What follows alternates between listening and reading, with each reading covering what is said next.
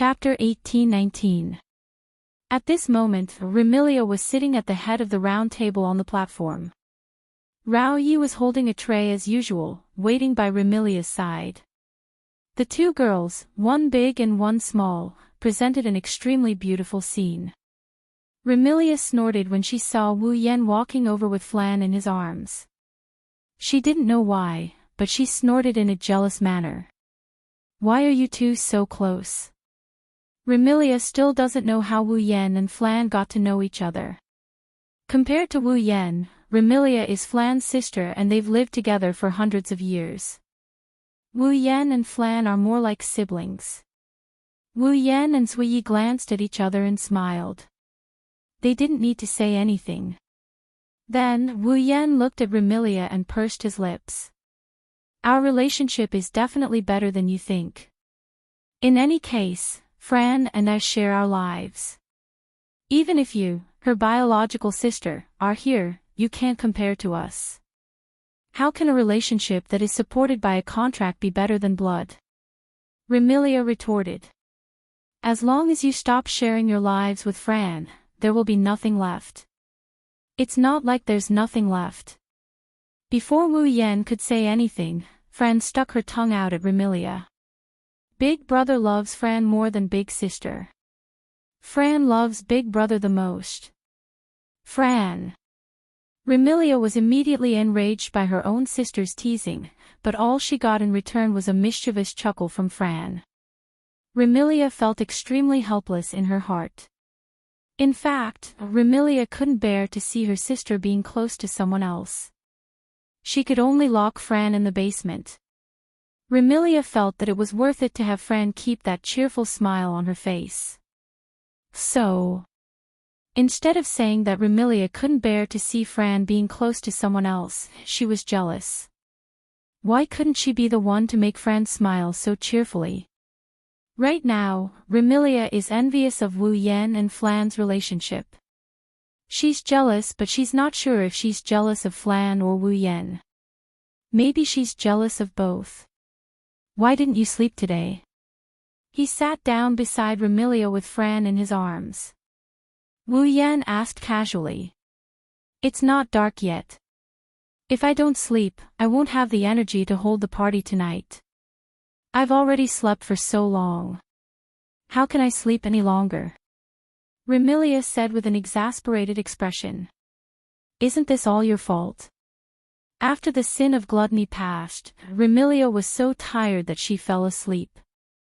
After the sin of lust, Remilia slept the entire day and only woke up this morning. How could she possibly sleep now? Say. Didn't you go to the moon's bamboo forest? Remilia picked up her teacup and sipped her black tea. You didn't make things difficult for me this time, right? Do you need me to help you? No need. Forget it. Wu Yan shrugged. I've achieved my goal of going to the Forever Pavilion.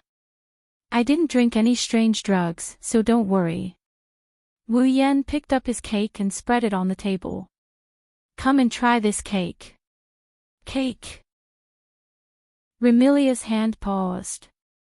Zuyi also turned his gaze to the cake spread on the table. Both of them had a suspicious expression on their faces. It's not like Scarlet Devil Pavilion doesn't have a cake. Zuyi made it himself. It's much better than the ones outside. Why did you buy a cake? I'm sorry. I didn't buy it. Wu Yan rolled his eyes at Remilia. I made it myself. You made it. Remilia was stunned. You made it yourself. A curious look appeared on Zuyi's face. Big brother made a cake. Fran's eyes lit up as she reminisced about the taste of the cake. Fran wants to eat it. Fran hasn't eaten a cake made by brother in a long time. I made it for you. Wu Yan divided the cake into several portions. He waved at Zuyi and took a tray from him. He took out a few small plates. I wanted to make you a good meal last time, but the plan didn't keep up with the changes. Try this cake first. I'll cook for you in the future if I have the chance. Wu Yan put a few pieces of cake on the small plates. He put one in front of Remilia, one in front of Fran and himself, and one on the table next to him. He looked at Suiyi. Suiyi, you should try it too. This. Suiyi was hesitant. Sakuyi is very curious about the taste of Wu Yan's cake. However, Sakuyi still placed herself in the position of a servant. As a maid, she can't just sit at the same table as her master. In the entire Scarlet Devil Mansion, Wu Yan is the only one who would sit down and chat with Remilia. Even Patrice would have to look at the occasion to do so. Remilia was the same. In front of outsiders, she might consider her dignity and wouldn't let Suiyi sit at the same table with her. But now, there were no outsiders, so Remilia was much more open-minded. Suiyi. Sit down and try it. Yes, young mistress. Suiyi didn't hesitate and sat beside Wu Yan. Together with Remilia, they picked up a forked a piece of cake, and put it into their mouths. A spicy sweetness spread between Remilia and Suiyi's mouths. The cake melted in their mouths and flowed into their stomachs like flowing water. The two young ladies couldn't help but reveal expressions of enjoyment. This cake. Remilia was surprised and said with uncertainty. Did you really make this cake? What else could it be? Wu Yan blinked as though he had expected this reaction from Remilia. Have you ever eaten a cake that tastes like this in Fantasy Village? Indeed, I've never eaten this flavor. Remilia tasted it with relish. Not bad. For the prideful Remilia to say something like not bad, it meant that she was very satisfied. On the other hand, Suiyi savored the cake seriously and nodded after a long time. It's really delicious. Onie-chan. Flan looked at Wu Yan with a pitiful expression while holding a plate filled with cake. What's wrong? Wu Yan looked at Flan with an amused expression. You want Big Brother to feed you again? Fran nodded hurriedly and Wu Yan couldn't help but pat her head. Then, he picked up the small plate in Fran's hand and started feeding her. Almost at the same time, Wu Yan felt an intense gaze accompanied by a sense of longing cast on Wu Yan. Then, Wu Yan saw Remilia turning her head away. At this point, how could Wu Yan not understand? Wu Yan picked up Remilia who was sitting at the head of the table. She and Flan sat on his lap, one on his left and one on his right. Remilia was stupefied. She couldn't believe that Wu Yan would do such a thing. Come. Wu Yan forked the cake and placed it in front of Remilia with a grin. Ah, you. Remilia frowned and yelled angrily. Don't treat me like a child. I don't treat you like a child. I only treat you as a younger sister who needs to be doted on. Wu Yan continued with a smile. Come on, woo-woo. Remilia squirmed. In the end, she couldn't resist the longing in her heart and muttered unwillingly. One day, I will make you look at me in a different light. Remilia obediently opened her mouth and bit down on the cake. She looked like she was angry, but she also looked like she was enjoying the cake. Wu Yan couldn't help but chuckle. Sakuya also giggled at the side. Right. Wu Yan recalled something. Where's Patsy? Why don't I see her? Patsy usually won't come out if there's nothing important. Remilia replied. Then, she puckered her brows and her gaze turned strange. Why are you calling Patsy Patsy? Ugh. Wu Yan choked and didn't know how to explain. Should he tell Remilia that he had sex with Patsy and their relationship got better? It would be strange if Remilia didn't flip out. Chapter 1820. Scarlet Devil Mansion, Underground Library. Carrying the remaining cake in his hand, Wu Yan arrived at the underground library, Patrice's territory. Ever since he had intercourse with Patrice on the last day of the 7 deadly sins, Wu Yan hadn't seen Patrice even once. Although it had only been a day, a young lady who had just intercourse was undoubtedly the easiest to worry about personal gains and losses. She was also the one who needed the company of a man the most. Patrice might seem calm and collected, but she was still a young lady and couldn't exclude the possibility of her having similar feelings. Ever since Wu Yan devoured Patrice clean, most of his thoughts were either on how to survive the last day of the 7 deadly sins or on how to obtain a drop of eternal blood essence from the everlasting pavilion. He didn't have the opportunity to see Patrice. If he didn't see Patrice, perhaps even Wu Yan wouldn't be able to forgive himself. After pushing open the door of Patrice's library and entering the underground library, an extremely dense aura assaulted his senses. Generally speaking, a place where a young lady stayed would have a fragrance that belonged to her. However, Patrice's library didn't have a fragrance that belonged to her. Instead, there was an extremely pungent smell. That was the essence of this extremely dense aura. It was the smell of books. Wu Yan wasn't a lover of books, but he didn't dislike books either. Even if the smell of books in the library was too dense, he wouldn't reject it. After taking in a light breath and adapting to the smell, he entered the library. On the first day he entered the library, Wu Yan discovered that there were many precious magic books that he hadn't grasped. They weren't even among the 103,000 magic books. Ever since then, whenever Wu Yan has the time, he would come here to look at these grimoires and memorize the magical knowledge and theories contained in them until now. Even if he didn't memorize everything, he had at least memorized 60% to 70% of it. At Wu Yan's level, being able to use magic could no longer increase his strength. At the very least, the increase wouldn't be too obvious. However, who would complain about having too many tricks up their sleeves? Wu Yan had already decided to visit the library more often in the coming days.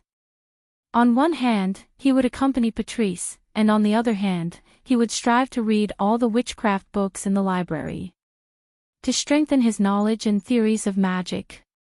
Of course, this was all in the future. Today, Wu Yan didn't come here to read books. After passing through those ridiculously huge bookshelves, Wu Yan didn't head for Patrice's room. Instead, he moved towards a corner of the library. Under normal circumstances, Patrice wouldn't be in the room.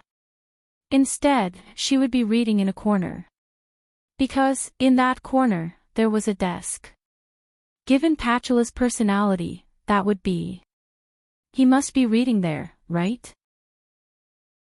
Not long after, Wu Yan came to the corner and saw a figure with his back facing him, sitting in front of a desk piled with books. There was a lamp hanging on the left. Using the weak light, Patrice lowered her head and read the book in her hand. Under the faint illumination of the lamplight, Patrice was clad in purple and lavender stripes. She wore a lavender robe with lotus leaves at the hem, looking extremely fluffy and comfortable. Her pajama-like robe flickered like flames. It looked extremely illusory.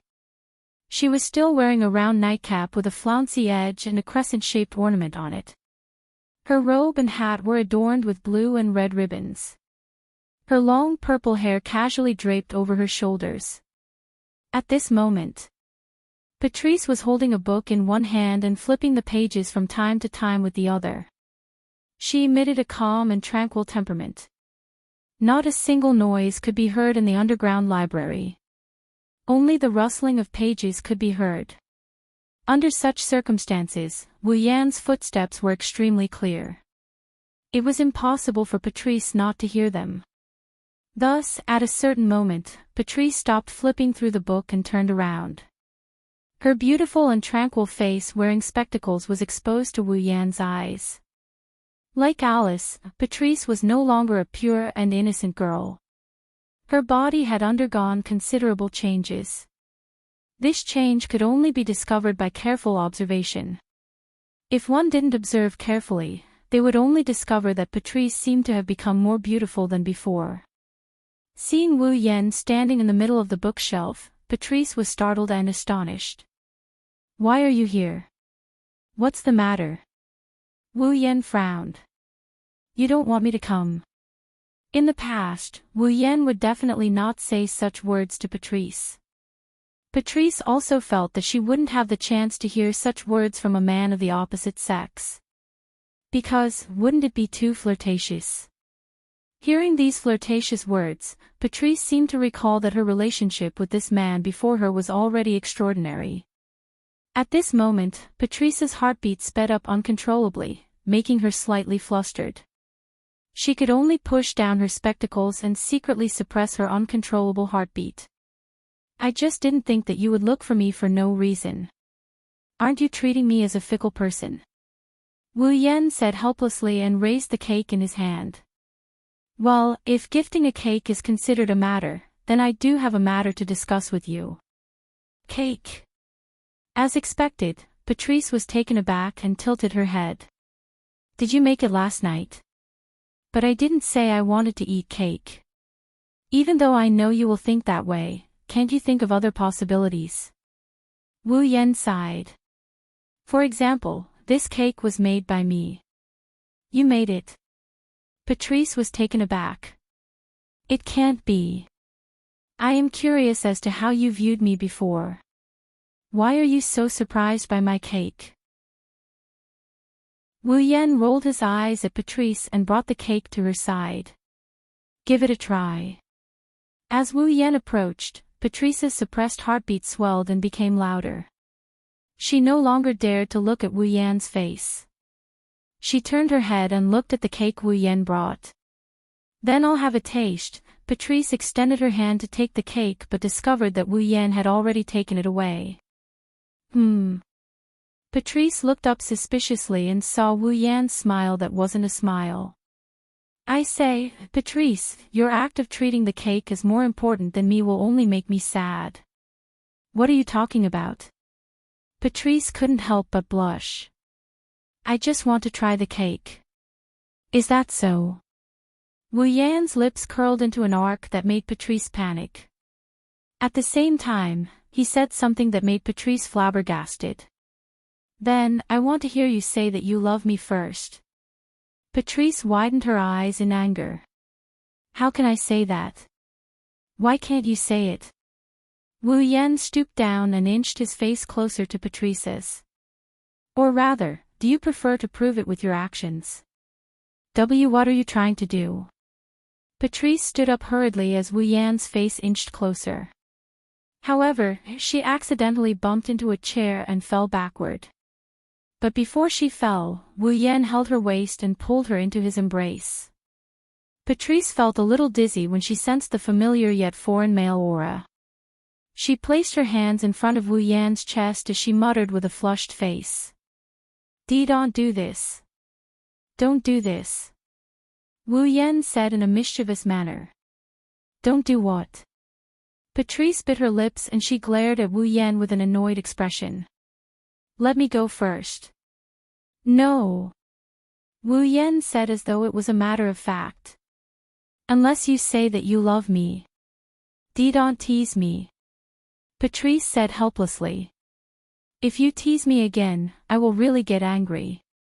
Rather than seeing you treat me coldly, I would rather see you angry. Wu Yan pressed his forehead against Patrice's. Besides, can you really get angry? Patrice couldn't take it anymore. I really can't say it. Is that so? Wu Yan said in disappointment. All right then. Patrice thought Wu Yan was going to let her off, but Wu Yan suddenly hugged her. Since you can't say it, then use your actions to prove it. Wu Yan tossed Patrice on the desk and he pounced on her amidst her shrieks. The sound of panting and moaning resounded in the library. Chapter 1821. In a corner of the Red Devil Mansion's underground library, Little Fiend flapped her bat-like demonic wings and fluttered her long red hair. She happily hummed a song while holding old books as she flew towards Patrice. Little Fiend was indeed very happy. At least, compared to the people of the Red Devil Mansion, Little Fiend had been living a rather carefree and comfortable life. Because Little Fiend was Patrice's familiar and not Remilia's servant, even Remilia couldn't use a commanding tone to order Little Fiend around. Furthermore, the scale of the Red Devil Mansion's underground library was simply too large. The amount of books that needed to be organized every day was like a mountain. No matter how she organized them, she couldn't finish organizing them. Thus, Patrice gave Little Fiend a fixed job to organize these books. Under such circumstances, the little devil dared to say that he was the most relaxed person in the Red Devil Mansion during this period of time. While Wu Yan was suffering from the sin of being arrogant and expressing his vile arrogance to the people of the Red Devil Mansion, Little Fiend was organizing books in the library.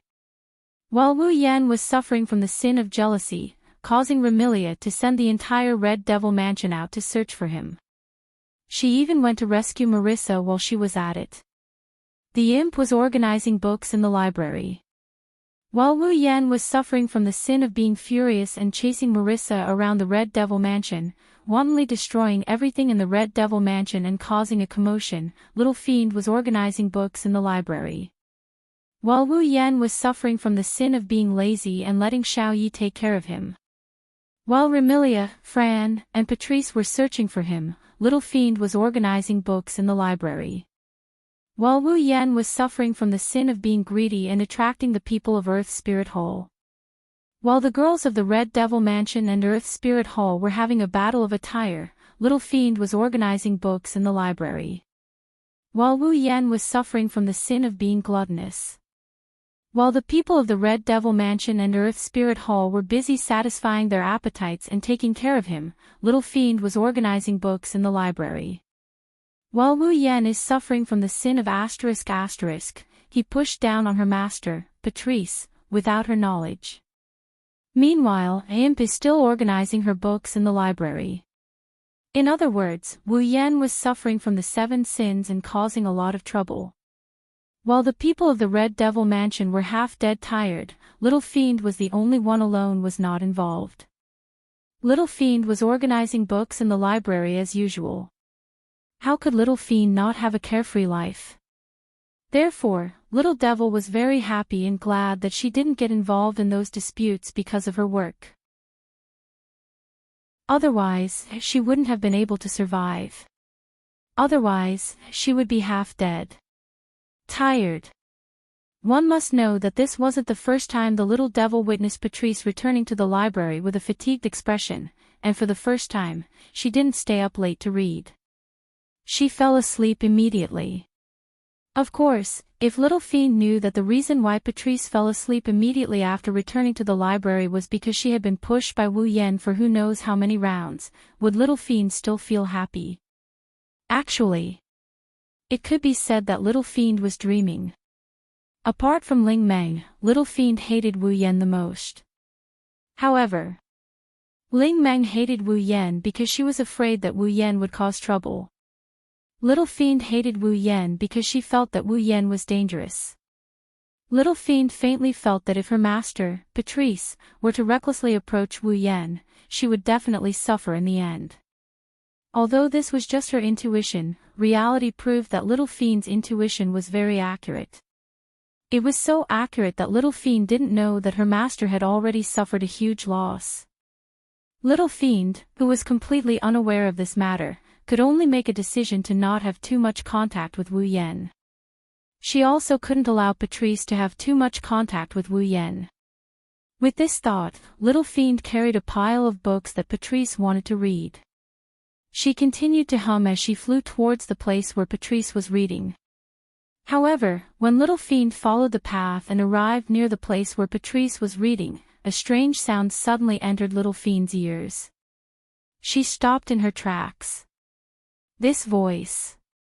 It's Lady Patrice's voice. Hearing that strange voice, Little Fiend tilted her head and muttered to herself in astonishment. But why is Lady Patrice's voice so strange? Strange? It was indeed strange. Because Little Fiend heard Patrice moaning and moaning without any reason. It sounded like the cry of a cuckoo. Little Fiend's heartbeat sped up for some reason and her face flushed red. Lady Patrice couldn't possibly be. Little Fiend wasn't embarrassed to say the word, comfort. Instead, she found it hard to imagine. With Patrice's personality, how could she possibly do such a thing? But if that wasn't the case, why would Patrice moan like that? Little Fiend had been by Patrice's side for decades, if not a century. No one was more familiar with Patrice than Little Fiend. Little Fiend didn't dare to believe that Patrice would do such an unbearable thing. Little Fiend didn't know if it was out of curiosity or her instincts. She gently placed down the pile of books in her hands and tiptoed to the back of a bookshelf. She peeked her head out and looked at the corner where Patrice was reading. In the next moment, an unimaginable scene and extremely chaotic moans entered the little evil demon's eyes and ears at the same time, causing the little evil demon to be stunned on the spot. She saw Patrice lying naked on her desk with her buttocks sticking out. Her charming face was flushed red and she was moaning uncontrollably. Behind Patrice was a similarly naked person. He was holding Patrice's slender waist and constantly ramming into Patrice. He had a wicked smile on his face, seemingly satisfied and pleased. It was a man. Moreover, it was a man that Little Fiend was extremely familiar with. It was Wu Yan whom Little Fiend was on guard against. Little Fiend completely forgot about her blushing face and stood there in a daze. Rather than saying that she was in disbelief, it would be more accurate to say that she was absent-minded, as though she had lost her soul. Why? How could this be? What's going on? Similar questions kept popping up in Little Devil's mind. However, Little Fiend didn't attempt to answer them. Her mind was already in a daze from this unimaginable scene. Her heart was in a mess and she didn't react for a long time. But no matter how unwilling Little Fiend was to believe that this was reality, reality wouldn't change because of her hesitation. After an unknown period of time, Patrice's panting became more hurried and the banging sounds became more frequent. Until a certain moment, Patrice couldn't help but beg for mercy. Only then did the man who was lovingly caressing Patrice stop his actions and send her to the climax. Paw. Patrice was like a doll with its strings cut. She slumped onto her desk, unable to get up again. Wu Yan laid on Patrice's back and whispered something in her ears. After Patrice absent-mindedly nodded her head, he nodded in satisfaction and stood up to wear his clothes. Seeing this, the little devil subconsciously held his breath, lowered his presence, and hid in a dark corner. Not long after, Wu Yan wore his clothes and left with a satisfied expression as though he had just come out of a hot spring. Little Fiend walked out of the dark corner and looked at the desk. Patrice didn't have a trace of strength and was curled into a ball like a lazy kitten. She was moaning softly and it was apparent that she hadn't recovered yet. Compared to Patrice's charming and lazy posture, Little Fiend seemed as though she had met with the end of the world as she slowly collapsed to the ground. Pushing him down was such a simple matter. As a demon, Little Fiend naturally knew of such a wicked thing. However, she hadn't experienced it personally. Therefore, Little Fiend silently shed tears when she saw Patrice's comfortable appearance. In the end, she didn't protect Miss Patrice well and allowed Miss Patrice to be devoured by that repulsive vampire true ancestor. At this moment, Little Fiend's heart was filled with such a sentence. I am guilty. Chapter 1822. The next day, after completing his work in the Red Devil Mansion and feeding breakfast to Remilia and Fran as usual, Wu Yan informed Sui Yi, left the Red Devil Mansion, and flew into the sky outside. Today, Wu Yan wanted to make a trip to the Bori Shrine. It wasn't that Wu Yan missed Ling Meng and wanted to see her, but he wanted to obtain a drop of blood from Ling Meng. A drop of a blood essence that contains the power of fantasy. Now, Wu Yan had obtained a blood essence that contains the power of time and a blood essence that contains the power of eternity. Of these two drops of blood essence, one was the blood of Sui Yi, who had the ability to control time, and the other was the blood of Mount Penglai Sui Yi, who had the ability to control eternity. It was precisely because Sui Yi and Mount Penglai Sui Yi had such abilities that their blood contained the so-called power of time and eternity. Then, there was a problem. If he wanted to obtain blood essence that contains the power of fantasy, he had to find an existence with an ability related to fantasy and obtain a drop of blood from them. But in the fantasy village, who had the ability related to fantasy? Wu Yan filtered through the list of famous existences in the fantasy village in his mind and finally locked onto Ling Meng. What kind of ability does Ling Meng have? If this question was asked to the people and monsters in the fantasy village, they would definitely give Wu Yan a look of disdain and say such a sentence. Is there a need to say it? Of course it's an invincible ability. This was the understanding of the people and monsters in the fantasy village of the Bori Shrine. However, if one really wanted to talk about it, Ling Meng didn't have a representative ability like many famous existences in the fantasy village. Ling Meng had many abilities. For example, she had the invincible ability of opaque transparent person. There was also the ability of God's reliance, which could allow gods to possess her. She had the ability to display unimaginable combat strength. Other than that, there were all kinds of abilities, big and small. For example, the ability to control spirit energy, the ability to fly autonomously, the ability to seal and purify, and so on. Of these abilities, some were useless in battle and could only be used to assist Ling Meng's actions. However, some were so powerful that it was difficult to find any other ability that could compare to them. Furthermore, basically, there were all kinds of them. If the characters in the fantasy village had a bug-like ability, then Ling Meng had a bunch of bug-like abilities. Then, with so many abilities, what kind of power does Ling Meng's blood contain? Wu Yan felt that it was very likely to be the so-called fantasy power. Wu Yan doesn't know what this fantasy power is like. Plus, Ling Meng has never used any ability related to fantasy before, so logically speaking, she should be able to use it. He should not be on the list. However, most of Ling Meng's rune cards had fantasy or dream as prefixes or endings. Furthermore, Ling Meng was the manager of Fantasy Village on the surface. Thus, Wu Yan felt that the so-called blood essence with fantasy power should be Ling Meng's blood essence. Of course, this was just a guess.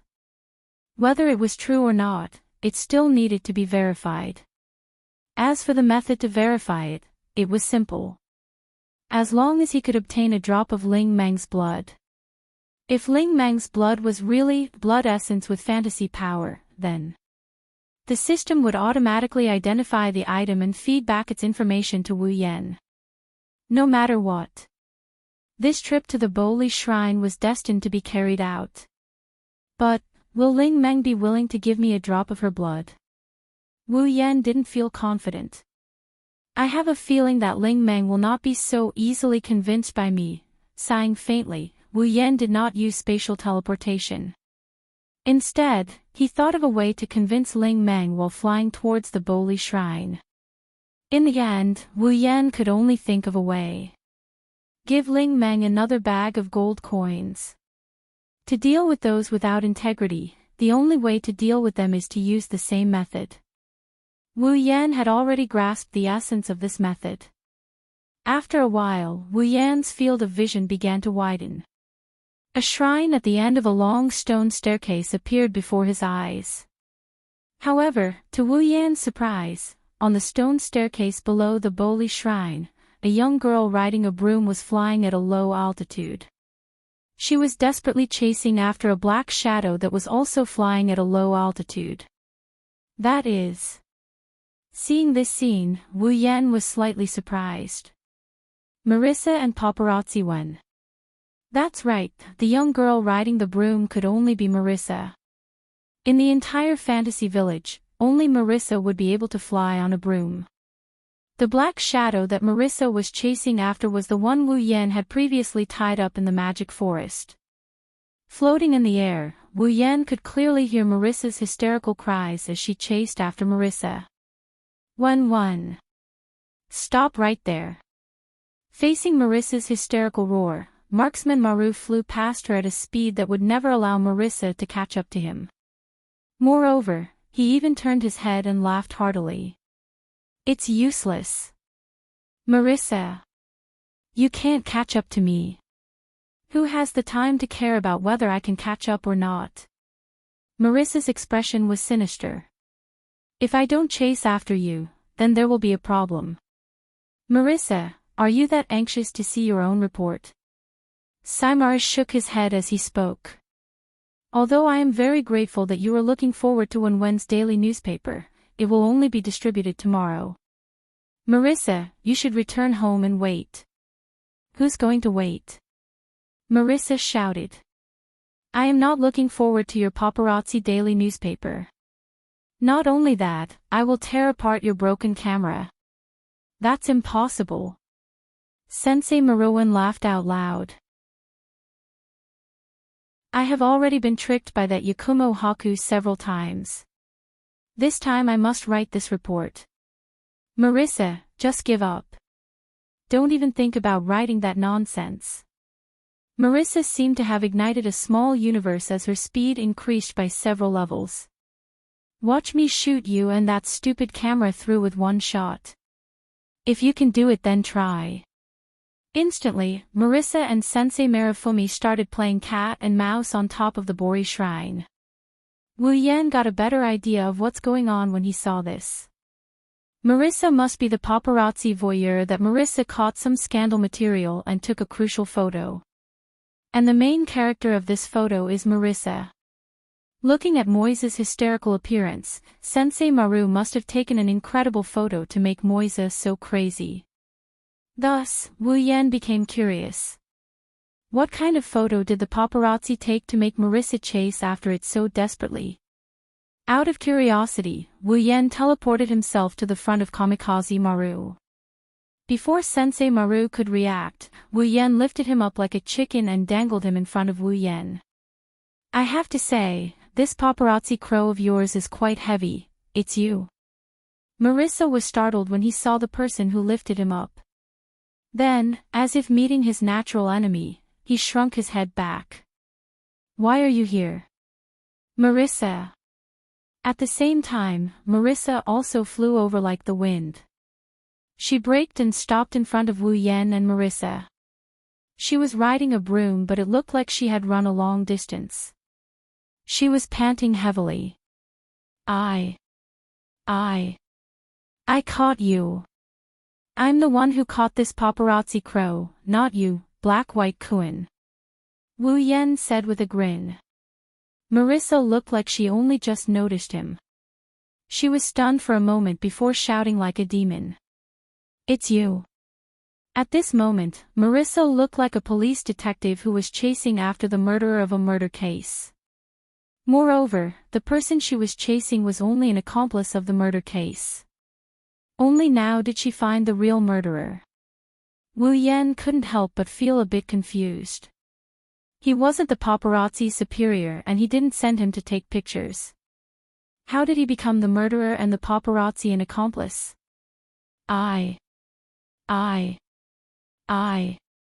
Marissa yelled as she pounced at Wu Yan. I'll kill you.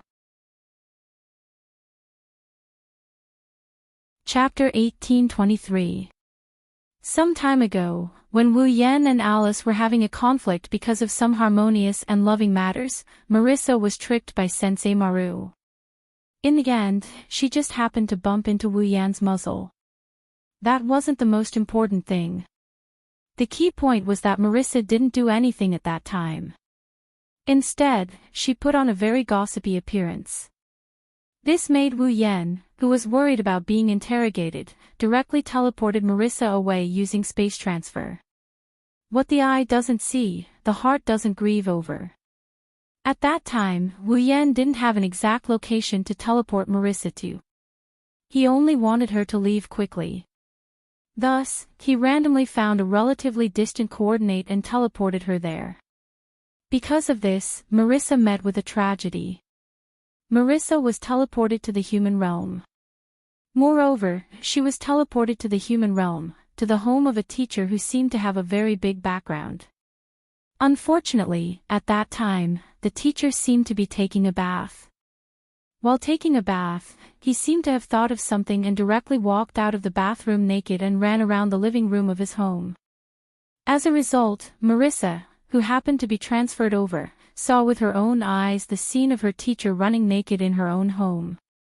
As the saying goes, when an ordinary man gets angry, blood splatters 5 steps away. The teacher flipped out on the spot. It was said that on that day, Marissa was punished to kneel in that teacher's home for an entire day. Moreover, that teacher's saliva flew everywhere as he preached. It was said that in order to block Marissa's big mouth, that teacher didn't calm down. The next day, not only did he not let Marissa leave, he even made her go to that teacher's place to take care of a group of brats. It was said that in order to take care of those brats, Marissa even had to personally clean up their urine and feces. She was miserable for an entire day. It was said that this morning, that teacher even made Marissa clean up the feces pit. He said that she could leave after cleaning up the feces pit. It was said that in order to not let those brats' stolen goods dirty her dashing black and white clothes, Marissa was overjoyed and stripped naked. Then. There was no then, Sensei Maru, who happened to go to the human realm to obtain materials, coincidentally saw this scene. He was extremely lucky to have witnessed this scene and was overjoyed at the unexpected good news, so he took a picture of it. Thus, the picture of Marissa naked and cleaning the place where a bunch of brats peed was fresh. Ha ha ha ha. Wu Yan burst into laughter after hearing the whole story from Sensei Maru. He laughed so hard that tears almost came out. The unfortunate black and white is indeed the unfortunate black and white. To think that he would encounter such a ridiculous situation. What should I say to you? Ha ha ha ha. You're laughing. How dare you laugh? Marissa was tightly bound by chains flickering with a faint purple light that extended from the surrounding space ripples. Hanging in midair, she struggled with all her might while shouting angrily. If it wasn't for you, I wouldn't have been punished by Hui Yin to take care of a bunch of kids. It's all your fault. That's funny. Like I said, I didn't transfer you to that Keiin sensei's house on purpose. I even did it while she was running around naked. Wu Yan couldn't help but laugh. At the end of the day, it's still your bad luck, black and white. If you had 1/10 of that red and white's luck, you definitely wouldn't be so unlucky to have bumped into this paparazzi crow. You must have been chosen by some god who controls misfortune. Marissa was stunned and couldn't find any words to refute. In the end, she could only hang her head dejectedly. I've already explained everything. On the other side, Sensei Maru carefully protected his camera and looked at Wu Yan with vigilance. Can I go now? Why are you in such a hurry to leave? Wu Yan asked suspiciously. Am I that scary? Ha! Sensei Maru laughed dryly. If you can promise me that you won't tamper with my camera in the future, I won't be afraid of you. Sensei Maru, who fell into Wu Yan's hands twice and had his important report material taken away by Wu Yan, was afraid that Wu Yan would target his negatives.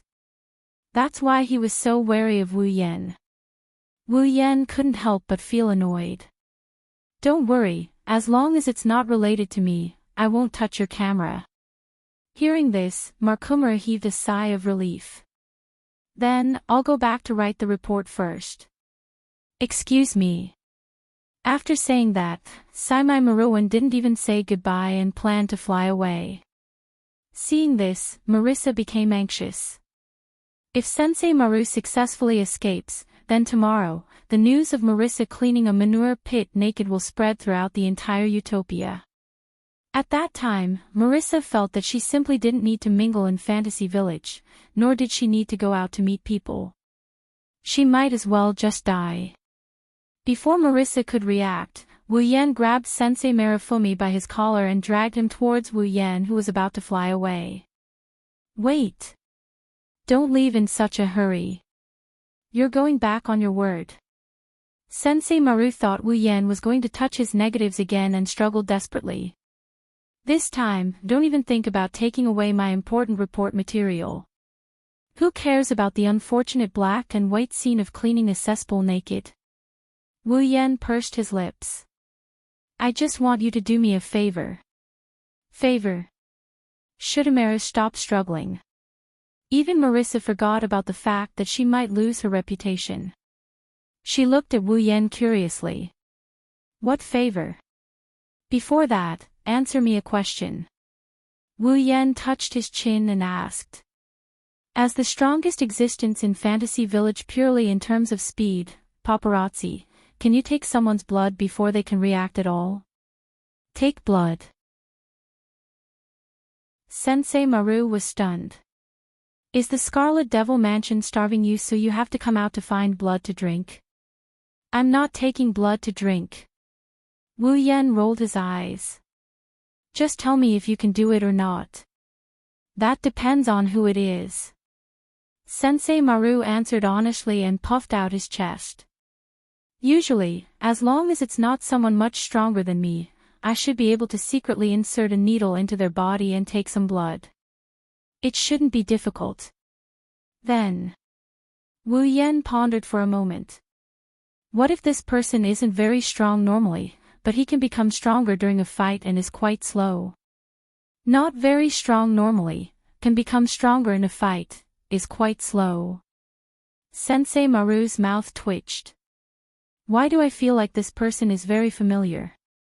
Even Marissa, who had an IQ of less than 9, was stunned, let alone Kamui Marumi. This person, could it be? That's right.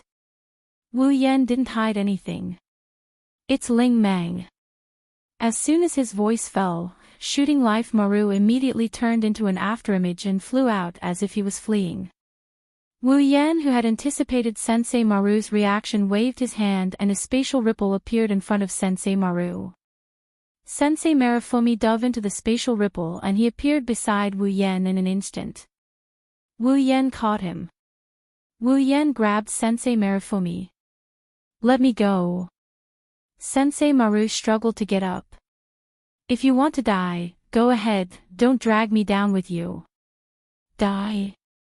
Wu Yan resisted the urge to roll his eyes. Are you exaggerating? That's because you don't know what Ling Meng is like when she's angry. Sensei Maru shouted. If I really do that, Ling Meng will definitely be so angry that she'll kick me out. Before I dedicate my life to the great god of news, how can I die? It's just a drop of blood, you're exaggerating. Wu Yan said calmly. Aren't you very fast? It's useless no matter how fast I am. Even if I can get close to Ling Meng without her noticing, I won't be able to get a drop of blood from her. Sensei Maru said bitterly. In the fantasy village, Ling Meng is invincible. Every attack that could hurt Ling Meng is ineffective. Even if it's just a needle, Ling Meng may feel pain, but who knows if it will cause her to bleed. That's true. Wu Yan frowned before relaxing his brows. No matter what, we have to try. Without giving Sensei Maru a chance to protest, Wu Yan grabbed Sensei Maru with one hand and Marissa with the other and walked towards the Bori Shrine.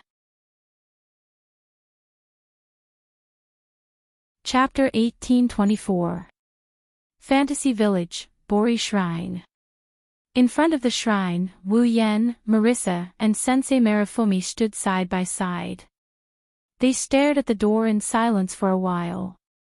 Are you really going to do this?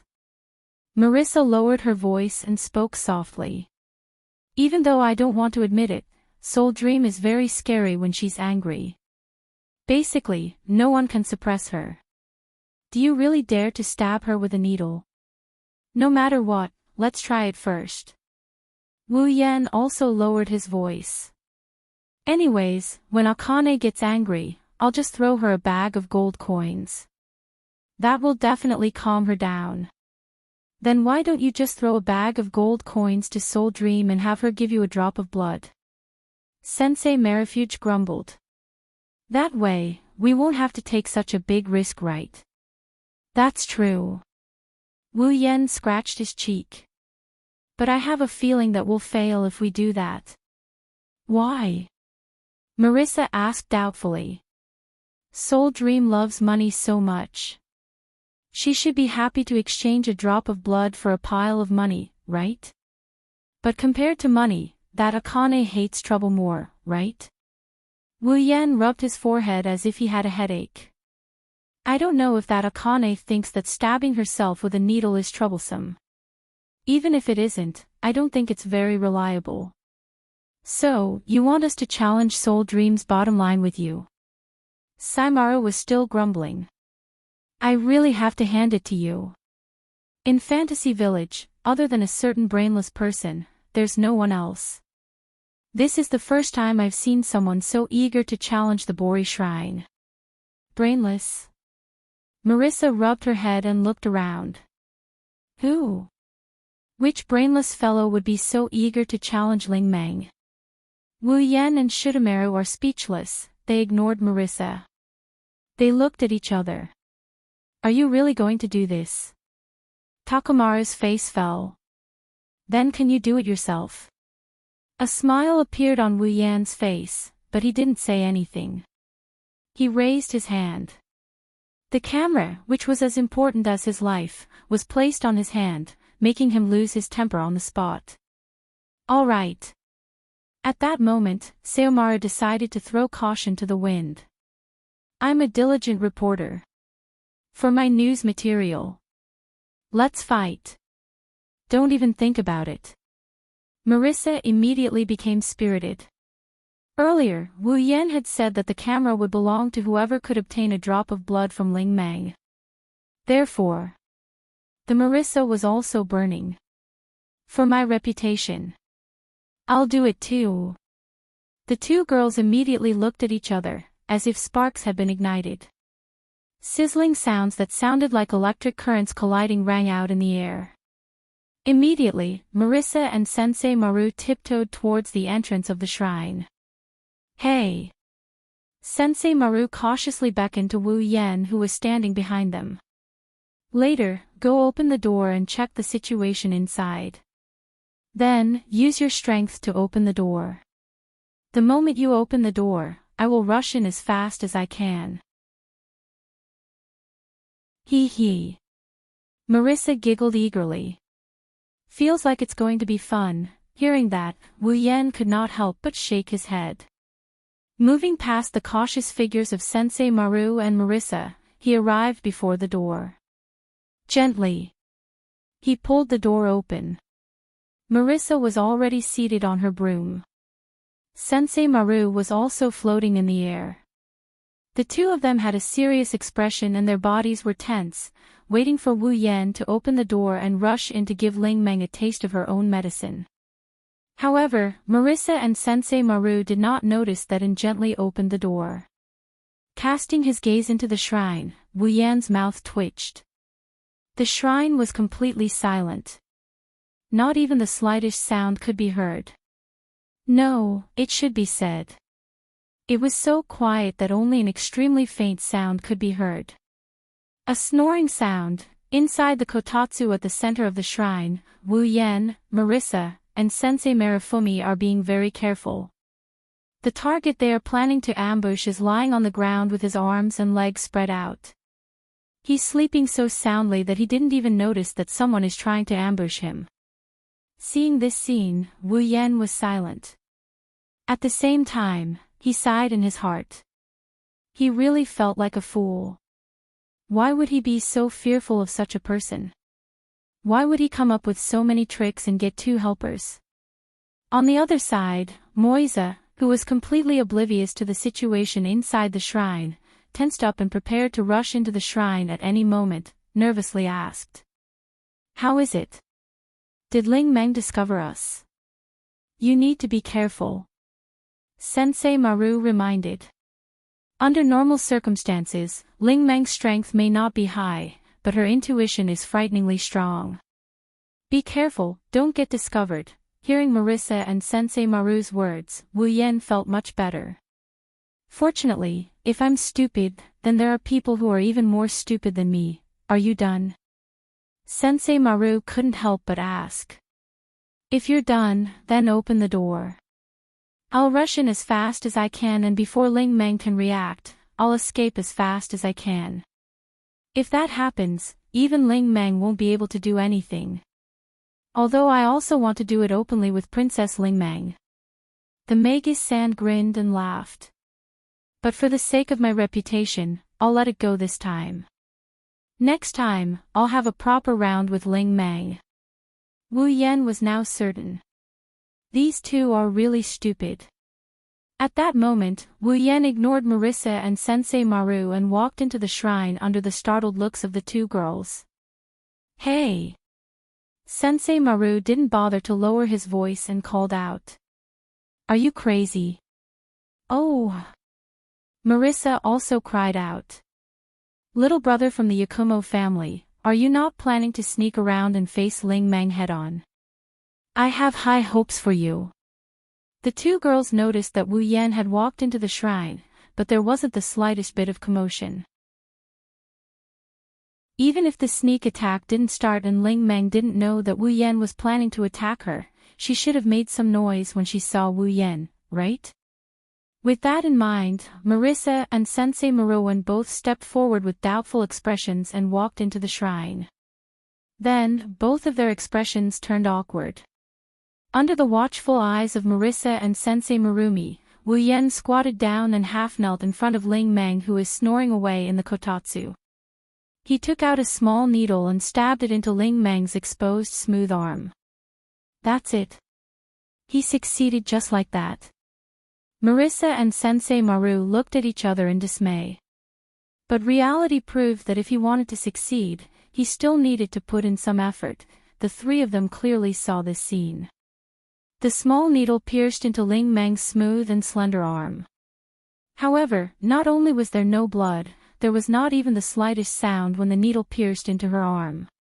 Only Wu Yan could feel that when the needle stabbed into Ling Meng's arm, it was as if he was stabbing air. Even though the needle stabbed into Ling Meng's arm, it didn't cause her any harm. In other words, it was as if Ling Meng's skin was immune to the damage caused by the small needle. In gaming terms, it was similar to a state of being unable to break through her defense. Even though the attack hit, the damage caused was zero. Thus, this needle didn't even cause her to feel pain, let alone see blood. At the very least, Ling Meng was still sleeping soundly with no signs of waking up. So it's like that. Sensei Maru sighed. This kind of action is already equivalent to attacking Ling Meng. There's no way to harm her at all, this is cheating. Marissa was indignant. I hate this ability of Ling Meng's the most. Every time, I can't hit her. Even if I hit her, she doesn't feel anything. This is too unfair. Why don't I, Ling Meng's destined opponent, have such a powerful ability? I won't complain about the destined opponent of Ling Meng that you speak of. Wu Yan said as if he was having a headache. Looks like we have to think of another way. Think of what other way? Of course, I'm going to give Princess a good whack. Wu Yan subconsciously replied to the question that came out of nowhere. Then, he noticed something. This voice didn't seem to belong to Marissa or Sensei Maru. Hee. Before Wu Yan could react, a figure slowly stood up from the ground and looked down at Wu Yan with a handful of imperial coins in his hand.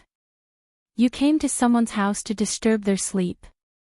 So it's for a sneak attack. Wu Yan, Marissa, and Sensei Maru froze. Chapter 1825.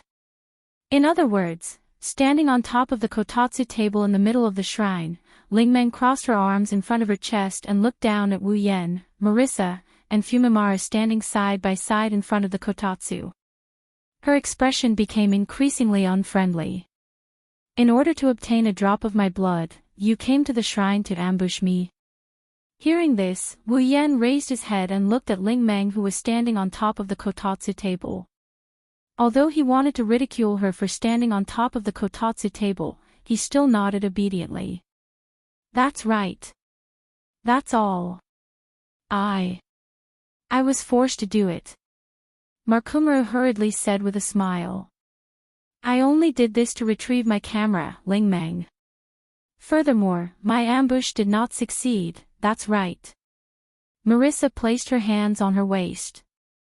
Personally, I am very opposed to doing sneaky things. Rather than sneaking up on Princess Ling Meng, it would be better to do it in broad daylight. Hearing Marissa's words, before Ling Meng could respond, Wu Yan spat out, "Come your head. Against doing sneaky things.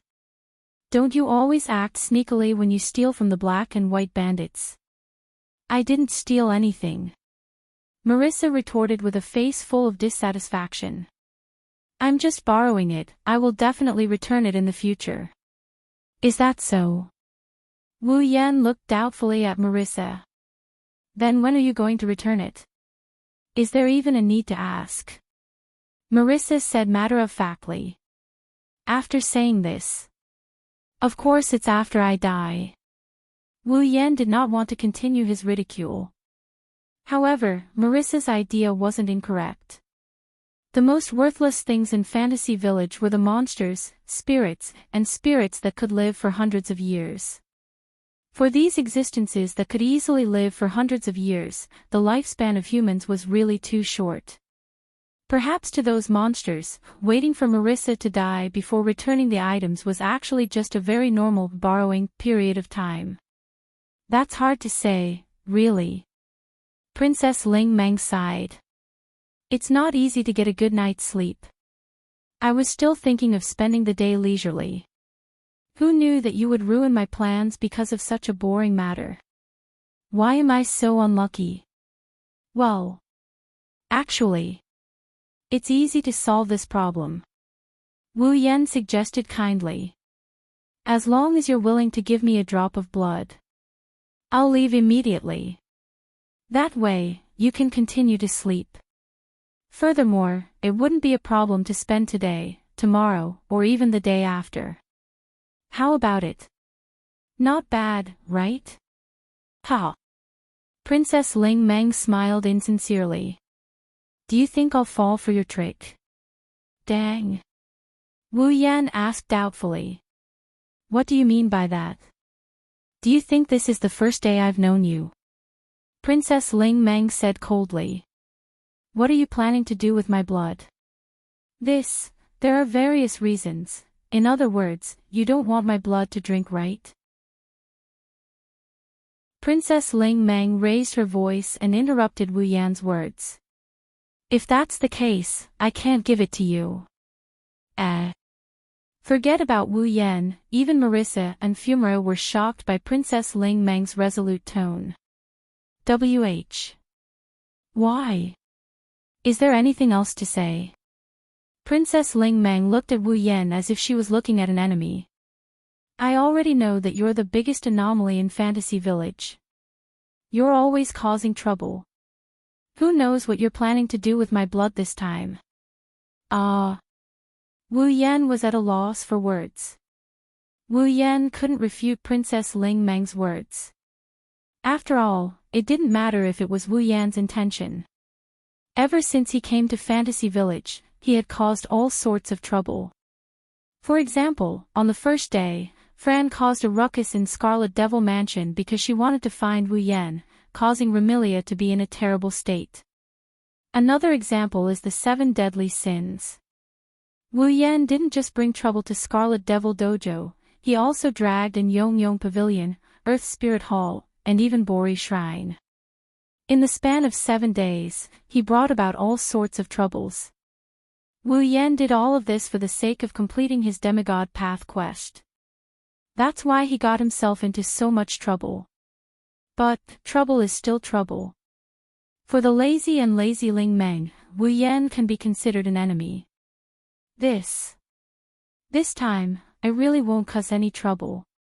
Wu Yan wasn't confident in his words, but he could only brace himself. As long as you give me a drop of blood, just 1 drop, I've said it before. I won't fall for your tricks. Princess Ling Meng snorted. I won't let you disturb my leisurely life. Seriously, I really want to cure the biggest anomaly in your Fantasy Village. The more Princess Ling Meng spoke, the angrier she became. She even lifted her head and screamed at the ceiling of the shrine. "Violet! You despicable bastard! Hurry up and bring your family's big trouble back." From Ling Meng's unbearable screams, one can tell how much she hates Wu Yan for causing her so much trouble. Princess Ling Meng must have taken into account Wu Yan's identity as the head of the Yagumo family and Violet's identity. Otherwise, with Princess Ling Meng's personality, she might have treated Wu Yan as a real anomaly. It seems that Princess Ling Meng is also having a hard time. Markumaru said with some sympathy. She could have lived a leisurely life every day, but now, she has to be on tenterhooks every day, worrying about when trouble will happen in Fantasy Village. Being a bully shaman isn't a good job. Why isn't it a good job? In this regard, Marissa proposed a different idea. This is the bully shaman who maintains the peace of Fantasy Village. If possible, I want to do it too. Wu Yan couldn't help but roll his eyes. Marissa was indeed worthy of being called the town security of Fantasy Village like Princess Ling Meng. Although she wasn't a bully shaman, she was indeed very passionate about solving all kinds of anomalies. To Marissa, Wu Yan didn't know whether it was interesting or a genuine outburst of righteousness. But from this point of view, Marissa, who wasn't the real bully witch, was very enthusiastic about the work of the bully witch, while the real bully witch was someone who complained about being tired every day and didn't have any motivation. It was hard to describe this feeling of dissonance. "Can't we discuss this?" Wu Yan could only bitterly smile at Princess Ling Meng and extend his hand. "As long as you give me a drop of blood, I will give you a bag of gold coins." The red bow on Princess Ling Meng's head trembled slightly like a puppy's ears. Seeing this, Wu Yan felt that there was a chance and immediately increased the bargaining chip. 10 bags of gold coins. Princess Ling Meng's delicate body trembled, her face was filled with interest, but she immediately became resolute. Although Princess Ling Meng was greedy for money, compared to money, Princess Ling Meng clearly preferred a leisurely life. As the saying goes, life is precious, love is even more valuable. If it is for freedom, both can be thrown away. To Princess Ling Meng, leisure is definitely as important as freedom, more important than life and love. How should I put it? She is really lazy to the point where it makes people cower in fear. This Princess Ling Meng must be one of the 7 sins of sloth. For this reason, Wu Yan could only be ruthless. 100 bags of gold coins. Princess Ling Meng almost fell from her quilt. Marissa and Soul Cutter Maru were stunned with their mouths wide open. A bag of gold coins would contain more than 20. 100 bags would be at least 2,000 gold coins. With these 2,000 gold coins, not to mention the bully shrine, even the Red Devil Hall could undergo a major renovation, which could be considered a lot. 100 bags of gold coins. Princess Ling Meng muttered shakily. Then how many of the most expensive tea leaves can I buy? It doesn't matter how much you buy. Wu Yan struck while the iron was hot. If you feel that it's not enough, I can increase it by 10 times. I will give you 1,000 bags of gold coins. 1,000 bags of gold coins. That would be at least 20,000 gold coins. 1,000. 1,000 bags of gold coins. 1,000 bags of gold coins. Princess Ling Meng's eyes began to drift. After a while, she seemed to wake up and shook her head violently. Even if it's 1,000 bags of gold coins, don't think of ruining my leisurely life. After shouting such a sentence, Princess Ling Meng ran out of the shrine as if she was escaping. Wu Yan did not expect Princess Ling Meng to be able to resist the temptation. He immediately chased after her. Princess Ling Meng. I will give you 10,000 bags of gold coins. Shut up. At this moment, Princess Ling Meng's voice sounded like a sorrowful cry. Chapter 1826. Not long after, Wu Yan returned to the shrine with an annoyed look on his face. Marissa and Sensei Maru, who were leisurely drinking tea in the shrine, saw this scene and couldn't help but reach out to greet him. Yo! You're back. How was it? Did you catch Soul Dream? We didn't catch her. Wu Yan's anger rose when he saw Marissa and Kamikaze Marumi leisurely sipping their tea. Since you two are so free, why don't you come and catch that hateful Akasha with me? If even you can't catch Soul Dream, then it's even more impossible for us to catch her. Fumeur had a look of anticipation as he held his teacup. Rather than wasting time trying to catch her, why not just wait here? Maybe Soul Dream will come back. Of course Soul Dream will come back. Marissa pursed her lips. This is the shrine, Soul Dream's territory. No matter how far she runs, Soul Dream will still come back. Sigh. Wu Yan could only sigh. I've not imagined that the shameless Red-White would refuse my gold coins for an even more shameless reason. I've already offered 2 million gold coins, but she didn't stop. Instead, she ran away even faster. 2 million gold. Saimaru laughed dryly. You sure have a lot of gold. So many gold, where did you hide them? Marissa came over curiously. Are you hiding them in some secret base? Can you bring me there to take a look? Bring you there to take a look. Wu Yan looked at Marissa with a smile that wasn't a smile. Don't tell me you want to borrow gold coins from me. I have no interest in those shiny gold things. Marissa waved her hand. I am interested in things that are both practical and interesting. Take Patrice's books for example, they can increase my strength. Some books that can only be read are also very interesting. If you have something interesting and powerful, why don't you lend it to me to play with? I'm sorry. I do have a lot of interesting and powerful things, but I'm definitely not lending them to you. Wu Yan said without hesitation. He sat down cross-legged and revealed a troubled expression.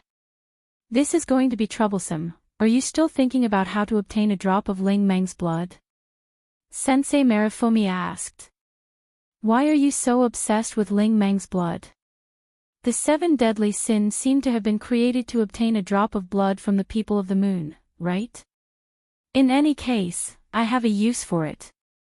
Wu Yan responded first. Then, he was stunned. He looked at the text of the life shooter Maru in surprise. How did you know that I drank the medicine that could trigger the 7 deadly sins in order to obtain a drop of blood from the Forever Pavilion? Don't underestimate the integrity of a professional reporter.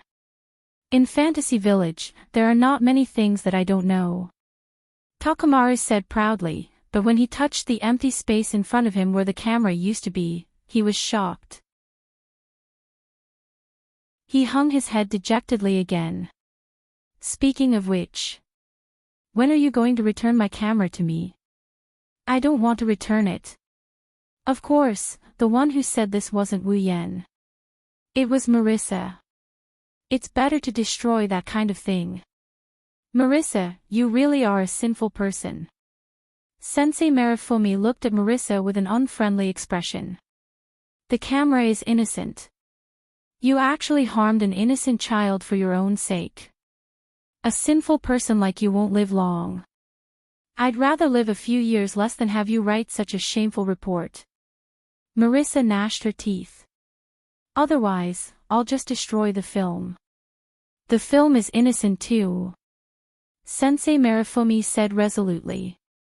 Marissa, if you want to harm the innocent, you'll have to get through me first. It doesn't matter how many innocent people you hurt. Marissa pressed down on her witch-like hat and shouted. Moreover, I'll deal with them together with you. If you can do it, then come and try. Marissa and Sensei Marifumi glared at each other. Sparks seemed to fly as their gazes collided. You two really have nothing better to do. Wu Yan said unhappily. If you're so free, then hurry up and think of a way. A way. Marissa and Sensei Marifumi looked at Wu Yan at the same time and said in surprise. You still haven't given up? What's so strange about that? Wu Yan raised an eyebrow. Generally speaking, it's strange to give up too early, right? But even 2 million gold coins can't move Soul Dream. What other way do you have to make her give you a drop of blood? Sensei Marifumi spread his hands helplessly. You must know, she's Soul Dream. Don't be fooled by her appearance. Once she's stubborn, she'll give people a headache. Not to mention, you're trying to ruin her leisurely life. Who would have the time to ruin that Akane's leisurely life? Wu Yan frowned. It's that guy who thinks I'll cause trouble. In other words, you're really not welcomed by Soul Dream. Marissa looked at Wu Yan with an expression that said she didn't think highly of Wu Yan. From the looks of it, Ling Meng won't compromise no matter what. Even if you try to use force, you won't be able to win against Ling Meng. If that's the case, there's nothing you can do. That's why I came to you two to discuss it, right? Wu Yan waved his hand in annoyance. If you have any good ideas, then hurry up and give them to me. Speaking of which, you should be worried about this kind of thing. Why drag us down with you? Sensei Marifumi complained. I still want to go back and write the report. If that's the case, then you have to give me ideas. Wu Yan grinned. Otherwise, I won't return the camera to you. Without that camera filled with scandalous photos, you won't be able to write the report. You bastard, you're the devil. Sensei Marifumi cried out in grievance. But when he realized that this method didn't work on Wu Yan, he clenched his teeth. If that's the case, then this is the only way. Bori Shrine, in a bush not far away, and then. Hiding behind the bush, Wu Yan narrowed his eyes. This is the idea you came up with. Humph. Humph humph. Sensei Marifumi, who was lying on the ground beside Wu Yan, snorted. He sounded very pleased with himself. Don't worry, I often do things like this to get news material. Soul Dream is slow, she won't be able to discover us. Who asked you if we'll be discovered? Wu Yan would have shouted at Sensei Marifumi if he didn't have to lower his voice. I'm asking you, if we hide here, will we be able to get Soul Dream's blood? Of course it's impossible to just hide here. Sensei Marifumi said as he observed the situation at the shrine. Since Soul Dream has made up her mind not to give you her blood, it'll be hard to convince her otherwise. So we can only take it by force. Everyone knows that. Marissa, who was lying on the other side of Wu Yan, couldn't help but speak up. But we can't harm Soul Dream at all. That's why. Sensei Marifumi smiled meaningfully. It's just that we can't. It's just that we can't. Wu Yan and Marissa flinched, they didn't know what's going on. Soul Dream's invincibility, in the end, is only used to counter the damage and attacks caused by others. Sensei Marifumi explained. If it's not because of the damage and attacks caused by others, Soul Dream's invincibility wouldn't activate. At this point, Marissa was still confused, but Wu Yan had a sudden epiphany. You mean, we have to create some accidents for Soul Dream? That's right. That's right. Sensei Marifumi chuckled. I feel that if it was a broken knee while walking, a brick falling from the sky and smashing your head, or the soles of your feet being pierced by a thumbtack thrown on the ground, these types of attacks were not man-made, but purely accidental, Ling Meng's invincibility would not have been activated. Marissa understood after hearing Sensei Marifumi's words, and her expression became excited.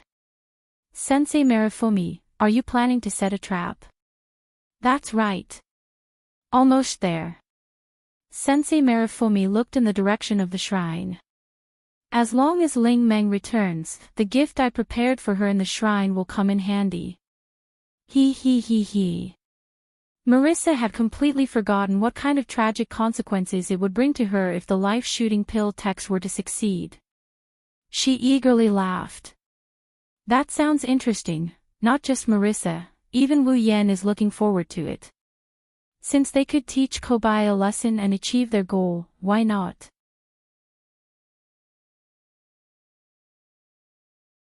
Chapter 1827. Time passed by, second by second. Moisa, who was hiding in the bushes not far from the shrine, swung her palm for the umpteenth time, producing a crisp sound. Of course, Marissa's slap wasn't aimed at anyone else, but herself. Moreover, it was a very forceful slap on her own cheek, nearly causing it to turn red. Moisa, Markumaru said unhappily from the side. Can't you be a bit more honest? If this goes on, Soul Dream will definitely discover us. What can I do? Moisa showed no signs of repentance, instead her face was filled with anger. We have been hiding here for 3 whole hours. In these 3 hours, I have fed the mosquitoes at least 50 times. Why did the mosquitoes only look for me and not you? Moisa, perhaps to the mosquitoes, human blood is more delicious. Markumaru said half-heartedly. In any case, you just have to bear with it. Otherwise, no matter how slow Soul Dream is, she will definitely discover us. This despicable Soul Dream. Moisa could not help but begin to complain about Soul Dream. Just where did she go? Why isn't she back yet? Paparazzi is right, black-white, you have too little patience. Wu Yan sighed as he laid between Marissa and Kamikaze Marifumi. In order to complete my mission, I had to wait for 3 hours or something. Compared to swallowing a deceptive medicine, this is much gentler. That's for you, not for me. Marissa muttered resentfully. If this goes on, I will want to go home. Even someone like you who can't wait to go out and have fun is thinking this way. Kurosaki must have endured until the end, right? Wu Yan's mouth slowly curved up. I think that she will be back soon. Just as he finished speaking, Shotokamaru's ears twitched, and he lowered his voice. His face was filled with excitement as he called out. She's here. Hearing the voice of Narimaru, Wu Yan and Marissa's spirits shook at the same time. Together with Sensei Marumi, they lowered their bodies as much as possible and hid behind the bushes. He turned his gaze towards the shrine in front of him. Under the gazes of Wu Yan, Marissa, and Sensei Marifumi. Up ahead. On the stone steps not far from the shrine, a head with a large red bow stuck out sneakily and stared at the shrine for a while. Then, he tiptoed out and cautiously moved in the direction of the shrine. Needless to say, this person was undoubtedly Ling Meng. It was as if she was worried that there might be a ferocious tiger within the shrine.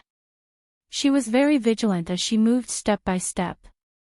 At the same time, she pricked up her ears as if she was trying to hear something from behind the closed doors of the shrine. Those guys should have left, right?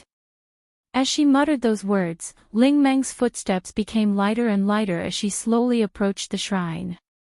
She passed by the money box that was as important as her life and arrived before the shrine's main door. She then leaned against the door. There's no sound. Ling Meng muttered. They should have left, right?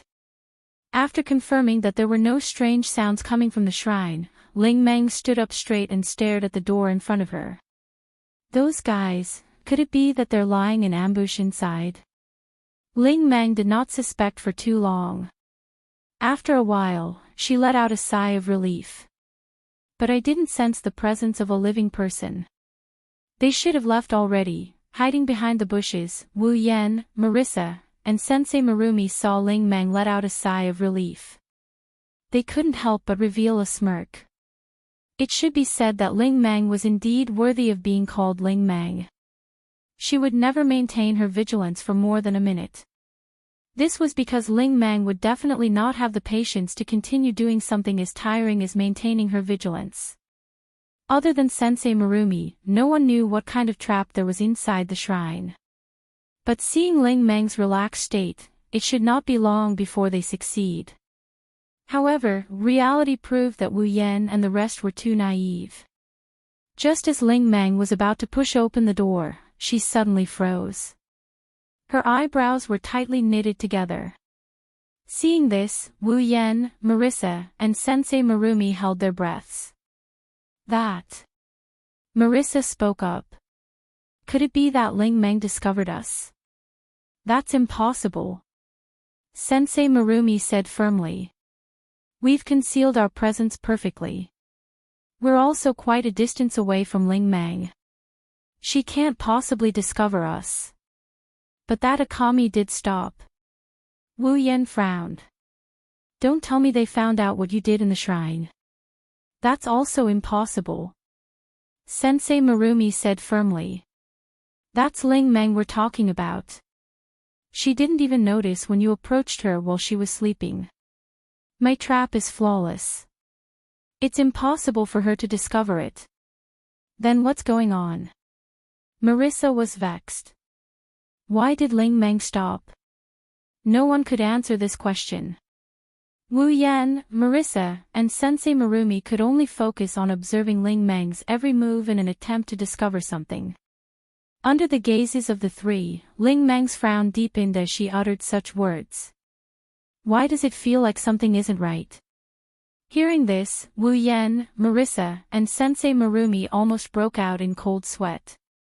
Only now did the three remember that Ling Meng was indeed lazy to the point of infuriating the heavens. She was also very slow-witted. However, it was this Ling Meng that had a mysterious constitution that others couldn't match. Firstly, Ling Meng was extremely lucky. Her luck was so good that it was off the charts. Although there was no way for Ling Meng to pick up money on the streets or wash clothes until they turned into gold, there were still some lucky occurrences. For example, when she accidentally stepped on air and almost fell into a river, a turtle would float up from the river and form a stepping board. Ling Meng would be able to step on it and not fall into the water. Another example would be when it snowed. There would be a large number of animal traps buried in the snow. Basically, there would only be a path for people to walk through. Ling Meng, who was completely unaware of this, would not even step on a single trap when she walked through it.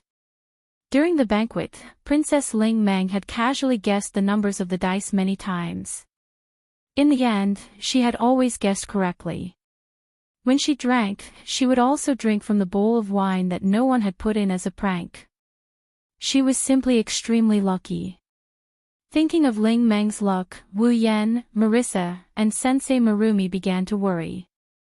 They were worried that the traps in the shrine might have been coincidentally avoided by Ling Meng due to certain circumstances.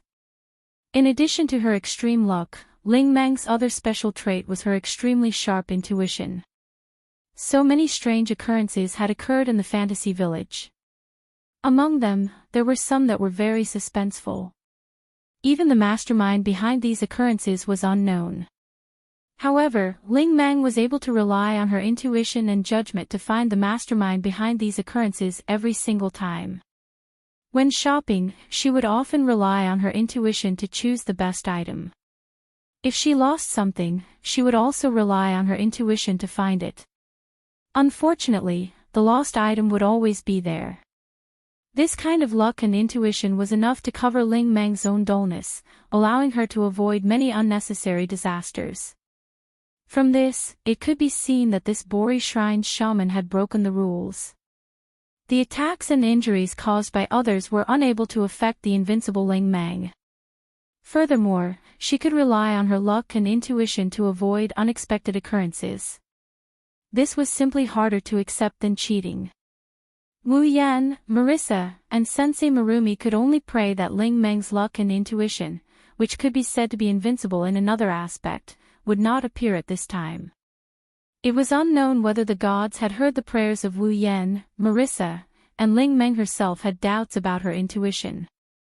Gradually, Ling Meng's expression became impatient. I'm actually afraid of my own shrine. If Marissa were to know, she would definitely laugh to death. After saying this, Ling Meng did not care about anything else and directly pulled open the door in front of her.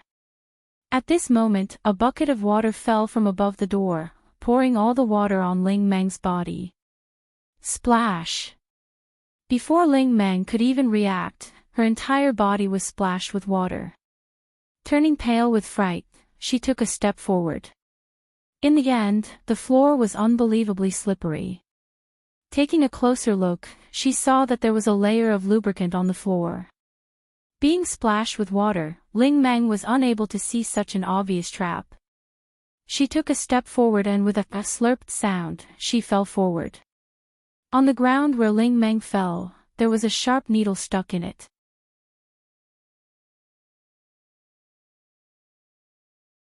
Chapter 1828. The long, sharp needle was stuck in the floor of the shrine in a very artificial manner.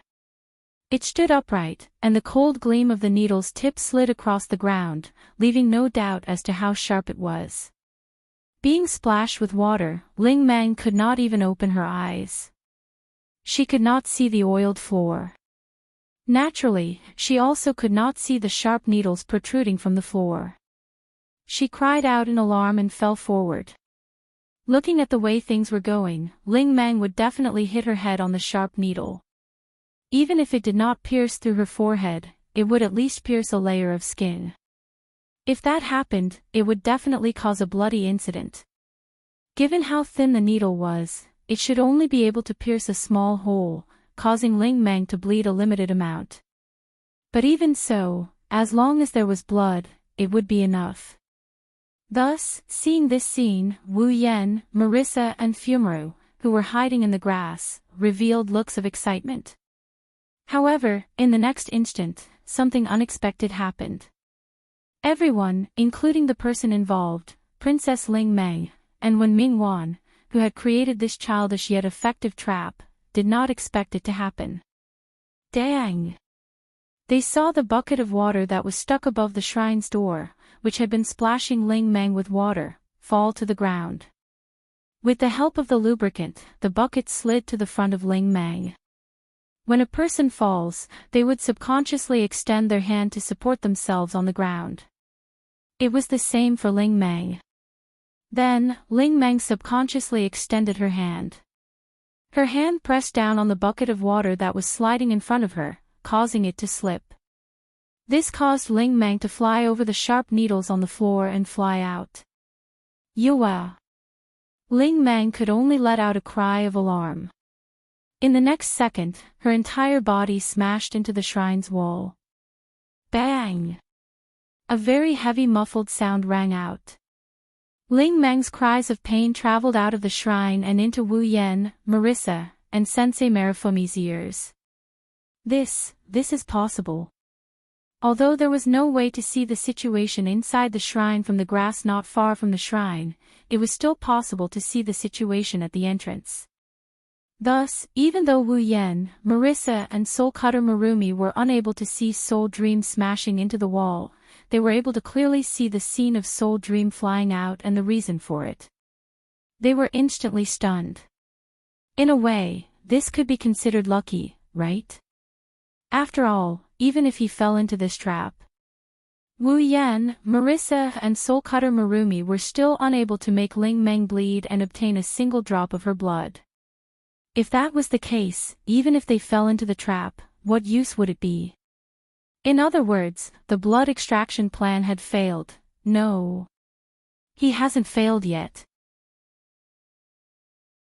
After waiting for 3 whole hours and feeding the mosquitoes over 50 times, Marissa was absolutely unwilling to accept this failure. While shouting, she took out the 8 trigrams furnace from her magus hat. What do you want?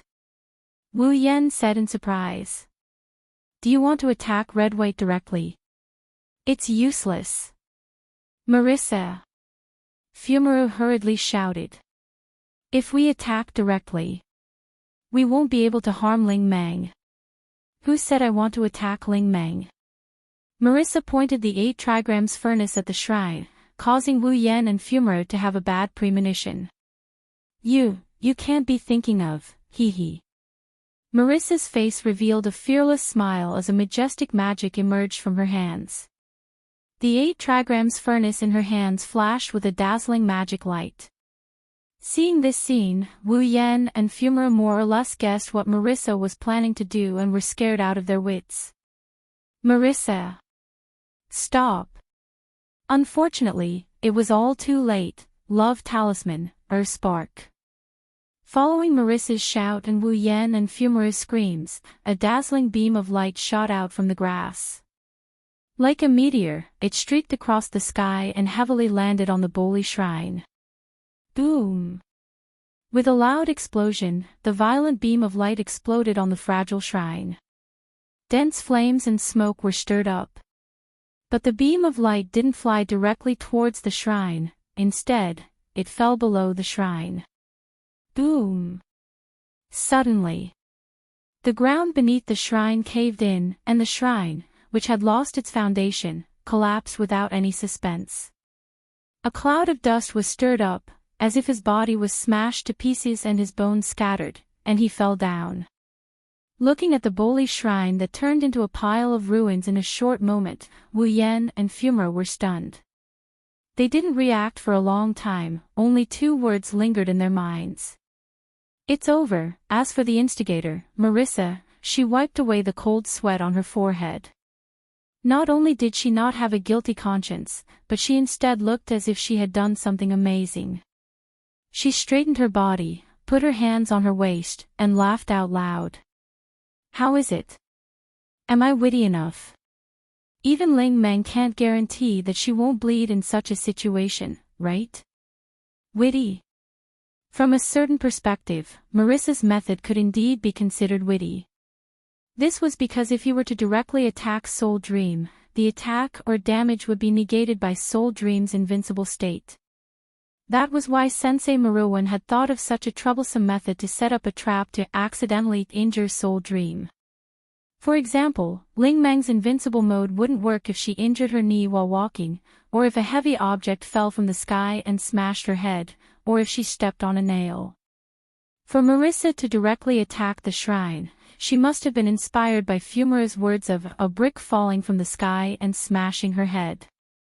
Instead of attacking Ling Meng, she attacked the ground of the shrine, causing the shrine to collapse. This way, Ling Meng's head would be smashed by the falling ceiling, causing her to bleed. That was what Marissa thought. It has to be said that this idea wasn't wrong. But Wu Yan and Fumura knew that no matter how correct this idea was, it couldn't be considered witty. Setting up some small traps would be fine as the danger is too low. For the person being tricked, it would be too insignificant. Even a demigod might be careless and fall for it. However, who has ever seen a 7th or 8th rank attack a demigod without being discovered by the demigod? Even if the attack wasn't aimed at the demigod rank expert, the demigod rank expert would definitely be able to detect the attack that appeared around him. Marissa's magic cannon was so powerful, not to mention a demigod, even a Type 7 divine warrior would be able to sense it. Would Ling Meng not be able to sense Marissa's attack and defend herself? The answer was naturally no. Rumble. Suddenly, in the collapsed shrine in front of them, the ground in the middle of a pile of debris suddenly shook and exploded, blowing away all the debris in the middle of the collapsed shrine. Amidst the fragments of the shrine that had been blown up into the air, Ling Meng held onto the imperial coin in her hand. Droplets of water still remained on her body, but she was not injured in the slightest, let alone bleeding. Her head was lowered and her expression was indiscernible as she slowly floated up into the air. Wu Yan, marksman Marumi, as well as the complacent Marissa froze on the spot, like statues, unable to move. Floating in the air, Ling Meng kept her head lowered. No one was able to see the expression on her face. However, the aura surrounding Ling Meng's body was even more valiant than Yonglin's. It was as though a heavy mountain was pressing down on everyone present. Marissa and Sensei Marifumi both revealed terrified expressions. Wu Yan's body stiffened as well, he's screaming inside. Ha ha ha ha ha, a low laughter like that of a devil, like the announcement of a death sentence, resounded. You are dead, for sure. Without any hesitation, Wu Yan, Marissa, and Sensei Maru all had the same idea. They turned around and prepared to run. But would Ling Meng let them go? The answer was also no. Raising her head, Ling Meng's eyes were filled with murderous intent and anger. She formed a seal with one hand and waved the coin in her other hand. A frightening amount of spirit chi gushed out from her body. Dream Seal. In the sky above the Boli Shrine, a huge ball of light like the sun appeared without any warning, and like a meteor, it smashed down viciously.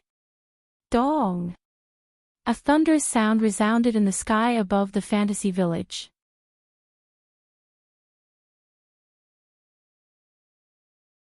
Chapter 1829.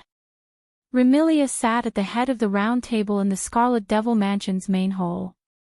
She crossed her arms and squinted her eyes. Her gaze was filled with annoyance. Patrice sat beside Remilia. It was rare for her to come out from her library. She sat there with a book in her hands. She lowered her head and read with her usual calm and intellectual expression. Aside from Remilia and Patrice, Suiyi was also present.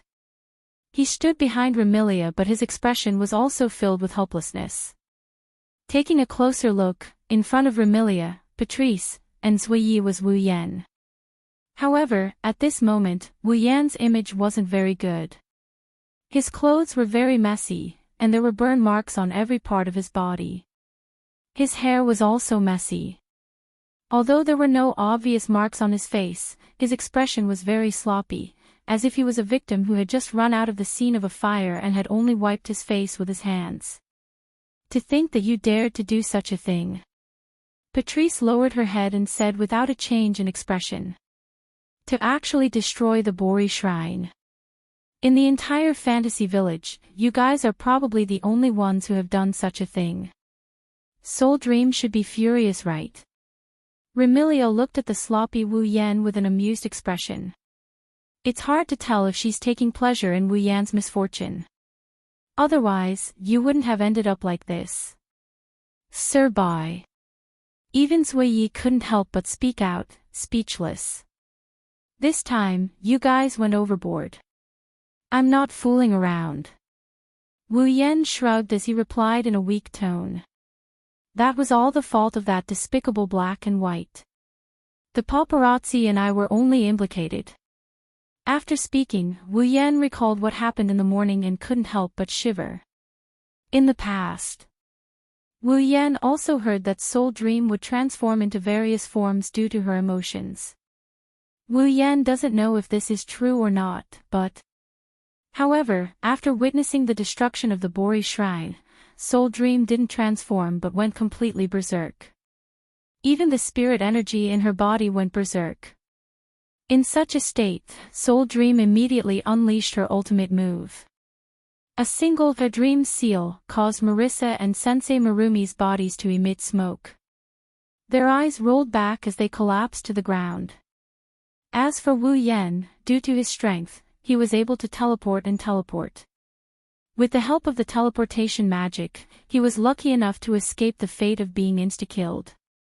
However, Ling Meng lived up to her reputation of being invincible in Jinsokyo. She managed to beat Wu Yan into such a sorry state before he could escape. As a result, Wu Yan ended up in such a sorry state. Wu Yan can't imagine the fate of Marissa and Sensei Marumi, who were taken down by Princess Ling Meng in one move. He only knows that he witnessed Princess Ling Meng's brutality not too long ago. Remilia seemed to have seen her past when she was brutally defeated by Soul Dream in the fantasy village from Wu Yan's expression. The gloating expression on his face turned into one of sympathy. Fortunately, you were only implicated. Otherwise, Soul Dream wouldn't have let you go so easily. Even if she chased you all the way to the Scarlet Devil Mansion, it would be the same. At that time, the Scarlet Devil Mansion would be destroyed. The more Remilia spoke, the more she felt that it was possible. She also shuddered and glared at Wu Yan. I say, of all the people you could provoke, you had to provoke Soul Dream. Even if you are strong, Soul Dream is invincible in the fantasy village. However, Princess Ling Meng is invincible in Fantasy Village. Do you think you can defeat Princess Ling Meng in Fantasy Village? No. As long as it's in the Fantasy Village, even if I use all my trump cards, I won't be able to defeat Soul Dream. Even if I go all out, I am still no match for that Akagaki. I know my limits. Wu Yan said with a headache. But I don't intend to fight Soul Dream. I only want to obtain a drop of her blood. Why do you want Soul Dream's blood? Patrice lifted her head from the book in her hand and looked at Wu Yan. Last time, for a drop of Soul Dream's blood from the Forever Pavilion, you swallowed a potion that could trigger the 7 sins. This time, for a drop of Soul Dream's blood, you actually destroyed Soul Dream's shrine. Is there a need to go to this extent? Who knew that things would turn out like this? Wu Yan looked like he's at his wit's end. Actually, it's not just Soul Dream and Soul Dream's blood.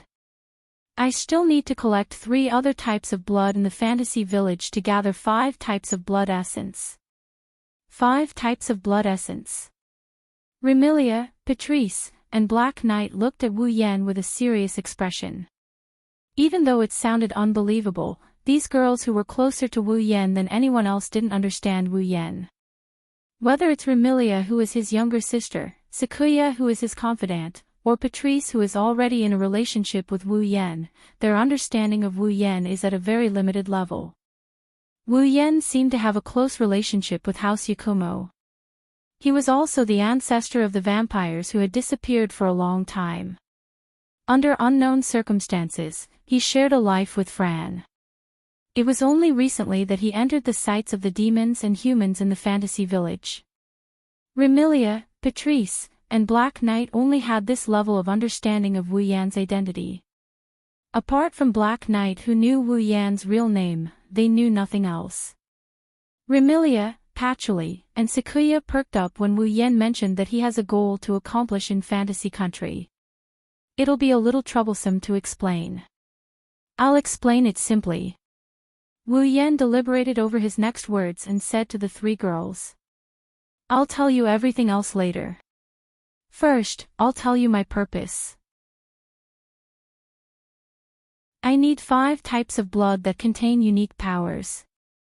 They are the blood essence that contains the power of imagination, blood essence that contains the power of realm, blood essence that contains the power of eternity, blood essence that contains the power of nature, and blood essence that contains the power of time.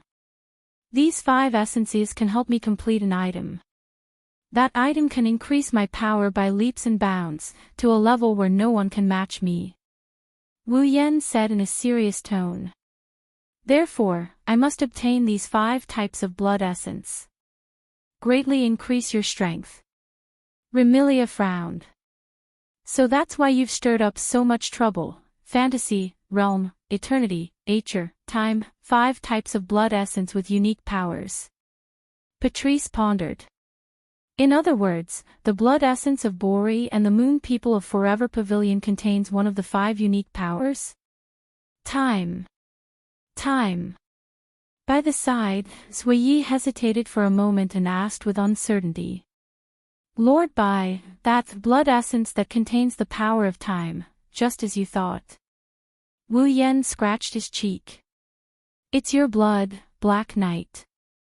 Hearing this, Suiyi's expression didn't change, and he only nodded.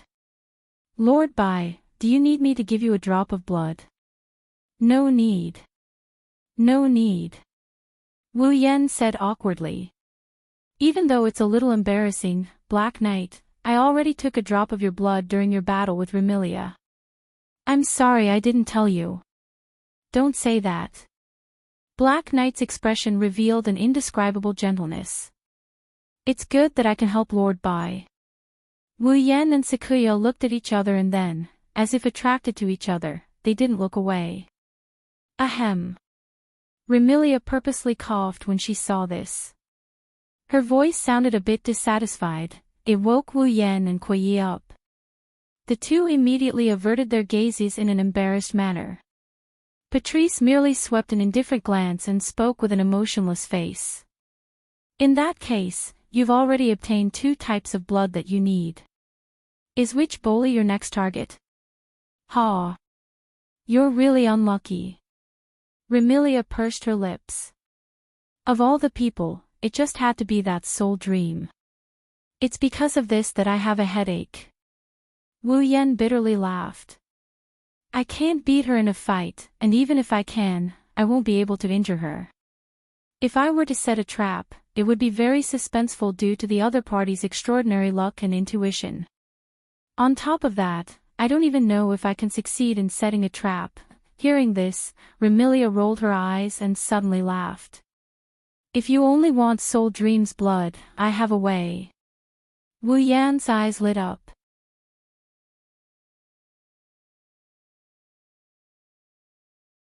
Chapter 1830. It was nighttime. Standing at the end of the stone steps, Ling Meng stared straight ahead at the ruins of the Bowley Shrine. The more she looked at it, the angrier she felt. Even for someone like Ling Meng who always acted as if it had nothing to do with her. She would only be serious when dealing with the anomaly. Even someone as undisciplined as her could not ignore the fact that her home had been razed to the ground. Furthermore, it was razed to the ground for no apparent reason. For Ling Meng, this was a disaster. I shouldn't have let that despicable person escape so easily. Ling Meng clenched her fists, the anger in her eyes had not dissipated for an entire day. However, she wanted to cry but had no tears. Could it be that my good days were destined to end when I encountered that big trouble? Right now, Ling Meng was certain that Yakumo Haku, the person who appeared in Fantasy Village for no apparent reason, was definitely a huge problem. At least, for Ling Meng, it was definitely a problem. No matter how Wu Yan evaded the responsibility, or how unintentional he was, or even if he was not the one who destroyed the shrine, Wu Yan could not keep himself out of this matter. After all, if Wu Yan did not force Marissa and Fumar to help him think of a way to obtain Ling Meng's blood, things would not have turned out this way. Thus, after hearing everything from Marissa and Fumar, Ling Meng was furious. The anger in Princess Ling Meng's heart was increasing with every passing second. Sooner or later, I'm going to cure that big trouble. After making this grand wish that she did not know if it could be realized, Soul Dream held the imperial coin in her hand and pointed to the side of the ruined Bori shrine, shouting loudly. Over there, don't slack off, hurry up and get back to work. Yes, just as Ling Meng's voice fell, 2 feeble voices responded from the side of the ruined Boli shrine. These 2 voices were natural. They were Marissa and Fumaru who were defeated by Ling Meng's dream seal. He saw. Marissa and Sensei Marumi, who still had some charred marks on their bodies, were huddled next to the ruins of the Bori shrine. They were sweating profusely as they moved several huge trees with their bare hands. In addition, there were also stone strips and finished lumber. The Bori shrine was a vital existence in Fantasy Village. Although it was due to the fact that he often had many demons as guests. In fact, there weren't many humans who came to visit the Bori shrine. As a result, the Boli shrine was also very poor. However, no one ever thought of abandoning such an old shrine. Let's not talk about the fact that the manager of the Fantasy Village is actually the sorceress of the Bori shrine. He needed to solve all kinds of changes and disasters in the Fantasy Village. Aside from the importance of the Bori shaman, the existence of the Bori shrine was also very important. It couldn't be helped. No matter how unpopular it was with humans, how poor it was, and how old it was, the Bori shrine was the border between the outside world and the fantasy land. In the real world outside, there was also a Bori shrine that looked like a ruin.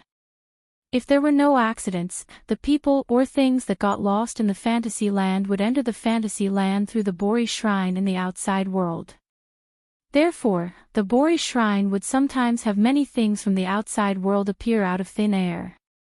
Most of the people who got lost in the fantasy land from the outside world would also appear near the Bori shrine. Of course, the people who got lost in the fantasy land due to a certain demon sage were an exception. From this, it could be seen how important the Bori shrine was. Ling Meng was even a little worried.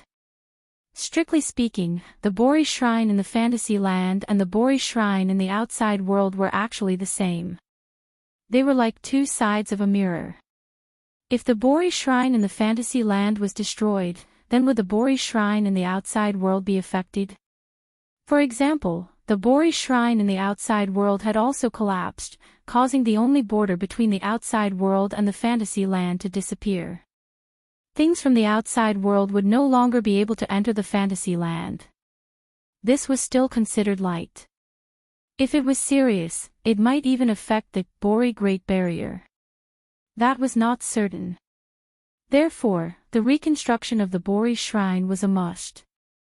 Obviously, in order to make up for their mistakes, the reconstruction work would be done by Marissa and Fumaru, who caused the collapse of the Bori shrine. Even if Fumaru was only implicated by the unfortunate black and white, fortunately, since the collapse of the Bori shrine until now, the Bori Great Barrier did not have any obvious problems. At most, the connection with the outside world was broken. Let's not worry about the barrier for now. In any case, even if there is a problem, the spirit-branded retainer in the Yukari family should be able to maintain it. Yukari won't let the barrier have any problems. Ling Meng sighed. I should rebuild the Bori shrine first. Saying so, Ling Meng was like a foreman in a construction site. Or rather, she was like a domineering landowner. She held the imperial coin in her hand and commanded Marissa and Fumaru. Hurry up. We need to at least prepare the tools and materials needed to rebuild the shrine by today. Yes. Marissa and Sensei Maru still responded weakly. They moved the wood and stone, piled them aside, and then went into a small forest not far from Bori shrine. They continued to cut down trees, blast rocks, and turn them into wood and stone. Marissa's firepower was originally very strong. Fumaru's speed was not only fast. Both of them were very strong. When it came to making wood and stones, their speed was not something an ordinary person could compare to. One of them was comparable to a dozen people. Looking at this progress, it should not be a problem to prepare all the materials needed to rebuild the shrine by today. However, the work of rebuilding the shrine could only continue tomorrow. In other words, Ling Meng did not have a place to stay tonight. Thinking of this, Ling Meng's head started to hurt. I can only sleep in Marissa's house for the night. Marissa, who had just carried a piece of wood back, just happened to hear these words and unwillingly called out. Why my house? Do you have a problem with that? Ling Meng revealed a fierce expression as she looked at Marissa. Who do you think caused me to fall to the point where I don't even have a place to stay? Marissa shrunk her neck and was speechless. At this moment, the sound of footsteps on the stone steps of the shrine entered the ears of Ling Meng, Marissa and Fumaru, attracting the attention of the three girls. Turning their heads, they looked in the direction of the stone steps. In the next moment, several figures appeared before their eyes. It was a group of one small figure and two large figures. The smaller figure was no more than a meter tall and looked like a child of about 10 years old. She wore a white cherry-colored gothic loli outfit and a hat on her head. She walked in front of the two larger figures. Of the two large figures, one was dressed in pajamas with a book in her hand. She looked very intellectual as she walked. The other was dressed in maid attire and exuded an awe-inspiring aura. She held a parasol in her hand and supported the small girl in the dark. There was only one place in the fantasy village where such a group of three would appear. Scarlet Devil Mansion. The newcomers were Remilia, Patrice, and Zhuyi. Oh. The moment Remilia ascended the stone steps, she saw Ling Meng, Marissa and Fumi looking at her in astonishment. She also saw the ruins of the Boli shrine and a sinister smile appeared on her face. You guys seem to be very busy, it's you guys. Marissa and Sensei Marowan exclaimed in surprise. What are you guys doing here? Princess Ling Meng looked at Remilia with some displeasure, her expression turning somewhat unfriendly. Don't tell me you guys are here to apologize for your housekeeper? Apologize? Remilia shrugged. It's not a castle, it's just a shrine. What's there to apologize for? Ha! Ling Meng was enraged. Your housekeeper destroyed my shrine and you're looking down on him. There's nothing wrong with that, right? Remilia smirked, revealing her sharp canine teeth. I'm giving you a chance to rebuild your shrine. To be honest, the Bori shrine is too old. Isn't it good to build a new one? Whether it's old or new, it's none of your business. Ling Meng snorted and waved her hand at Remilia in disdain. If there's nothing else, hurry up and leave. Don't be a hindrance. Isn't there nothing else? Patrice suddenly spoke. Remilia is here to invite you to the hot springs.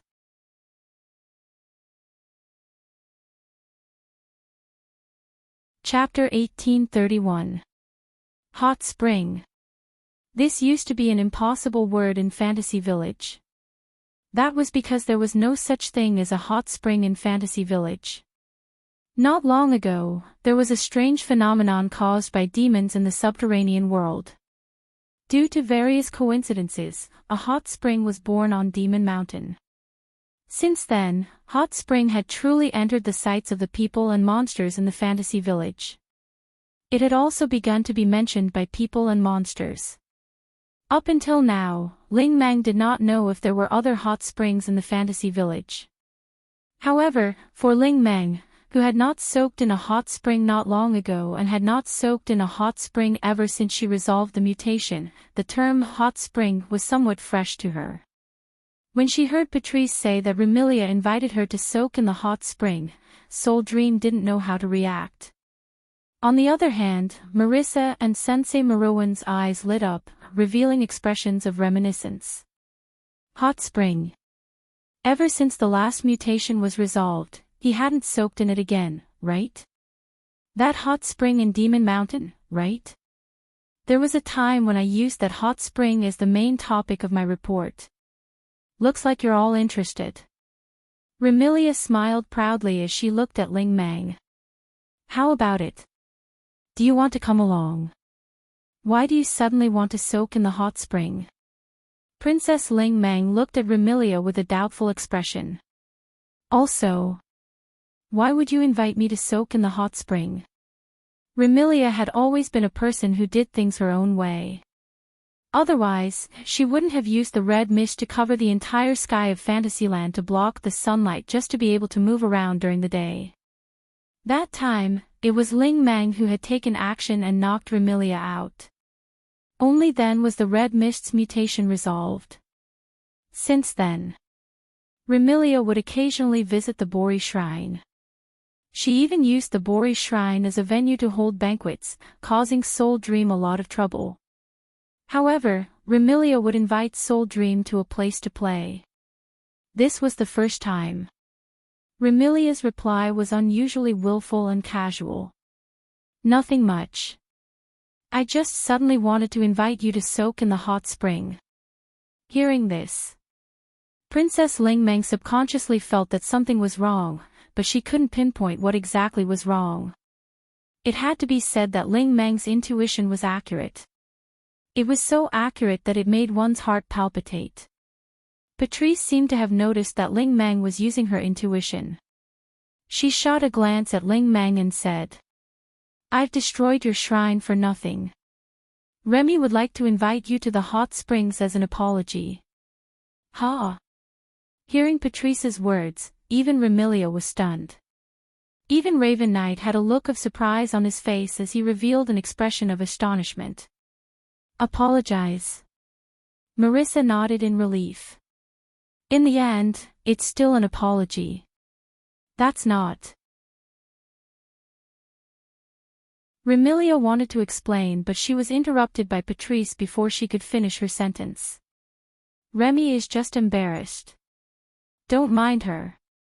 After speaking, Patrice shot a glance at Remilia, causing Remilia to recall something. Remilia opened her mouth slightly and unwillingly turned her head away, no longer denying it. Still feeling that something was amiss, Ling Mang narrowed her eyes as though she wanted to see through Remilia's thoughts. That's not right. Right at this moment, Sensei Maru said to Remilia in surprise. Aren't you a vampire? I thought you couldn't touch water. With Sensei Maru's reminder, Ling Mang and Marissa recalled something. As a vampire, Remilia's bloodline wasn't very high.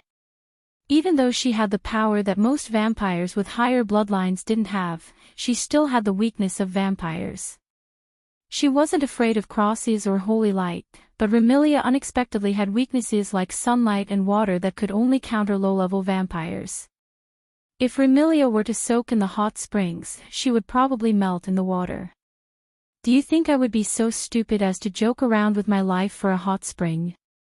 Remilia crossed her arms. This time, a sincere smile appeared on her face. Don't worry, I can already touch water. Ling Mang, Marissa, and Sensei Maru were stunned. You can touch water. Isn't water your weakness? You've already suppressed your weakness. Well. Remilia didn't explain and waved her hand. You can say that. Seeing that Remilia didn't seem to have any intention of explaining, Ling Mang turned her gaze to Kuyi. Actually, I can't say that young miss has suppressed her weakness. Kuyi hesitated for a moment before deciding not to hide it. It's just that Lord Bai has a tool that allows young miss to touch water for a short period of time. That's right, the reason Remilia could touch water wasn't because she overcame her weakness. It was because Wu Yan had exchanged for a tool that targeted this weakness and gave it to Remilia. Wu Yan originally wanted to exchange for a tool that could eliminate Remilia's weakness like sunlight and water. However, after thinking about it, he gave up on that idea. With his relationship with Remilia, Remilia would definitely become his summon in the future. Once she becomes Wu Yan's summon, she would be cleansed by the system just like Flan and get rid of all her weaknesses. Rather than spending points to exchange for an expensive tool, it would be better to wait for the system to eliminate Remilia's weaknesses when he summons her in the future. Thus, Wu Yan didn't spend that many points to exchange for a tool.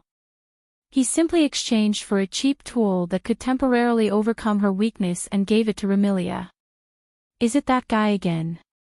Hearing the name she didn't want to hear the most from Zhu Ye's mouth, Ling Meng's expression darkened. Nothing that has anything to do with that guy is good. If you want to go to the hot spring, go ahead. Oh.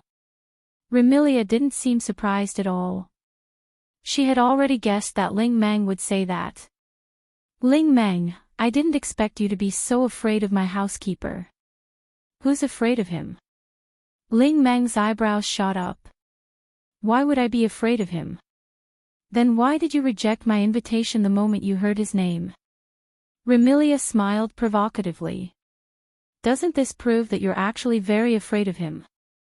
I'm just afraid that he'll cause me trouble. Ling Meng shouted.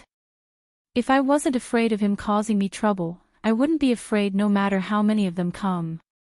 So I didn't bring him with me. Remilia shrugged her shoulders. If that's the case, if you're still afraid, then I really have no choice but to follow Pataki and Ziyi to the hot spring. Since we've reached this point. Ling Meng tightened her grip on the coin and closed her eyes. She couldn't help but laugh. All right. Let's go to the hot spring then. Remilia revealed a victorious smile. Pataki and Ziyi secretly heaved a sigh of relief. Sensei Maru exclaimed in surprise. You two really want to go to the hot spring? I want to go too. Marissa shouted loudly. As she shouted, she pounced towards Ling Meng.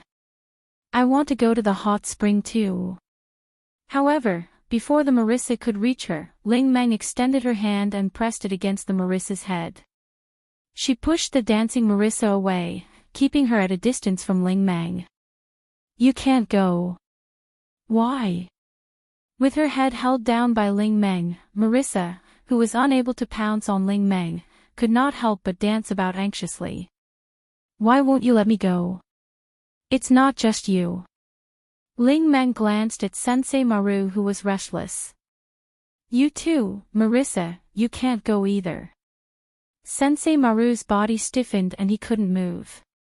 Why? Marissa started to argue. Why won't you let us go? Why? You're still asking why. Ling Meng said angrily.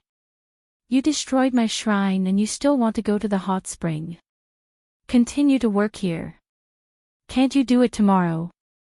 Sensei Maru smiled apologetically. How about you let us go today? Don't even think about it. Ling Meng warned. If I find out that you're following me, I don't mind letting you taste the taste of being roasted again.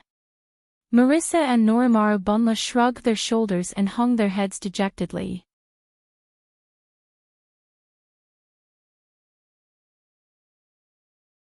Chapter 1832. In the fantasy land, generally, whether it was humans or monsters, they would use a very simple word like mountain to call the monster mountain. That was to say, if someone mentioned a mountain, then most of them were referring to the monster mountain.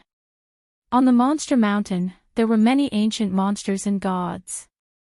A cultural society that was different from other humans and monsters was also established here. In the Monster Mountain, in addition to those gods that are rarely seen on weekdays, the monsters that are active here are mainly Tengu and Kappa. Tengu and Kappa had high-tech means that were comparable to the outside world. This was a special society that was formed a long time ago, based on the society established by the ghosts and gods that led the Tengu. Therefore, since a long time ago, many monsters had lived in the Monster Mountain. The monsters that lived here had a longer history than the humans in the fantasy land. It was precisely because the monsters in the Monster Mountain were different from the monsters at the foot of the mountain. They lived a corrupt society and served as an important balance point in the fantasy land. In particular, Tengu and Kappa possessed technology that was comparable to or even more advanced than the outside world, which was why no monsters could invade this mountain. Among them, the Tengu was mainly famous for its photography, printing, publishing, and other technologies. The Kappa had the technology of smelting steel, construction, and making props. It could be considered an extremely special existence in the fantasy land, but it did not seem out of place. Moreover, the monsters in the Monster Mountain were more cheerful and united than any other race in the fantasy land. With advanced technology, they lived a rich near-future life. However, because of their strong sense of companionship, they were also quite repulsive to others. Especially the intruders in the mountain, no matter who the other party was, they would do their best to drive them away. Therefore, there were many mysteries in the Monster Mountain that had not been confirmed by the monsters and people in the fantasy land. For example, there was a rumor that inside the Monster Mountain, it was an incomparably huge hole. The monsters in the Monster Mountain secretly lived in this hole, living the same life as the outside world. For example, there was a rumor that in the Monster Mountain, there was a technology. It only needed the light energy of the sun for a day. It could automatically produce the necessities of modern life. The monsters in the Monster Mountain only needed to drink wine and read newspapers. Chatting was enough. There was no need for any labor. There was even a rumor that there was a barrier cave in the Demon Mountain that was supposed to be forbidden from connecting to the real world, the fantasy town's Great Bali Barrier. The monsters in Monster Mountain used this cave to disguise themselves as humans. They obtained modern technology in the real world and interacted with humans in the real world. Therefore, they did not have to interact with other monsters and humans in Fantasy Village. Of course, these were all just rumors. Whether or not such a thing was true, even Ling Meng, the manager of Fantasy Village, did not know. Most of them were just nonsense. After all, The monsters came to live in the fantasy village because they had no place to stay in the real world. Basically, it was impossible for them to have any contact with the real world. If the Boli Great Barrier really opened a hole that could lead to the outside world, Violet would not turn a blind eye to it. She would definitely do something. At the very least, she would not allow the monsters in the Monster Mountain to casually use the hole to enter and exit the outside world and Fantasy Village, so as not to expose the existence of Fantasy Village. As for the empty rumor in Monster Mountain, only Tengu and Kappa knew whether it was true or not. When it was almost midnight, in a certain corner of Monster Mountain, several figures visited a hot spring that was emitting steam. The newcomers were naturally Remilia, Patrice, Suiyi, and Ling Meng. The monsters in Monster Mountain were very xenophobic. Usually, there were guards formed by monsters patrolling the mountain, even at night. Once they found an intruder, they would eliminate them. Even if the monsters in Fantasy Village came to Monster Mountain for some reason, they had to be interrogated by the guards. If only Remilia, Patrice, and Zuiyi came to Monster Mountain, they would definitely be interrogated like this. However, it was different with Ling Meng around. Who didn't know the shaman of Boli Shrine? She was the manager of Fantasy Village and Monster Mountain was also under her jurisdiction. Although Boli Shrine wouldn't interfere with Monster Mountain's matters, it didn't mean that they could exclude her unless they didn't want to stay in Fantasy Village. Therefore, as soon as they confirmed that Shaman Boli was among the newcomers, the guards tacitly retreated and continued their patrol. Ling Meng, your face is quite useful. Remilia said helplessly. If only we came, there would definitely be a dispute, that's why I said that you guys are a bunch of troublemakers. Ling Meng said with an expressionless face. She then extended her hand and slowly unbuttoned her clothes. Stop talking nonsense, quickly soak in the water and go back to sleep. Remilia, Patrice, and Zuiyi could hear the annoyance and impatience in Ling Meng's words. This annoyance and impatience wasn't directed at Remilia and the others, but Ling Meng was still angry at the culprits who destroyed her shrine. Remilia didn't beat around the bush. She took out a bottle, poured out a pill, and swallowed it. This piqued Ling Meng's curiosity. Then what kind of item can allow you to touch water temporarily? It's said to be. Remilia frowned as she weighed the bottle in her hand. I just don't know if it's effective. Since Lord Bai said so, it must be true. Suiyi hurriedly said. Lord Bai wouldn't joke around with young Miss Safety. That's true. Patrice looked at Remilia. Remilia, for the sake of caution, you should try it first and see if it's effective. I got it. Remilia started to feel nervous at this point. After living for 500 years, Remilia had never touched a source of water other than drinking it. No, it should be said that she didn't touch large amounts of water. A small amount of water naturally wouldn't affect Remilia. However, if she came into contact with large amounts of water, she would be affected. If Remilia were to touch the hot spring in front of her, she would probably feel pain. But if she were to soak herself in, she would probably melt right away. Thus, Remilia couldn't be blamed for being nervous. Remilia could only put on a brave front and pretend that she didn't care. She walked forward, squatted down, and looked at the steaming hot spring water in front of her with some struggle. Ling Meng had already stopped removing the clothes, while Patrice had also kept her book. A trace of nervousness appeared on Sanya's face. The three of them simultaneously looked towards Remilia, who was squatting by the hot spring, with different expressions. While Ling Meng said that she didn't want to have anything to do with Wu Yan, she was curious as to whether Remilia could really touch water with the item he gave her. Patrice was also curious, but at the same time, she was also concerned for Remilia. Only Zuiyi didn't have any curiosity or concern, only worry and nervousness. Under the gazes of the three, Remilia couldn't help but swallow her saliva. She nervously extended her hand and paused on the surface of the hot spring for a moment. Then, she shut her eyes and threw caution to the wind as she stretched her hand in. Ling Meng, Patrice, and Zuiyi immediately took a step forward and shifted their gazes to Remilia's hand. Ugh! Remilia let out a sound. Hearing this sound, Ling Meng, Patrice, and Zuiyi understood. Remilia could really touch water now. Because this sound didn't contain any pain, only satisfaction. So comfortable. Remilia opened her eyes, her scarlet eyes were filled with joy. Also, it's so warm, young miss. Zuiyi carefully asked. Is there anything strange about it? Don't worry, I don't feel anything strange. That medicine should be able to let me touch water.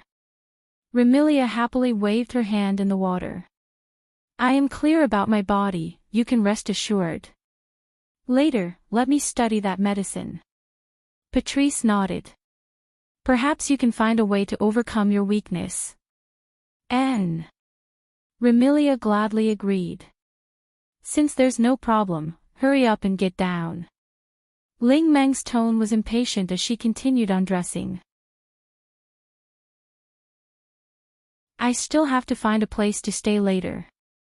Remilia and the other two exchanged glances and also started undressing.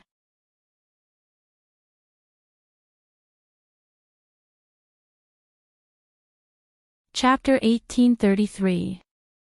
Soaking in a hot spring in the middle of the night wasn't a rare occurrence. However, soaking in a hot spring in the middle of the night in a desolate place with no other source of light apart from the moonlight and starlight in the sky was an extremely rare occurrence. At this very moment, Ling Meng, Remilia, Patrice, and Sanyi each occupied a different location and soaked in the hot spring of the Demon Mountain. Only those with good eyesight and careful observation would be able to discover the situation in the hot spring. Ling Meng was alone in a corner of the hot spring. Not far from her side was Remilia, and Sanyi was beside Remilia. Opposite Remilia and Ziyi, on the other side of Ling Meng, was Patrice. She was clearly here to soak in the hot spring, but for some reason, she had brought a book with her. She was doing her own thing, soaking in the hot spring while reading her book with an expressionless face. In this manner, Ling Meng, Remilia, Patrice, and Sanyi sat in the hot spring and leaned against the rock wall. Basically, everything below their shoulders was submerged in the water. Remilia, who was originally happy to be able to touch the water, was hesitant to share a bath with Remilia. Due to various reasons, Ling Meng was unhappy. But at this moment, all of them cast their gazes in the same direction and remained silent. The three of them cast their gazes in the direction of Patrice. No. More accurately speaking, it should be Patrice's half-exposed chest that was submerged in the water. Because they were in the hot spring, it was needless to say that everyone was completely naked. If one were to observe carefully, no. There was no need to observe carefully. As long as one's vision didn't have a problem, they would be able to clearly see the differences in the figures of the various young ladies that were originally not very good-looking due to the existence of the clothes. First, it was Remilia. As for Remilia, one could only say that her figure was that of a proper young lady. She looked like she was only 10 years old. Her body hadn't fully matured and couldn't even be said to have grown a little. However, Remilia's figure was very slender. It was surprisingly watery, as if it was made of glass. Although it wasn't transparent, it was like a solidified white jelly. It gave people the feeling that if they pressed their fingers on it, they would be bounced back by the skin. It couldn't be said to be tempting, but it was quite easy to make people gasp in amazement. On the other hand, although Ling Meng's figure was more outstanding than Remilia's, she did not have the same feeling as Remilia.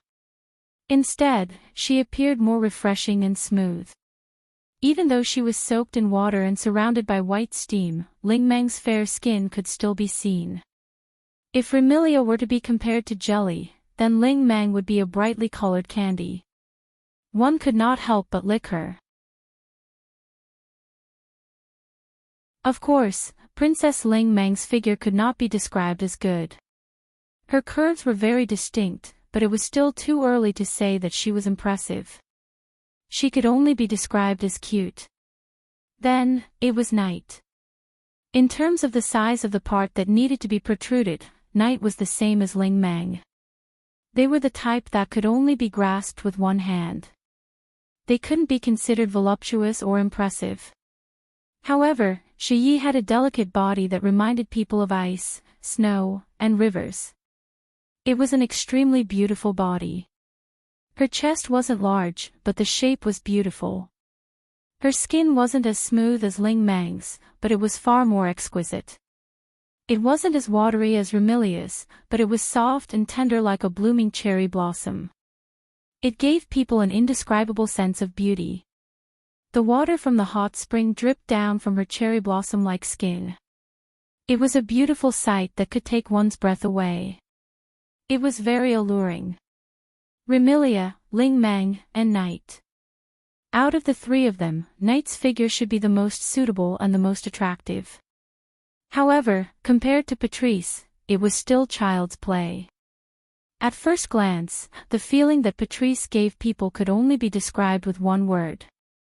Soft and velvety. Just by looking at it with the naked eye, one would feel that it was extremely soft. If one was lucky enough to hug Patrice, they would definitely feel as though they had thrown themselves into a bed. It would be extremely comfortable and blissful. Compared to this softness, Patrice's most prominent part was still the most eye-catching part. Even if the water flowed past, it wouldn't be able to find a gap to squeeze in. It was a pair of voluptuous breasts that were tightly pressed against each other. In addition to her soft and firm waist, slender thighs, and fully developed figure, this was undoubtedly the dream of all men. It was the most perfect figure in the world. It was the embodiment of both men's desires and women's longing. It could be said that it was a figure that was doted on by the creator. Needless to say, what caused Remilia, Ling Meng, and Raven Knight to ignore all their emotions and stare at the pair of perfectly round chests that could not be concealed.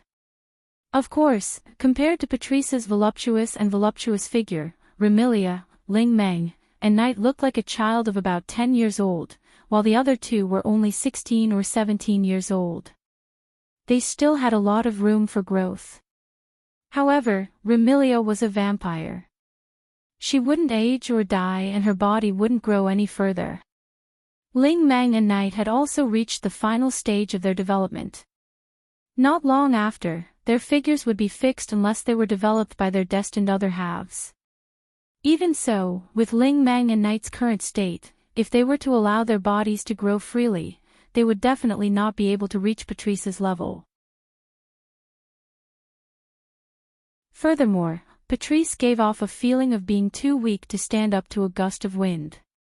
She also had an intelligent and steady appearance. Even if their bodies were to grow to Patrice's level, Ling Meng and Knight didn't have the confidence to compete with Patrice in terms of attractiveness to men. Thus, Remilia, Ling Meng, and Knight gazed at the enviable semicircle floating on the water surface. Their eyes were filled with unwillingness. Patrice, to think that I've always treated you as a good friend. I didn't expect you to betray me so early on. I'm displeased that my shrine was destroyed, and I'm also displeased that I didn't get rid of that super troublemaker. I'm displeased with Marissa, and I'm displeased with Wen as well. But, I'm most displeased with this moment, right? Lady Patrice, to think that you could hide so deeply, Patrice tilted her head and asked in bewilderment. She could faintly hear a few muttering voices. What's wrong? Facing Patrice's question, Remilia, Ling Meng, and Zui Yi responded with cold snorts, leaving Patrice somewhat stunned. Did I offend them? Ling Meng. As though trying to shake off her displeasure, Remilia turned to Ling Meng and spoke with a rather harsh tone. How about we compete and see who can soak in the hot spring the longest? Ha! Ling Meng frowned and waved her hand disinterestedly. How troublesome. You should look for your mate to compete with that big-breasted witch over there. Don't say that, there's a prize. Remilia revealed an unfathomable smile. If you can soak in the hot spring longer than me, after you rebuild the shrine, I'll pay for all the furniture and utensils. Hearing this, Ling Meng's uninterested and lazy expression disappeared without a trace, and her eyes shone with a bright light. Are you serious? Of course it's true. Remilia shrugged. It's just some furniture and utensils, it won't cost much. It's not just furniture and utensils. Ling Meng reminded. I also want to buy a bigger and better kotatsu than the one I had before. No problem. And the best tea set. That's not a problem either. I also want to buy tea leaves. I'll buy you the best. And, so annoying. When the time comes, you can buy whatever you want. All right. Ling Meng finally mustered up her enthusiasm. No, that's not right. Rather than calling it enthusiasm, it would be more accurate to call it throwing caution to the wind and going all out. For the furniture of my new shrine, I won't leave before you even if I die. Even though they already expected this reaction from Ling Meng, Remilia, Patrice, and Knight couldn't help but feel a sense of helplessness when they heard this. This poor witch, could it be that the mysterious power in her blood is a power that can make people lose all their strength? That's truly frightening.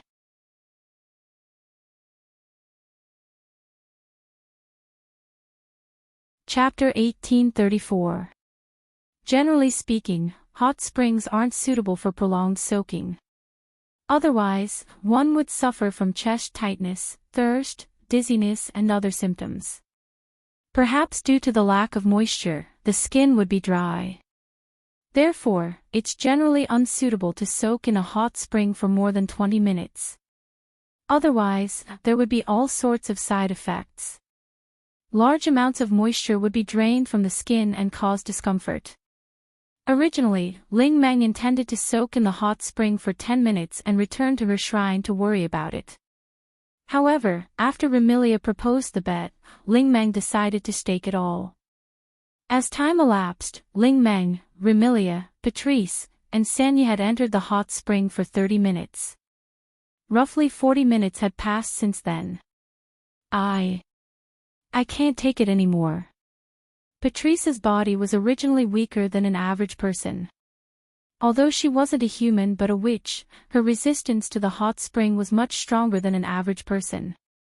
However, after 40 minutes, her calm face turned red and she surrendered. Lady Patrice. Seeing Patrice acting as though she was drunk, her head swaying left and right. She looked as though she was about to fall into the hot spring and faint. Suaye's face turned red as well. He rushed over and helped Patrice up. Lady Patrice, are you all right? Suaye. Patrice mumbled in a daze. I feel dizzy. This. Suaye turned his gaze to Remilia, his expression somewhat awkward. Young Mississippi. Suaye. Her face was also red. However, Remilia, who was still at ease, waved her hand at Zhaoyi. Help Patrice to the shore to rest. But Suaye hesitated. Young miss, don't you need me to accompany you? Don't worry, I'm fine. Remilia said with a dull expression. You can wait on the shore with Patrice. Raoyi glanced at Remilia, who appeared to be at ease, and then at Patrice, who was fainting. He could only nod his head in agreement. I understand, young Mississippi. Leaving these words, Dreamy helped Patrice out of the hot spring and walked towards the shore. Patchouli and Nagai left the hot spring. They returned to the shore. Only then did Remilia tilt her head and look to her side. There, Ling Meng was soaking everything below her shoulders in the hot spring, her eyes wide open. It was as if he had pulled an all-nighter and hadn't slept at all. They were still in a stalemate and refused to sleep. Like a person who was holding a toothpick against his eyelids, he held on desperately. Taking a closer look, Ling Meng's face was redder than a monkey's butt. Her pair of large, watery eyes that used to be filled with laziness were no longer filled with laziness. Only dullness remained, and she even drew circles in her eyes. A sly smile appeared on Remilia's blushing face. "How is it? Are you okay?" That goes without saying." With circles in her eyes and a face as red as pig's blood, Ling Meng forced a smile and spoke in a hoarse voice. It's still too early, is that so?" Remilia shrugged her shoulders with a do-as-you-please expression. Don't try to be brave. It was natural for Remilia to be so calm. The medicine Wu Yan gave Remilia, rather than allowing her to come into contact with water, it's more accurate to say that it's enhancing her body's adaptability to water, even if it's a hot spring. Thus, for Remilia, as long as the medicine was still in effect, her body would be able to adapt to the hot spring. She might not be able to soak in the hot spring for a long time, but at the very least, she wouldn't experience any side effects. If Remilia wanted to soak in the hot spring for 1 or 2 hours, she would be able to do so. In other words, Remilia was cheating. However, Remilia swallowed the medicine in front of Ling Meng and didn't connect the dots. It was Ling Meng's own carelessness. Furthermore, Remilia's goal wasn't to determine the victor between her and Ling Meng. Remilia turned her head and saw Ling Meng's increasingly red face. She raised an eyebrow. Still not giving up. It's still too early. Too early. Ling Meng seemed to have lost her mind. She kept muttering these words, but her head was also spinning along with her eyes. I can't." Seeing this, Remilia no longer tried to hide her emotions. Her face tensed up as she called out to Ling Meng. "It should be about time, right?" There would always be times when a person's blood would surge due to excessive heat or some other reason. Soaking in the hot spring could also cause a person's blood to surge and increase their blood circulation. Here came the problem. If one soaked in the hot spring for too long, their blood circulation would increase and their blood would surge. What kind of situation would occur? Those who could adapt to the hot spring would feel dizzy and their bodies would overheat. It was possible that their skin would turn red. Those who couldn't adapt to the hot spring would experience the effects of excessive blood circulation. For example, a nosebleed. How was Ling Meng adapting to the hot spring? Was there even a need to ask? Ling Meng had only soaked in the hot spring once, and this was only her second time. After soaking in the hot spring for such a long time, the surrounding air was rather dry and her body had lost most of its moisture. Thus, Ling Meng's nose began to bleed. Drip, Ling Meng's face flushed red at a speed visible to the naked eye. The look in her eyes became even more lifeless. Her tense face collapsed as a drop of dark red blood dripped down from the tip of her nose into the hot spring. Seeing this, Remilia's eyes lit up. With lightning speed, she collected the drop of blood floating on the surface of the water. Then, she acted as if she couldn't take it anymore and floated out of the hot spring. "I can't take it anymore." "You won." Ling Meng, who did not realize that she was having a nosebleed and did not react in time, was stunned for a moment before she realized what had happened and said foolishly. I won." "That's right." Remilia admitted since she had achieved her goal. "You won." "Then," Ling Meng said stubbornly. "My furniture, I know." Remilia said helplessly. "I will have someone send it to you when the shrine is rebuilt, too. Ling Meng seemed to have relaxed as she giggled foolishly. "That's great." Ling Meng's head hit the surface of the hot spring and her entire body sank into the hot spring. Ling Meng, Remilia, Patrice, and Black Knight's exclamations reverberated through the steamy mountain and into the night sky. Fantasy Village, Scarlet Devil Mansion. Looking at the gem-like drop of blood floating above his palm, Wu Yan was speechless. Soaking in the hot spring until she gets a nosebleed. To think that you guys could come up with such a method. Wu Yan didn't know what expression he had when he said that. Soaking in the hot spring until she gets a nosebleed. Not everyone can do that, right? How did you know that Ling Meng would get a nosebleed? As long as the blood reaches a certain level, humans will have a nosebleed. Patrice calmly said. I think that Remy must have made up her mind. As long as Boli doesn't get a nosebleed, she will continue to soak in the hot spring. Are you for real? Wu Yan looked at Remilia, who was sipping her tea at the head of the table. What will you do if the potion's effects disappear? What will I do? Remilia said with a smile that wasn't a smile. Can't I just eat another one? Ugh. Wu Yan was at a loss for words. He had achieved his goal, but he wasn't happy at all. He only felt conflicted. Although Ling Meng's blood is essence infused with fantasy power, Wu Yan had the urge to throw it away when he remembered that it was Ling Meng's nosebleed. Forget it. In the end, Wu Yan couldn't muster up the courage to throw it away. He sighed and said weakly. Thank you, you've done me a big favor, although I think so too. Remilia frowned. But you don't look like you're happy. Wu Yan could only laugh dryly. He could only pray that the item that allowed him to ascend to the demigod rank wasn't to be eaten. Otherwise, he couldn't guarantee that he could harden his heart and swallow Ling Meng's nosebleed.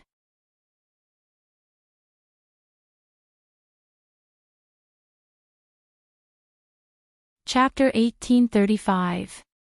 Today's weather was unusually clear. It couldn't be said that the sun was shining, but the sky was indeed blue, without a single wisp of cloud. In the cloudless sky, a streak of light, like a colorless shooting star, cut through the air as if it wanted to cut the sky in half. It flew past with a long tail of light and landed in a dense forest. From the very beginning, the owner of the flowing light already had its own destination. It did not slow down at all as it shuttled back and forth in the dense forest, passing by trees of different sizes that were equally lush, flying towards one of the directions in the forest. Not long after, a medium-sized manor house appeared in front of the streak of light. The streak of light didn't slow down until the manor house appeared. It landed in the open space in front of the manor house and showed its original form. It could be worn as casual clothes or as a suit. It had a very modern style of clothing. It was pitch black all over, and only the shirt under the jacket was white. The newcomer had black hair and red eyes. It was Wu Yan. Looking at the manor house in front of him, the corners of Wu Yan's mouth slowly rose until they reached a rather happy arc. He stopped and walked over. When he arrived in front of the manor house, Wu Yan didn't knock on the door. It was as if he knew that the owner of the manor house didn't lock it.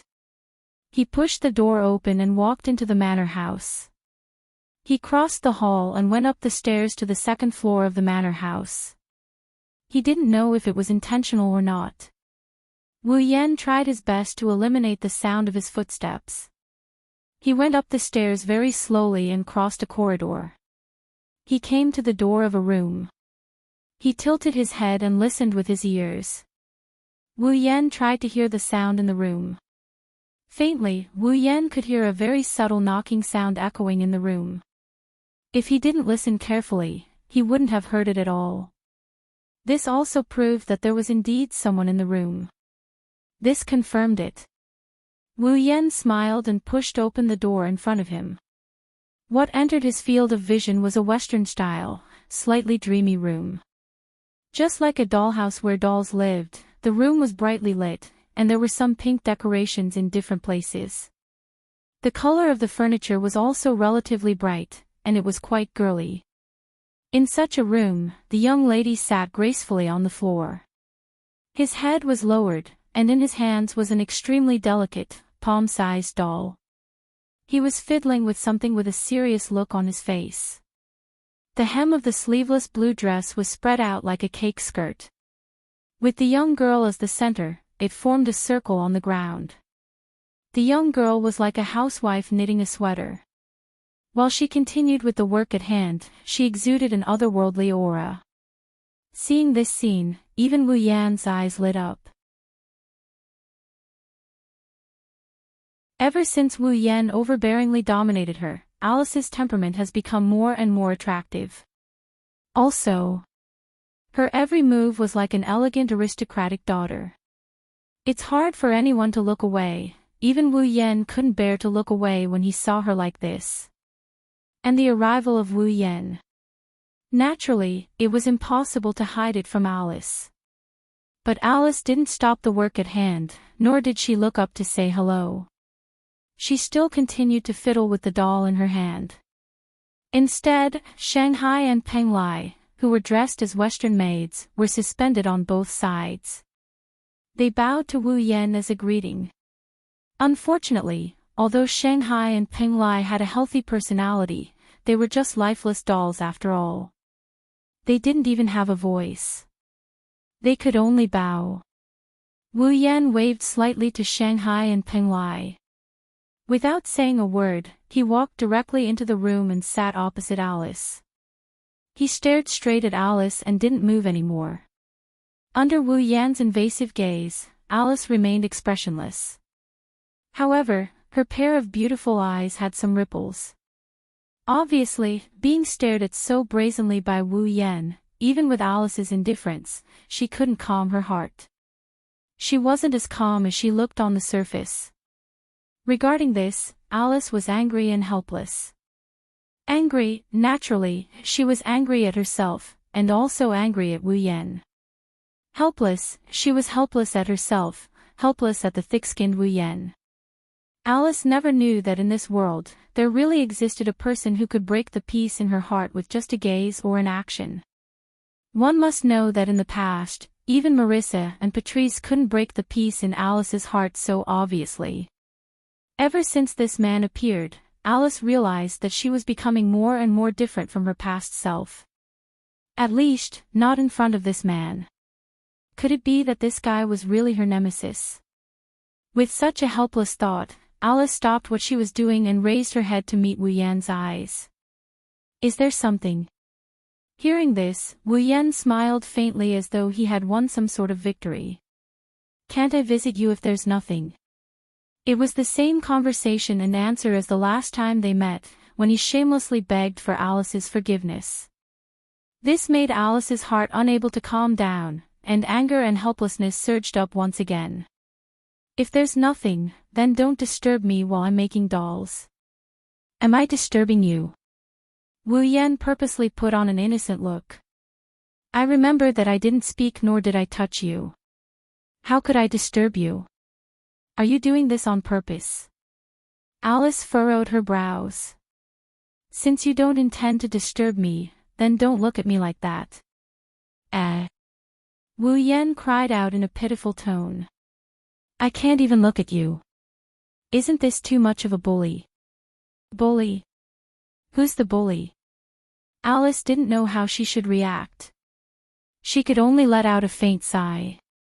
What do you want? Wu Yan retracted his joking expression and stared straight at Alice. When he saw Alice's expression turning unnatural, he opened his mouth and said something like that. How long have you not been out? Alice was slightly stunned. She was puzzled. Why are you asking this? Well. Wu Yan didn't answer the first time. Instead, he said seriously. Answer me first. How long have you not been out? Noticing that Wu Yan isn't just chatting and that he's asking this question in a serious manner, Alice fell silent. How long have you not been out? Of course, no one knew this better than Alice. Sigh. Wu Yan sighed and said straightforwardly. As far as I know, you haven't been out since that day, right? Yes. Ever since the day she had sex with Wu Yan, Alice hasn't left the house. She didn't appear in front of anyone, it's as if she's sealed herself away from the world. She's been staying at home making dolls. Usually, Alice wouldn't run around everywhere, but she wouldn't stay at home for a few days. Alice might seem casual, but she was actually very afraid of loneliness. Otherwise, she wouldn't have attended Remilia's banquet. It was because of this that Wu Yan came to find Alice. Alice. Wu Yan looked at Alice and his tone became melancholy. Do you hate me that much? No. Alice quickly shook her head and lowered her head. It's not like that. Alice did have complicated feelings about Wu Yan. After all, this person took her by force, didn't he?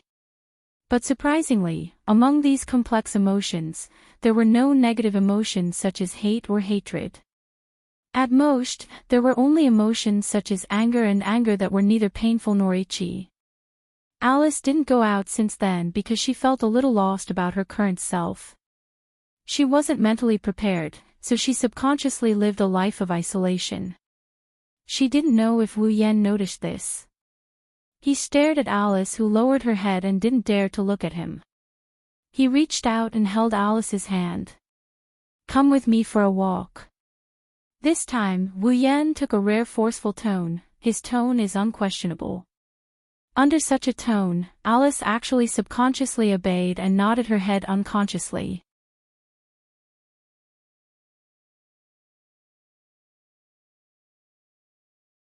Chapter 1836.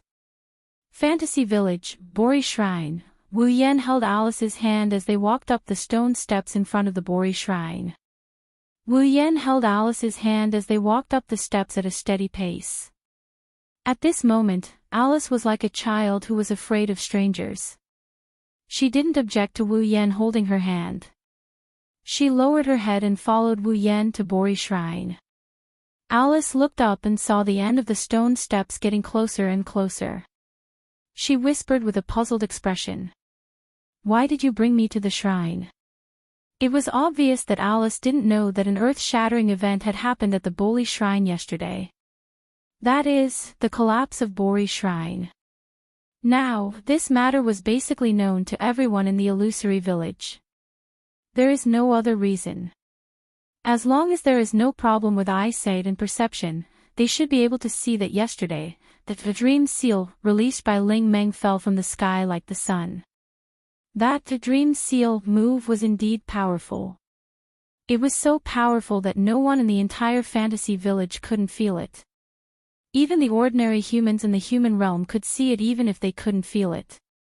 So, who wouldn't be curious after witnessing such a powerful attack? It was impossible to hide the collapse of the Bori Shrine. Under such circumstances, Alice, on the other hand, had a puzzled look on her face. She probably didn't know about this matter that was known to everyone. One could only imagine what kind of isolated life Alice had been living for the past few days. If Alice was allowed to go on like this, perhaps Alice would completely become a reticent person who no longer saw people. That was hard to say. Wu Yan once again confirmed that his decision to drag Alice out of this mess was the right one.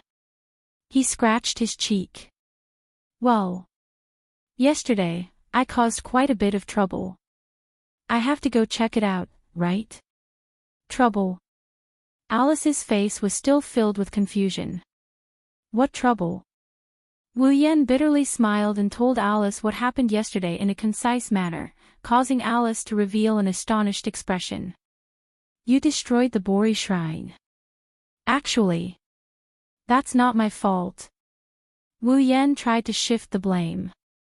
It's that hateful black and white who attacked the shrine without permission. I didn't want to destroy the shrine at all. Marissa. Alice shook her head helplessly. Indeed. She's the only one who can cause such a big trouble. Alice tightened her grip on Wu Yan's hand as she continued with a complicated tone. Then. Is Marissa at the shrine now? You can say so. Wu Yan looked at Alice with a smile. What?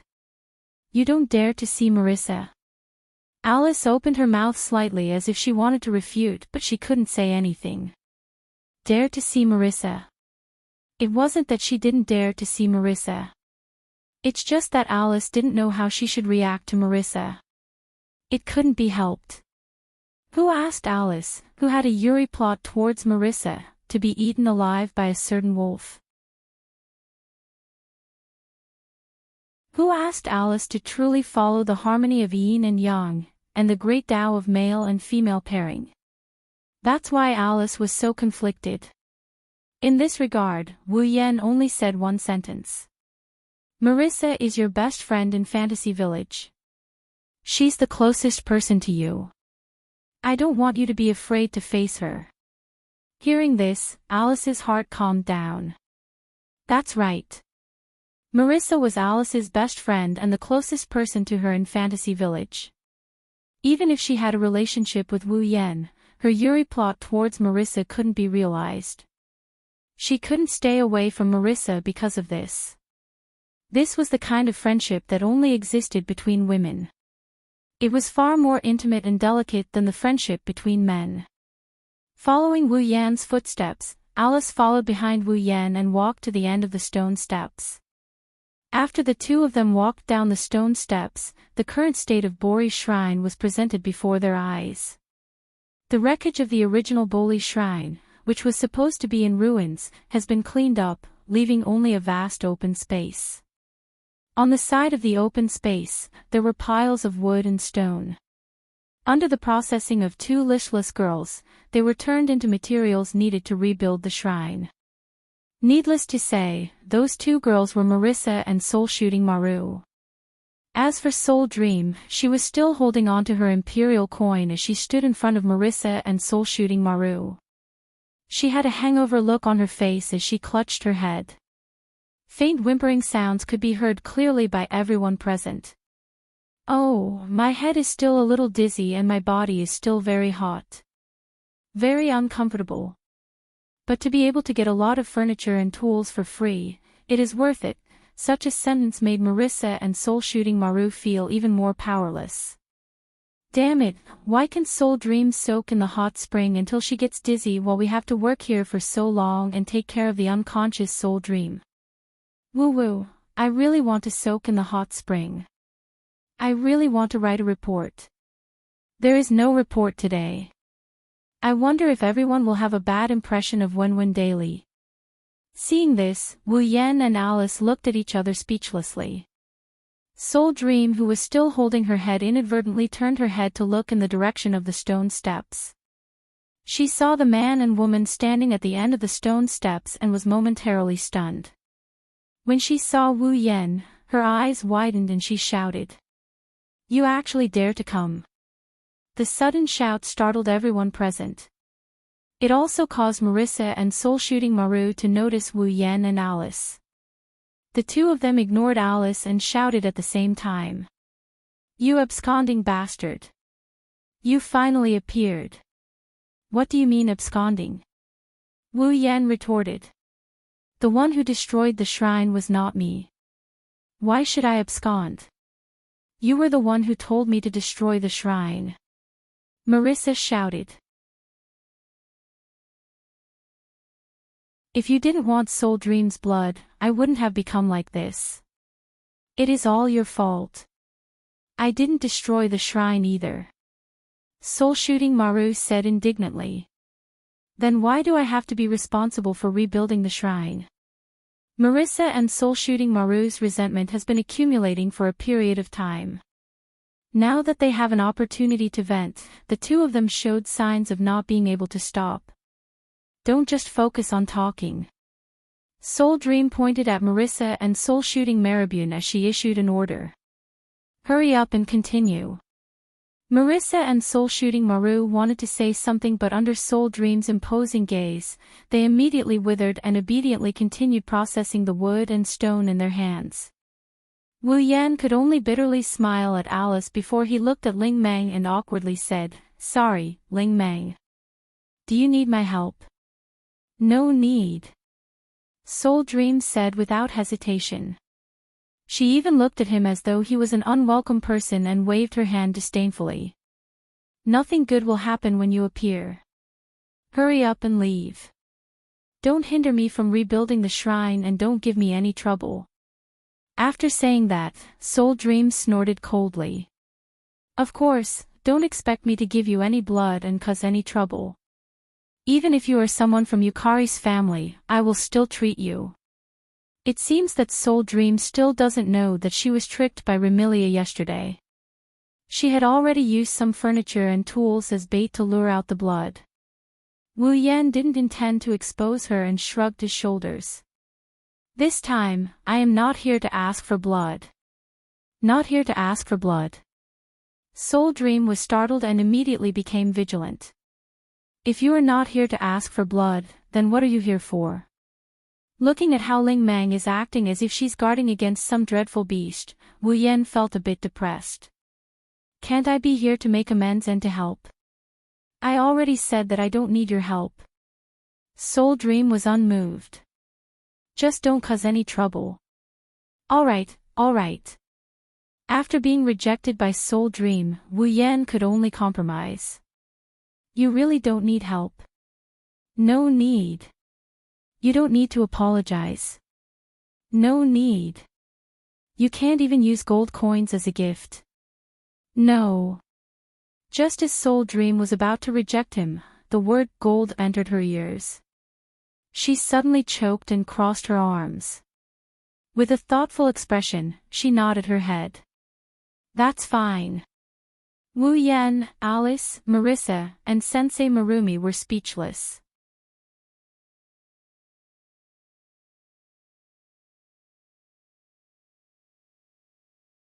Chapter 1838. Fantasy Village, Lost Bamboo Forest, Forever Pavilion. Even in this bright and sunny weather, the Lost Bamboo Forest was still filled with a dense fog that made it difficult for people to see clearly. The incoming sunlight was completely blocked outside the bamboo forest, causing the light within the Lost Bamboo Forest to be somewhat dim. Forever Pavilion was an exception. No one knew how it was done, but the sunlight that shone down from the sky and shone on the surroundings of the Forever Pavilion was not blocked by the heavy fog. Instead, all of it poured in, like a pillar of light descending from the sky, enveloping the entire Forever Pavilion. This scene could not be described as not beautiful. If someone was nearby and looked at the Forever Pavilion from a distance, they would see that the Forever Pavilion was shrouded in a beam of light descending from the sky. Although the style of the Forever Pavilion was an ancient Japanese style, it exuded an otherworldly temperament, as if it was a secret residence in a paradise, making one's heart surge. In the courtyard of the Forever Pavilion, there were many extremely fat rabbits, at least much fatter than their peers. They were about half the size of an adult dog. They were like lazy cats, nestled in various corners of the courtyard, as if they were basking in the sunlight. No matter how one looked at it, this was quite an incredible scene. Not long after, a door in the corridor above the courtyard slowly opened. A young girl carried a huge box and moved it with some difficulty. She walked out of Forever Pavilion. This was a rather strange girl. She was wearing a white short-sleeved shirt, a uniformed coat, a red tie, and a pink pleated skirt. The girl had a pair of wrinkled rabbit ears that were at least 20 centimeters long. They looked like ornaments. Her long purple straight hair swayed in the wind. Her delicate face was a little rosy. Obviously, she was using a lot of strength. This girl was a member of Forever Pavilion, the pet of Mount Pinglai, and the disciple of Yonglin. Not long ago, in front of Wu Yan, Ling Xian bore the last sin of the 7 deadly sins. After a few days, Ling Xian had already borne all the 7 deadly sins. She was no longer the dissatisfied and depressed rabbit who had been eager to touch the opposite sex a few days ago. But now, Ling Xian was behaving like a cow. It seemed that even if she did not bear the 7 deadly sins, her life did not seem to be any better. That was why Ling Xian was the victim of his fantasy, wasn't she? She struggled to move the box that was half as tall as her. Inside the box was a large pile of carrots. She walked into the courtyard and slammed the box down as if she couldn't hold on any longer. Huff, huff. It was unknown if she had done a lot of work before this, but Ling Xian was panting slightly. She wiped the sweat on her forehead and complained. Why do I have to do the work of the emperor? Dee was the other member of the Eternal Pavilion, and also the last member of the Eternal Pavilion. She was also the pet of Mount Pinglai's Bright Knight. At the same time, she was the leader of all the untransformed rabbits in the Eternal Pavilion. Usually, the work of feeding rabbits was done by Dee. Ling Xian's job was to assist Yonglin in making medicine. However, this rabbit demon named Dee was extremely mischievous and active. Not only did he like to bully Ling Xian, but he also liked to run around and tease people he didn't know. It was precisely because of Dee's bullying that Ling Xian received the title of rabbit. She must have gone somewhere to tease people again. Ling Xian sighed. I really hope the princess can teach her a lesson. As she said this, Ling Xian actually didn't have much hope. It was not that Emperor would not be punished, nor was it that Mount Pinglai and Yonglin doted on Emperor so much. It was just that Mount Pinglai only cared about playing games and reading comics all day long, while Yonglin only cared about her pharmaceutical work and did not care about Emperor's misdeeds at all. That was why Ling Xian was so tragic. Let's hurry and feed these rabbits. After saying this, Ling Xian clapped her hands and raised her voice. Everyone, come and eat. However, Ling Xian's shout only caused the rabbits in the courtyard to lazily open their eyes and glance at her. Then, all the rabbits closed their eyes again and continued to bask in the sun. Ling Xian was startled at first, then she became angry. Even you all want to bully me? It was clearly a reprimand, but Ling Xian made it sound like she was sobbing. She even had tears in her eyes. Not only did she not look dignified, but she also made people want to tease her even more. Thinking about it, it was because of this that Ling Xian was always bullied. Oh. Ling Xian's eyes were filled with tears. Why does everyone like to bully me so much? Suddenly, the teary-eyed Ling Xian heard some light footsteps coming from the bamboo forest not far away. Who is it? Ling Xian's body trembled, and her vigilant eyes became timid under the influence of her tears. However, she still turned to look in the direction of the voice. Ling Xian saw it immediately. On the mountain path not far away, two figures appeared there. Hand in hand, they walked in the direction of the Forever Pavilion. It was a man and a woman. The man was wearing a casual suit. Except for the white shirt under the jacket, the rest of his clothes were black. His eyes were wine red. He wasn't charming, but his aura was deep and unforgettable. The woman wore a blue sleeveless dress with a white shawl draped over her shoulders. The dress reached her ankles, and her shoulder-length golden hair exuded an enchanting luster under the sunlight. Her appearance was one of a kind, and she was exceptionally beautiful. Looking at the man and woman duo, Ling Xian was completely stunned. There were two reasons why she was stunned. The first was because of the woman. Apart from her princess, this was the first time Ling Xian saw such a beautiful girl. Her appearance and aura were comparable to Mount Pinglai's Hui Yi. The other reason was because of the man. If Ling Xian wasn't mistaken, the man was the one who came to Yongyuan Pavilion a few days ago.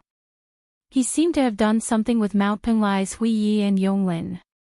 He was pushed to the ground by her and was almost pushed back by her. Yes. It was Wu Yan and Alice. Holding Alice's hand, Wu Yan slowly walked in the direction of Yongyuan Pavilion.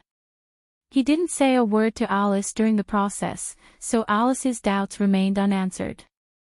Why did he bring her to Yongyuan Pavilion?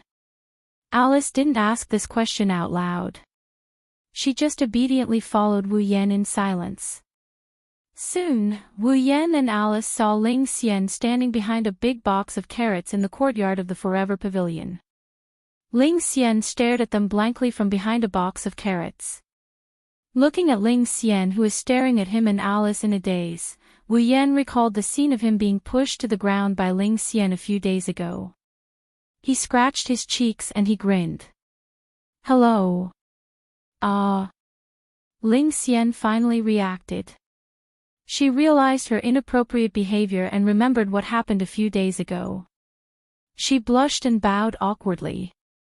Hello, Alice couldn't help but grin at Ling Xian. Even Wu Yan couldn't help but feel amused by her. Miss Rabbit, do you remember me? I'm not Miss Rabbit, I'm Ling Xian. Ling Xian puffed up her cheeks. Her face was still red. She spoke in an uncertain tone. I remember, you're Lady Yakumo, right? Oh. This time, Wu Yan was surprised. Do you remember my name? Yes.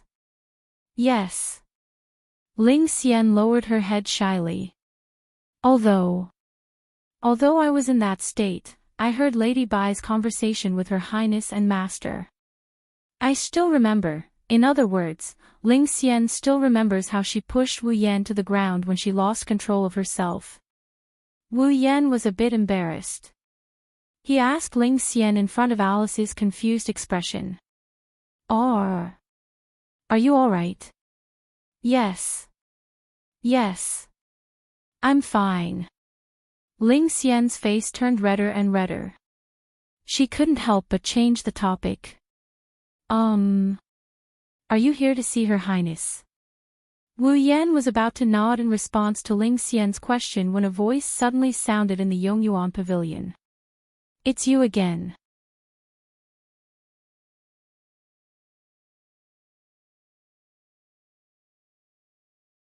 Chapter 1839. Sure enough, it's you again. As the voice echoed, a tall and plump figure walked out of the Yongyuan pavilion. She came to the wooden corridor and attracted everyone's attention. First, she looked at Wu Yan and Alice who are holding hands.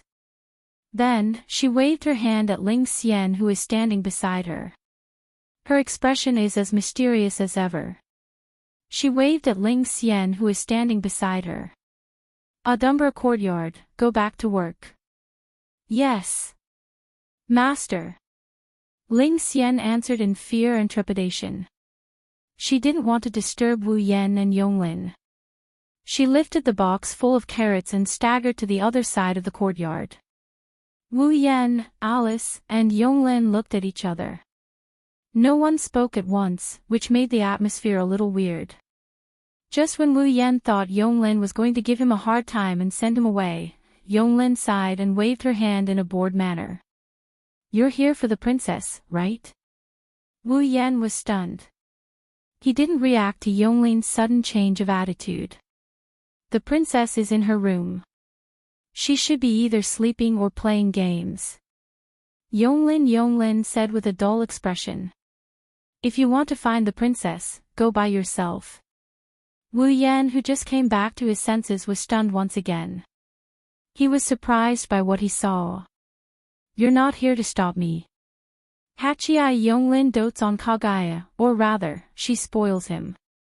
A few days ago, Wu Yan forcefully took Kagaya in as his summon in front of Hachii Yonglin. Hachii Yonglin should be hostile towards Wu Yan since he performed life fusion with her. He didn't know why. With Yonglin's wisdom, what exactly did she think about the matter of him accepting Mount Pinglai's Kagaya as a summon? Did she secretly try to remove the situation where Mount Pinglai's Kagaya's life force fused with him?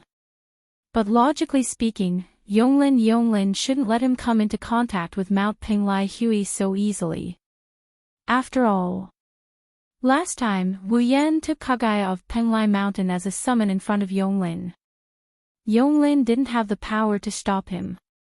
In that case, even if Yonglin didn't feel regretful, she would feel unwilling. Logically speaking, he wouldn't let Wu Yan get close to empty Pinglai anymore, right? Who knew what Wu Yan would do?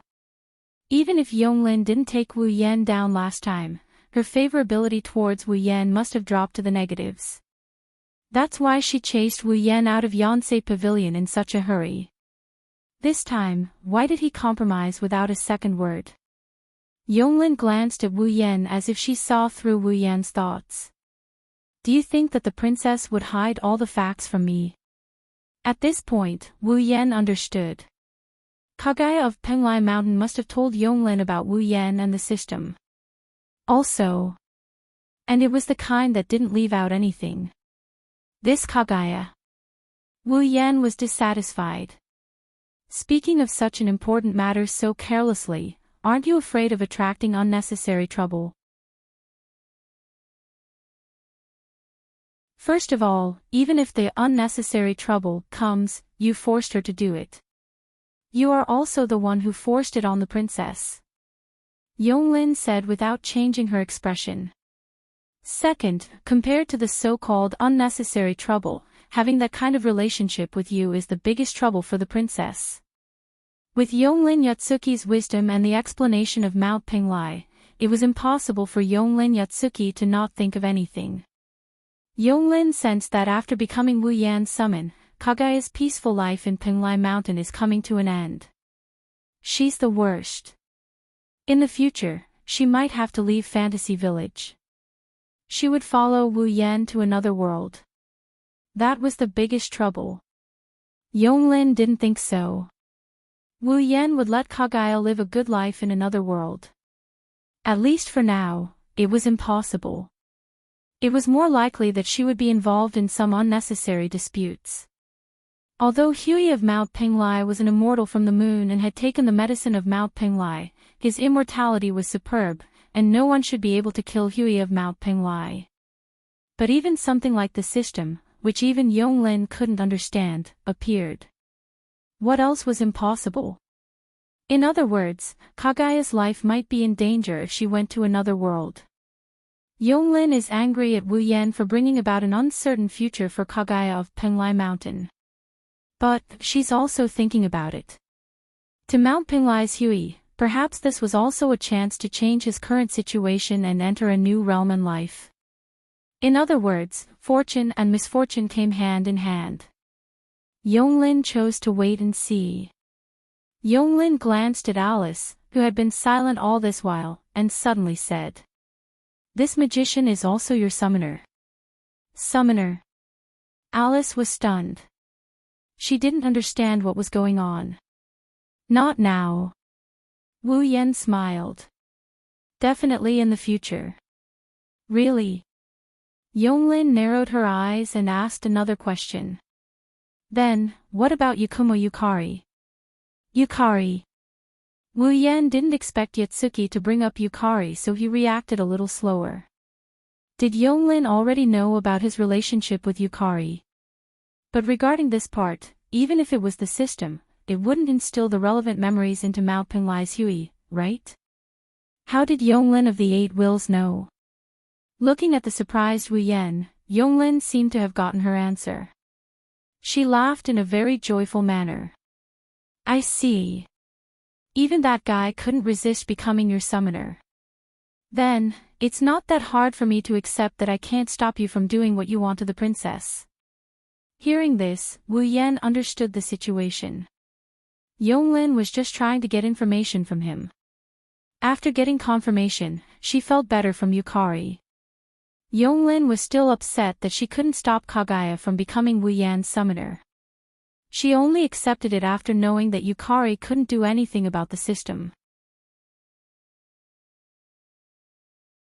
However, Yonglin didn't know that.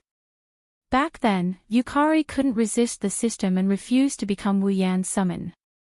She used her realm power to slow down her condition, allowing her to stay in Silveria for a long time even though she can only summon for a short period of time. This was something that Yonglin definitely couldn't do. Yonglin wasn't as powerful as Yukari. In terms of strength, Yonglin was about the same as Yukari. However, Yukari's ability was special. That was why she could resist the system a little. From this, it could be seen how powerful the power of one's cultivation level was. I just want to tell you something. Yonglin stopped smiling and looked at Wu Yan. Yonglin stood in the corridor and looked at Wu Yan. Don't let the princess get hurt. Leaving this sentence, Yonglin turned around and returned to the parlor without looking back.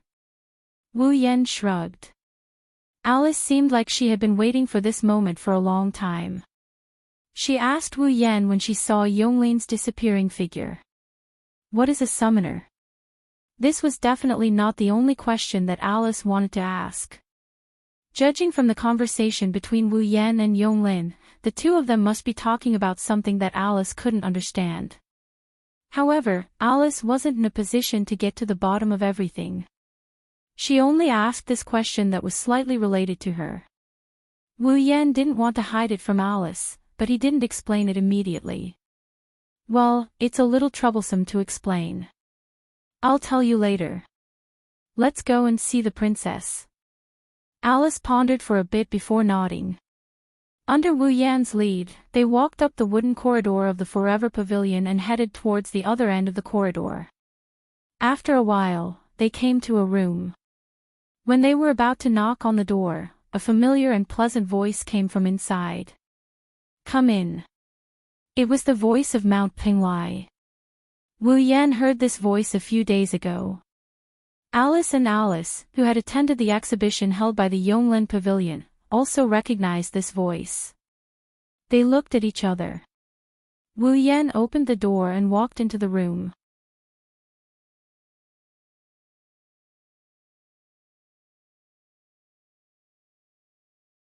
Chapter 1840. Compared to the first time they met, this time, the situation in Mount Pinglai's room was a bit different. The boxes filled with game discs and mangas all over the ground disappeared.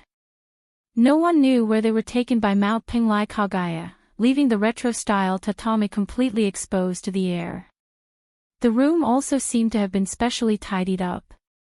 Compared to the first time, it was a lot cleaner and didn't feel sloppy. In addition, there was a stove next to it that was releasing some kind of fragrance. The whole atmosphere was already comparable to the ancient Japanese aristocrats' living quarters. If, ignoring the computer that was sitting in the corner of the room, the screen was still on, showing an interface of an unknown game. Sitting on the side of the stove, Mount Pinglai was still wearing the pink top and white bottom. The sleeves were extremely long, like a kimono. Holding a teapot in his hand, he poured coarse tea into the 2 teacups in front of him with an elegant smile on his face. No. Instead of saying it was an elegant smile, it was more like an extremely playful, extremely cunning, like a cat catching a mouse, full of teasing, very black-bellied smile.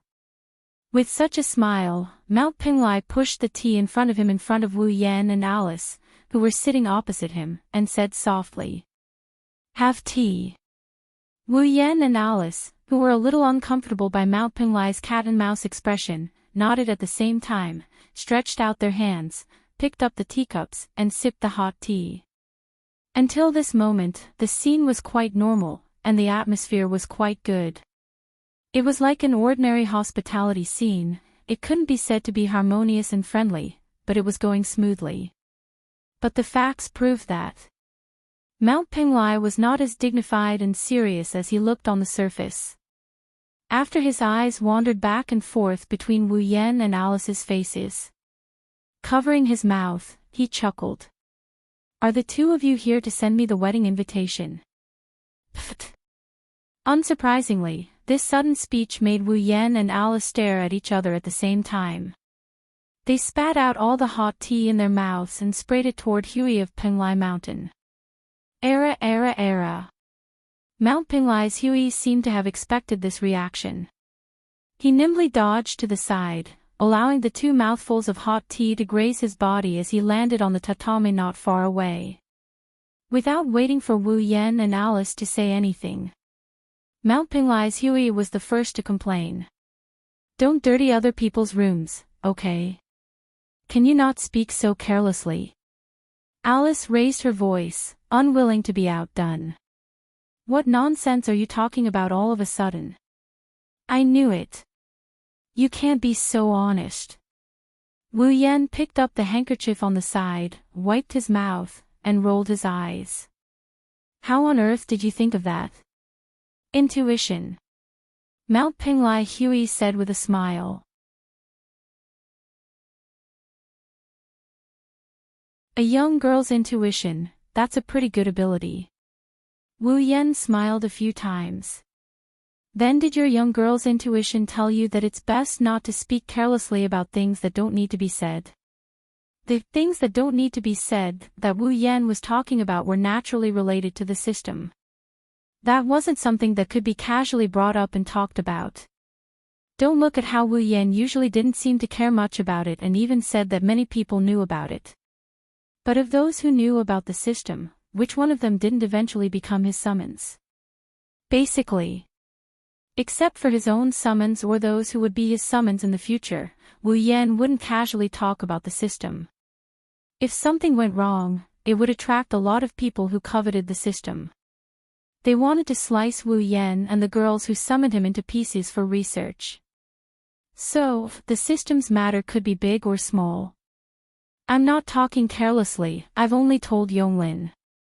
Mount Penglai Hui retorted slightly and looked at Wu Yan with a smile that wasn't a smile. Or, are you trying to tell me that Yonglin is not trustworthy? Wu Yan really wanted to say that, even if he knew that it was just a joke.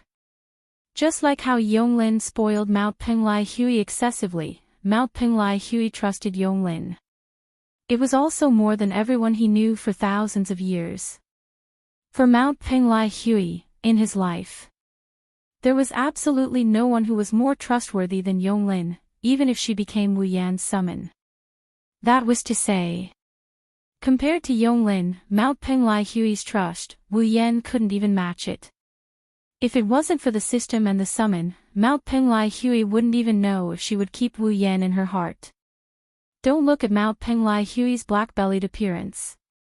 No matter what, Mount Penglai Hui was once the moon's princess and the rumored bamboo takemi. She conquered an era with her beauty alone, so it was impossible for her to casually trust a person. Otherwise, a few days ago, Wu Yan wouldn't have needed to turn Mount Penglai Hui into his summon to gain a trace of Mount Penglai Hui's trust and let her give him a drop of blood. Although that demon sage in your family is also very powerful, my Yonglin is not weak either. Mount Penglai Hui held her cheek and sighed. If Yonglin wasn't here, I don't know if I would be bullied by you in the future. Bully you? I'll be thankful if you don't bully me, you black-bellied guy. Wu Yan resisted the urge to push Mount Penglai Hui down and spank her butt. He didn't know whether to laugh or cry as he shook his head. Are you trying to say that no matter what, Yonglin will be by your side? If possible, I would like to do so. Mount Penglai Hui finally became serious and looked at Wu Yan seriously. No matter what, I hope that Yonglin can be by my side, even if it means going to another world.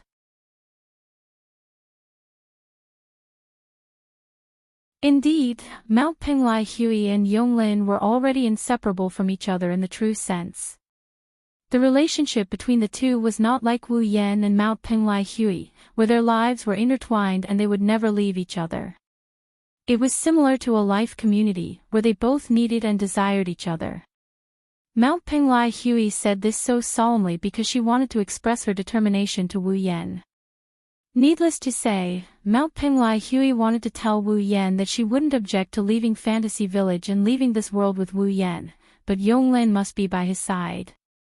Wu Yan didn't know if Mount Penglai Hui had already colluded with Yonglin, but compared to this, he was more willing to believe that this was something that Mount Penglai Hui and Yonglin didn't mention but had already decided on. Wu Yan couldn't find a reason to object to this. For the time being, maybe we can't. Wu Yan said in distress. After all, Yonglin's value is not low. Yonglin was a demigod powerhouse, on the same level as Yukari.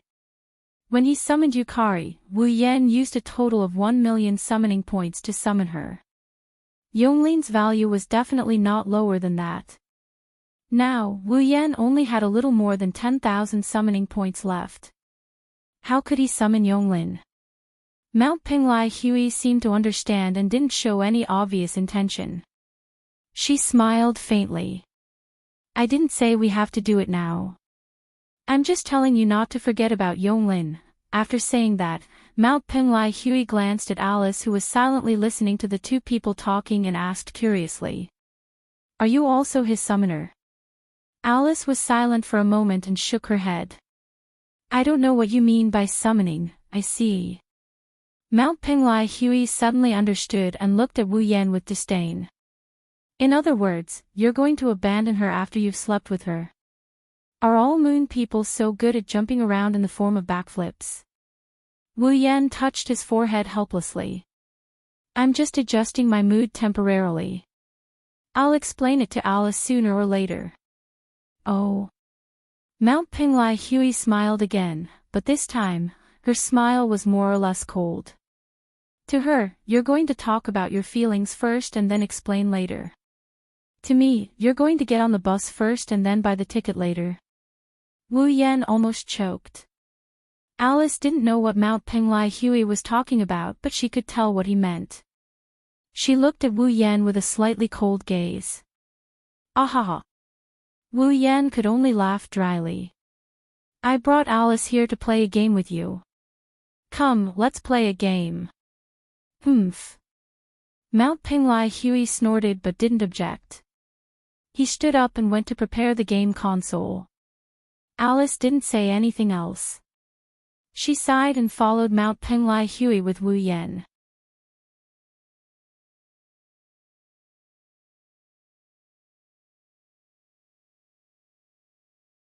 Chapter 1841. For the whole day, Wu Yan, Alice, and Hui of Pinglai Mountain had been hiding in the room and playing games. They were having so much fun that they completely forgot about the time. They didn't even eat lunch or dinner. After all, Hui of Pinglai Mountain had the glorious title of Princess Neat. It should be said that she lived up to this title. Throughout the day, Hui of Pinglai Mountain showed enthusiasm that she didn't show during their 2 meetings. Not only did she no longer maintain her dignified, elegant, and even black-bellied personality, but she was also immersed in the game. It was hard to imagine that such a person was actually a princess who had lived for thousands of years, or Princess Hui who once conquered an era with her beauty. However, it wasn't without reason. That's right, Hui of Pinglai Mountain was indeed a homebody. She was very homebody and liked to play games very much. However, in the past, Hui of Pinglai Mountain could only stay in the room and play games alone. It was rare for someone to play with her, so how could she not enjoy herself? Wu Yan, on the other hand, is having even more fun. Thinking back to the past, Wu Yan was also a homebody. Although he wasn't as homebody as Hui of Pinglai Mountain, he still liked to play games. Ever since he obtained the Soul Fusion system and came to the Spalier world, Wu Yan had never played games again. Instead, he ran around the Spalier world and each dungeon world to improve his strength. Of course, there were many dungeon worlds that also had games. In fact, the theme of Sword and Saber Dominion world was games. However, Wu Yan had only lived in Sao for 3 years. He had played games before. Since then, he had never played games again. Under such circumstances, how could he not have a good time? Therefore, for the whole day, Wu Yan and Hui of Pinglai Mountain were an unprecedented combination. They were immersed in the game. They couldn't extricate themselves. As for Alice, she was a little conflicted. Unlike Wu Yan and Hui of Pinglai Mountain, who had not played games for a long time, Alice had been playing games since she was born. Until now, he hadn't played any games at all. At the end of the day, Alice was originally a monster who had cultivated from a human to become a magician. In the era when Alice was still a human, games were not popular at all. After becoming a magician, she came to the fantasy village and had no chance to come into contact with modern technology and games. Therefore, during the whole process, only Alice looked very uncomfortable, unable to keep up with Wu Yan and Mount Pinglai's enthusiasm. Many times, Alice wanted to stay out of it and silently watch Wu Yan and Pinglai Mountain Hui play games, but she didn't know why. Every time Alice wanted to quietly withdraw, Wu Yan could keenly feel it and pull her back. This also made Alice understand that Wu Yan was not really completely immersed in the game at all. At least, he definitely diverted a little attention to pay attention to her. It was also because of this that Alice could only be very conflicted. She was very unaccustomed to and played all kinds of games with Wu Yan and Mount Penglai Mountain Huey crazily. Gradually, she got a little better and evolved from a rookie to a newbie. Unfortunately, no matter how enthusiastic Wu Yan and Mount Penglai Mountain Huey were in the game, no matter how fast Alice gradually got used to it, time would still quietly pass by. Unknowingly, the sky was dark. Under the 8 Will Yongling's reprimand, everyone could only regretfully leave. Then, standing in the courtyard of Forever Pavilion, Wu Yan took Alice's hand and waved to the Bell Fairy in the corridor. "We'll leave here." "Yes. Yes." The Bell Fairy bowed with an embarrassed face. "I'm so sorry," the princess refused to end the game and came out of her room. "Master is teaching the princess a lesson and can't come out to see us off. Well, I don't mind. I had a lot of fun today." Wu Yan shrugged. "So, that's all for now. I'll disturb you next time." "Sorry to disturb you." Alice nodded slightly and said goodbye. Under the gaze of the Bell Fairy, the two walked out of Forever Pavilion hand in hand. They also walked out of the mountain path and walked into the misty Lost Bamboo Forest. The surroundings were terrifyingly silent. In the Lost Bamboo Forest, there seemed to be no birds, beasts, or insects. The surroundings were pitch black, and even the green bamboo trees seemed to be dyed with a layer of pitch black color. The entire scene gave people a strange feeling of horror. Walking in this bamboo forest where monsters could jump out at any time, Alice stared at the back of Wu Yan, who was holding her hand and walking in front of her in silence. At this moment, there was only one emotion in Alice's heart. That is, confusion. She is puzzled by Wu Yan's actions for the entire day. For the whole day, Wu Yan seemed to have gone to the Boli Shrine to apologize to Ling Meng. Then, he came to Forever Pavilion and said a lot of things that Alice didn't understand. Then, he said a lot of things that Alice also didn't understand. Then, he played the game until now and did a lot of things. However, there was one thing in common among these things. That is, Wu Yan has always allowed Alice to stay by his side. He didn't even try to hide anything from her. However, based on Wu Yan's deep conversation with Yonglin and Kagaya, it seems like the three of them are talking about something that can't be known to anyone else. It's a very secretive matter, isn't it? For such a secret matter, why did Wu Yan insist on bringing her along? In addition, Alice could see that today's itinerary basically had nothing to do with her. Why did Wu Yan want to bring her along?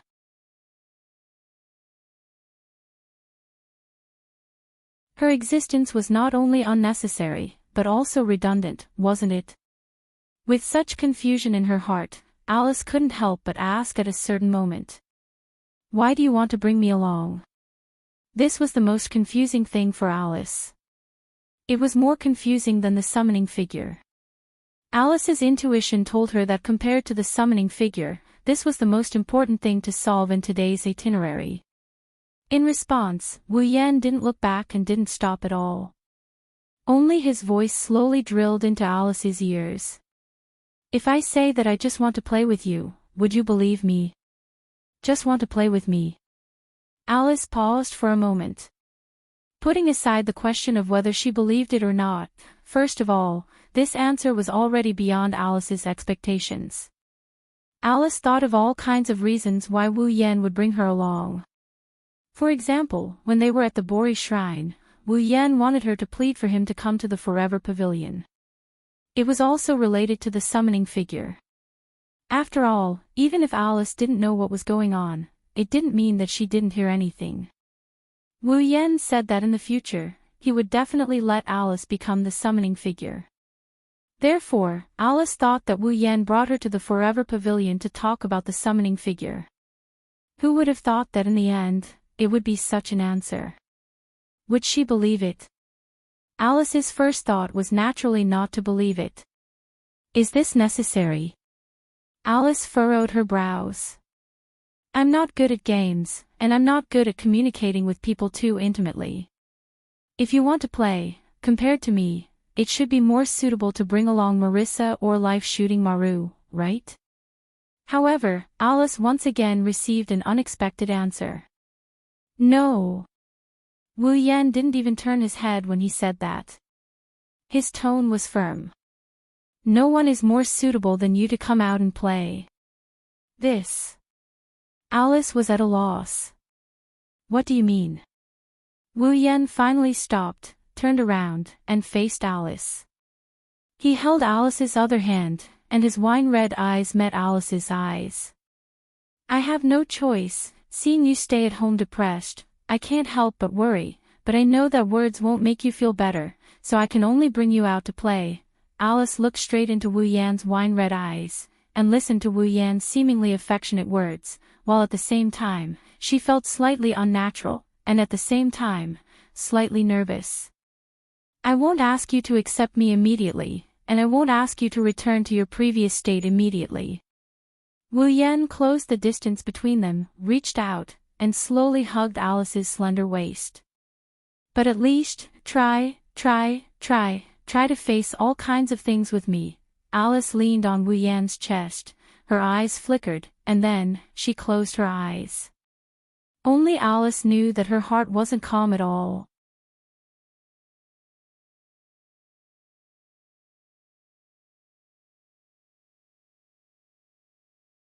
Chapter 1842. Phew. On the way back to the Red Fiend Mansion, Wu Yan let out a long sigh of relief. There was a hint of joy on his face, and his footsteps were also somewhat brisk. It was obvious that he was in a good mood. Just now, Wu Yan sent Alice home. Compared to when she was still at home this morning, on the surface, Alice seemed to be as calm as ever, and her performance was as calm and indifferent as usual. However, Wu Yan, who had carefully observed Alice, saw a slight change. That was, the brilliance in Alice's beautiful eyes was much brighter than when she was still making dolls at home in the morning. Thinking of this, Wu Yan couldn't help but recall Alice's figure when he saw her at home this morning. How should he put it? She was as beautiful as ever. However, under this beauty, there was a hidden gloominess. She was like an old man in his twilight years, giving people a feeling that she had no vitality. When she returned home, Alice already had the feeling she had when she first met Wu Yan. If one had to describe it, it would be that the brilliance on Alice's body had slightly converged these days. It wasn't until just now that the sense of existence that belonged to Alice returned without a trace. Of course, it would be a bit of an exaggeration to say that not a single detail is missing. Alice's heart is definitely no longer as calm as it used to be. At the very least, Wu Yan saw signs of Alice recovering. Come to think of it, from tomorrow onwards, Alice shouldn't hide at home and not go out anymore, right? I hope Alice can treat herself better. As soon as this sentence was said, Wu Yan laughed bitterly as if he had said something stupid. Because of the relationship between the two of them, there was indeed some kind of grudge in Alice's heart, causing her to be at a loss. This caused her to be somewhat closed off during this period of time, but it wasn't to the point of abusing herself. For him to say such a sentence, it could be said that he was overly worried. In any case, Alice wasn't a child. Although her appearance was similar to that of a 16 or 17-year-old beautiful girl, she had lived longer than ordinary humans. Although she was somewhat closed off due to her not being very open-minded, Alice was still very considerate and would never do anything stupid because of this. It's better that the current Alice is a little open-minded. At least I didn't drag her around today and play games for the whole day in vain. With such gratified words that only he could hear, the door of the Red Devil Mansion finally appeared in Wu Yan's sight. Wu Yan pulled himself together and walked over. Creak, with such an extremely soft sound, Wu Yan slowly pushed the door in front of him. And peeked his head into the Red Devil Mansion's hall and looked around. However, just as Wu Yan peeked his head into the Red Devil Mansion's hall and before he could see the situation inside clearly, a loud noise suddenly struck and startled Wu Yan. After taking a closer look, Wu Yan realized that At this moment, in the hall of the Red Fiend restaurant, there were all kinds of demons in human form, beast form, unknown form, or half-human and half-beast form gathered in the hall of the Red Fiend restaurant. They were holding wine cups and plates with dishes as they laughed and played. Long tables were set up all around, and plates of steaming hot dishes were placed on them. In addition, there were all kinds of wine and wine glasses for the demons who were laughing and playing in the hall to enjoy. Fairy maids in maid outfits were busy everywhere. Some were carrying dishes, some were cleaning up the leftover cutlery, and some were greeting the monsters. It was an extremely lively scene. In this extraordinarily lively scene, Remilia sat at the head of the round table on the platform, enjoying red wine with Patrice while chatting about something. The little devil was also on standby beside Patrice, sneaking food from time to time and looking very mischievous. As for Fran, she was running around in the crowd of monsters like a cheerful little bird. She was like a child visiting a temple fair. Sometimes she would talk to people casually, and sometimes she would climb onto the long table to eat. Her face was brimming with joy. But this wasn't strange. In the past, Fran had always been locked up in the basement and had never come out to participate in such a lively scene. Even though she had attended all sorts of events with Wu Yan in the Spalier world, she couldn't let loose and play freely. And now, in this lively scene, the happiest one was Fran, right? Seeing this scene, Wu Yan was stunned for a moment before scratching his cheek. Could it be that Remilia is holding a banquet again? Even though it was a question, Wu Yan's tone was full of certainty. Otherwise, he wouldn't be able to explain this scene. Just in time, I was worried that I would be in trouble if I came back too late. Wu Yan snuck into the living room and closed the door behind him. Then, as if he's trying to hide his presence, he walked towards the corridor. Let's take a longer detour and return to my room to sleep. Unfortunately, Wu Yan's idea was destined to fail. Hi Sama. A helpless voice came from behind Wu Yan. What are you doing? Wu Yan, who was about to enter the corridor, froze. He laughed dryly and slowly turned around to look at Sakuya, who was standing there with a helpless expression on her face. Swa. Sui Yi, Lord Bai. Sui Yi looked at Wu Yan reproachfully. You came back a bit late. Before the banquet started, the young mistress and second young mistress were looking for you. Even Miss Patrice asked about your whereabouts. Many guests wanted to meet the butler of the Scarlet Devil Mansion. Where did you go? I was delayed by something. Wu Yan scratched his head in embarrassment. Since you planned to hold a banquet, you should have told me in advance. Wouldn't I have come back earlier? The young mistress decided to hold a banquet during dinner. Sui Yi shook his head. In the past, the young mistress would hold a banquet on the same day and have the fairy maids invite guests. That's why she didn't have time to tell Lord Bai. Did you decide to do it at dinner? That should have only been 4 or 5 hours ago, right? However, there were at least 300 to 400 demons participating in the banquet. In just 4 or 5 hours, they were able to invite 300 or 400 guests to the banquet. Should I say, as expected of the Scarlet Devil Mansion? All right. Wu Yan could only sigh. It's my fault that I didn't make it in time. I'll be careful next time. Hearing this, Sui Yi's face looked much better, and he reminded him. Right now, Lord Bai is a representative figure in the Scarlet Devil Mansion. In this kind of situation, the young mistress and second young mistress can't personally arrange the banquet. Miss Patrice also doesn't have the authority to order the fairy maids to do things. Only Lord Bai can come out and host. So, you have to be careful next time. I'll host. Wu Yan was startled. I don't have a problem with that.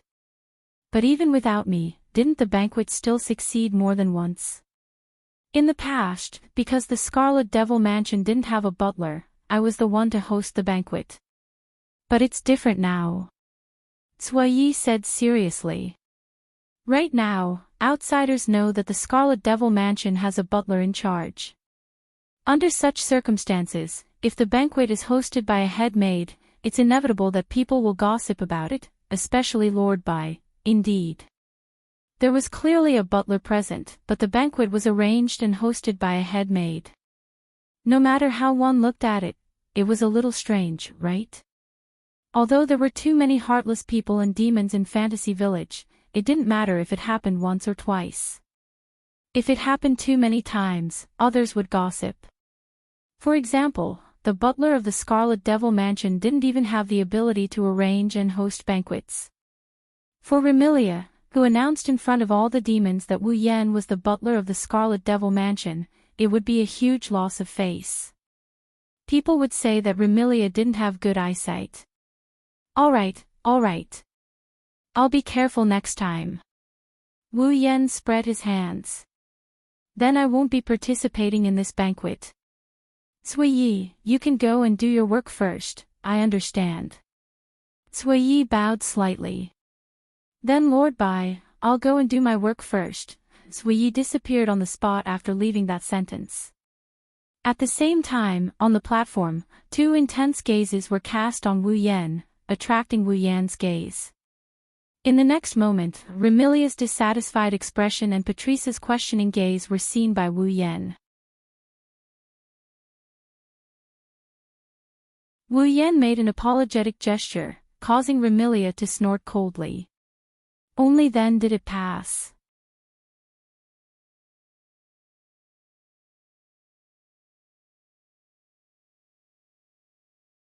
Chapter 1843. Scarlet Devil Mansion, Remilia's room.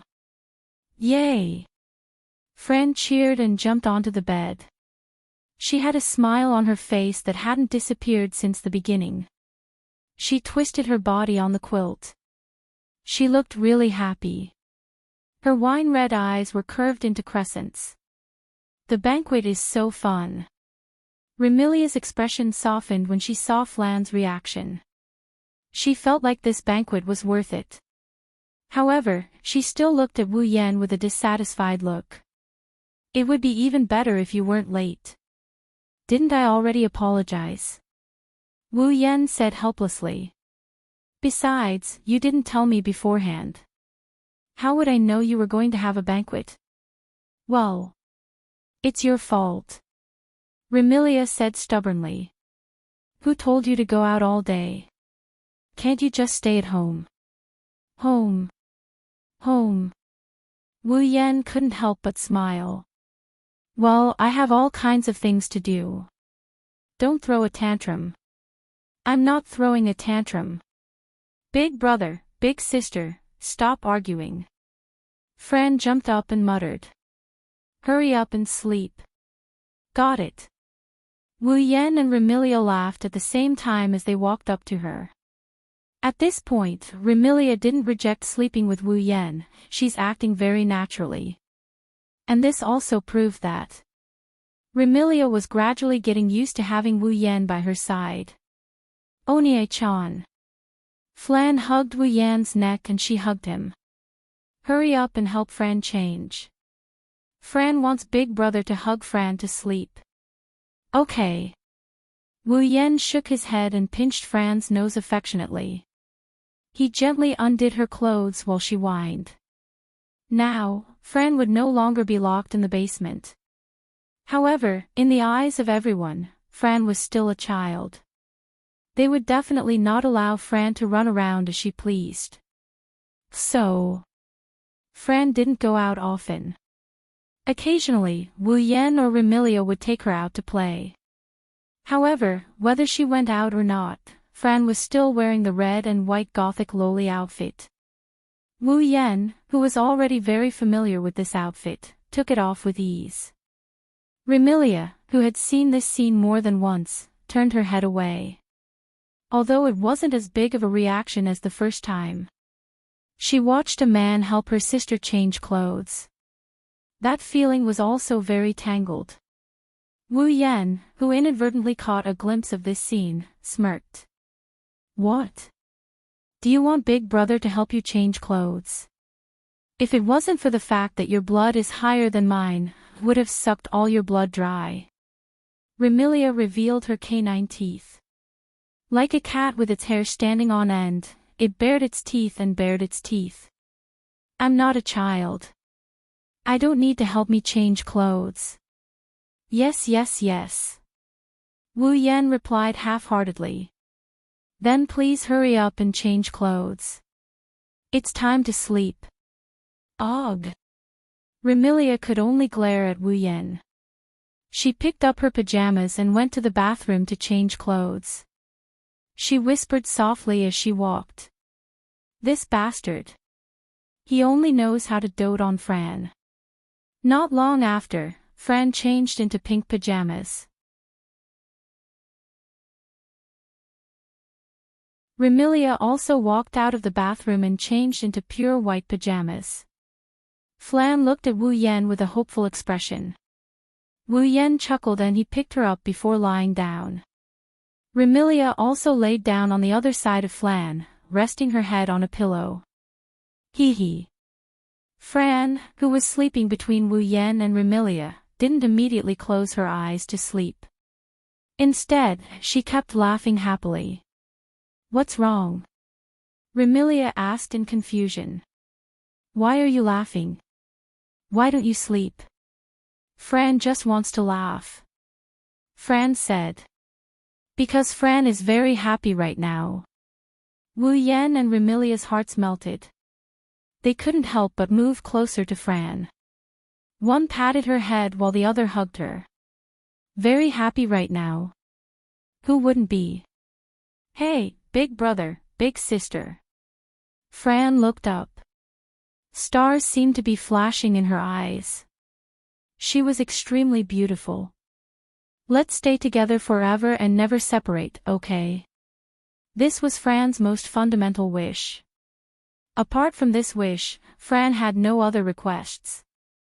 Remilia seemed to recall Fran's crazy appearance when she was mentally unstable and the lonely figure in the basement. Tears welled up in the corners of her eyes. She hugged Fran tightly. Big sister will never leave you. Fran hugged Remilia tightly. She turned to look at Wu Yan expectantly. Wu Yan looked into Fran's eyes and he grinned as he uttered those words.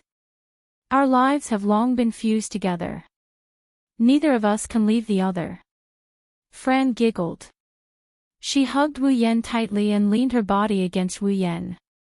She felt the familiar warmth of Wu Yan's body. She breathed in his scent and enjoyed the feeling of their lives fusing together. She curled up in Wu Yan's arms. After a while, Fran finally began to feel sleepy. She slowly closed her eyes and murmured in a low voice. Fran loves big brother and big sister the most. After that, Fran closed her eyes and fell asleep. Remilia wrapped her arms around Fran's body and looked at Fran's sleeping face reluctantly as she whispered into Fran's ear. Big sister also loves Fran the most. At this moment, Remilia's heart was filled with deep love and tenderness. Remilia would never forget the crazed look in Fran's eyes. She would never forget Fran's lonely figure. She would never forget Fran's words when she longed for freedom. She would never forget the various clashes between her and Fran. Now, the two sisters could finally admit that they were very happy. Remilia was very happy, very happy. She was happy that her sister was able to meet the man who brought her back from hell to heaven. In the future, Remilia only wanted her sister to stay in heaven forever. She wanted all the painful memories to turn into dust and disappear forever. Remilia looked in Wu Yan's direction. She saw that Wu Yan was also looking at her. Their gazes met. This time, Remilia didn't make any obvious reaction. She didn't look away either. She looked straight into Wu Yan's wine-red eyes. After a long while, she said this. Although I don't know what kind of life-sharing contract you made with Fran, if possible, I hope to make the same contract with you.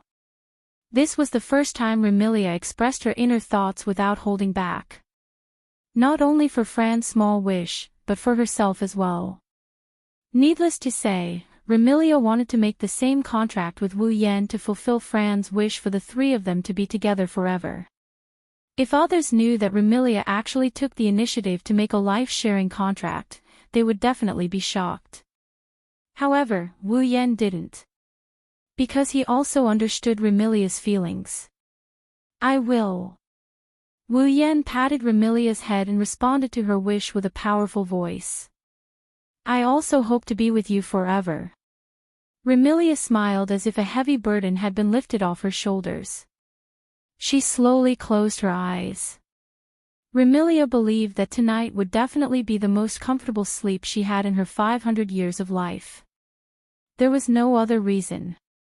It was just that Remilia's heart was telling her that she really didn't want anything else in this life. Just like that, the voices of the two young vampire ladies softened. Their breathing stabilized and they fell into a deep sleep. Wu Yan relaxed his movements. He laid down and hugged both Remilia and Flan. Then, he closed his eyes. One after another, images of girls started appearing in his mind. They were the young ladies whose lives were intertwined with Wu Yan's. They were destined to never leave him. And now, apart from Alice and Patrice, there was another young lady in Wu Yan's embrace who made a life-sharing contract with him. Since he made a promise, Wu Yan would never go against it. Needless to say, Wu Yan didn't want to go against it. No matter if it was Alice, Patrice, or Remilia, Wu Yan would make them his summons and stay with him forever. Lowering his head, he looked at the two vampire girls beside him who are so exquisite they don't look like they belong in this world. They have angelic beauty in their sleep. Wu Yan's heart gradually calmed down as the night deepened.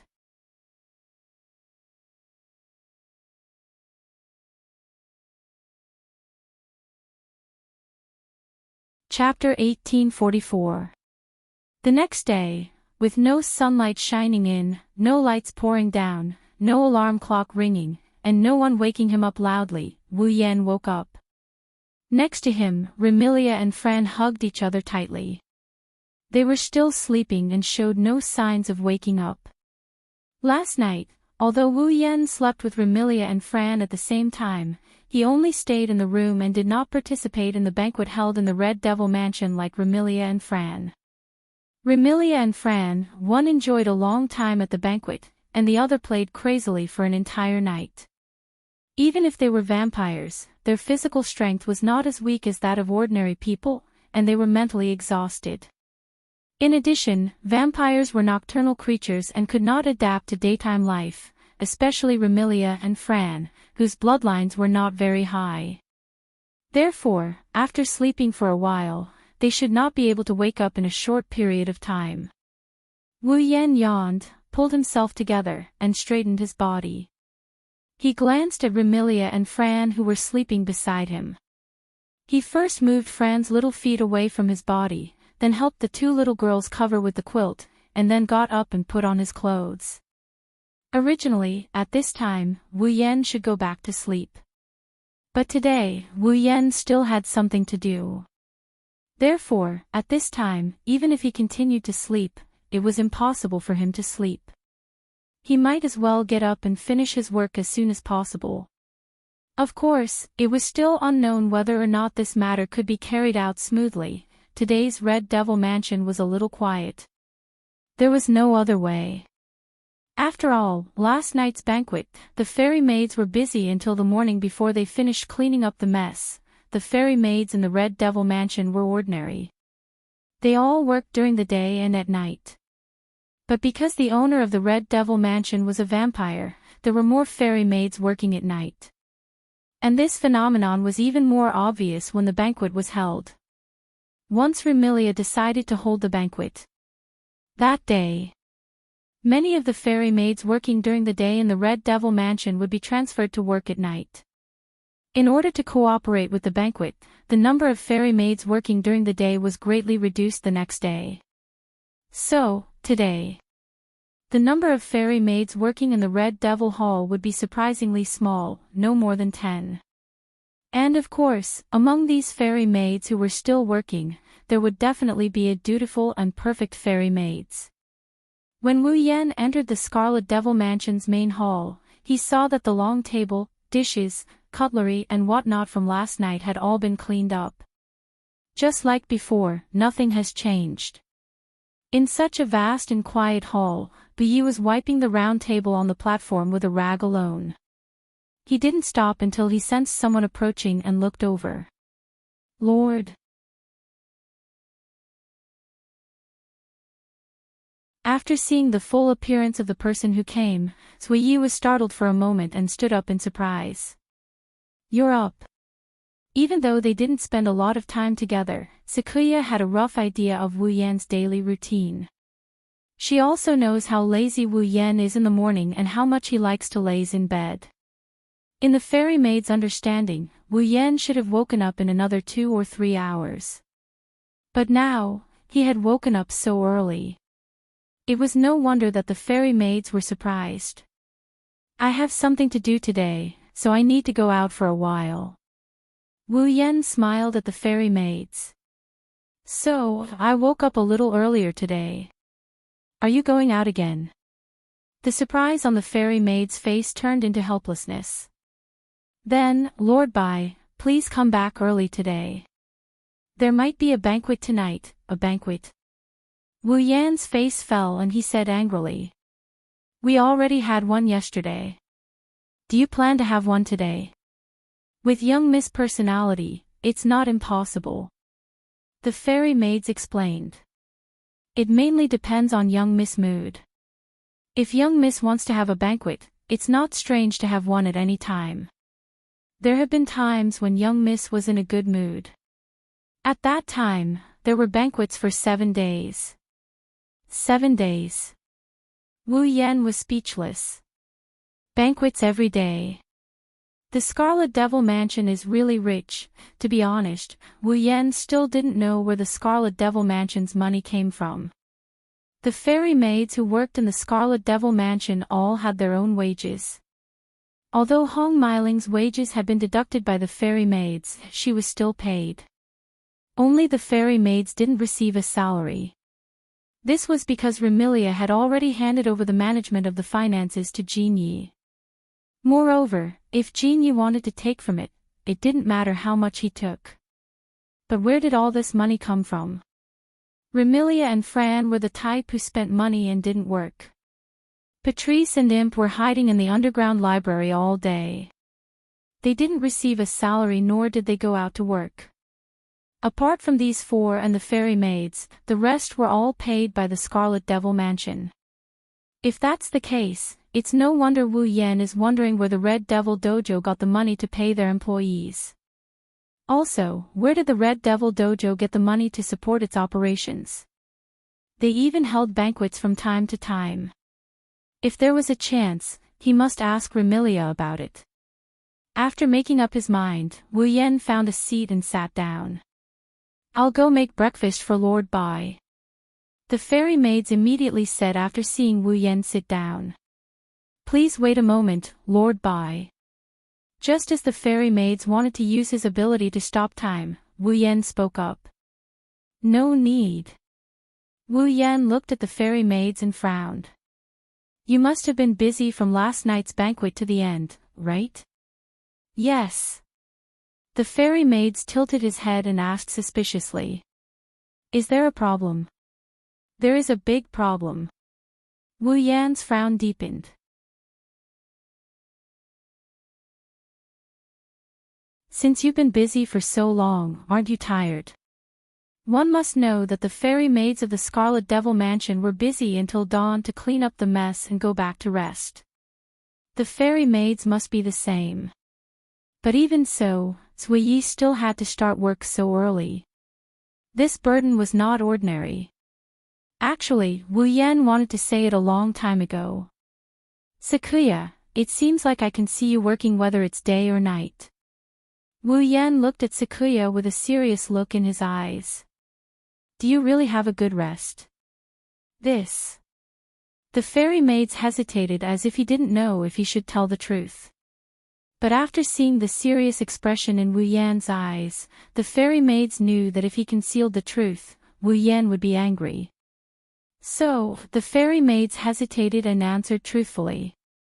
When I rest, I usually use time stop before I start to rest. Use time stop to rest. Wu Yan said with a faint smile.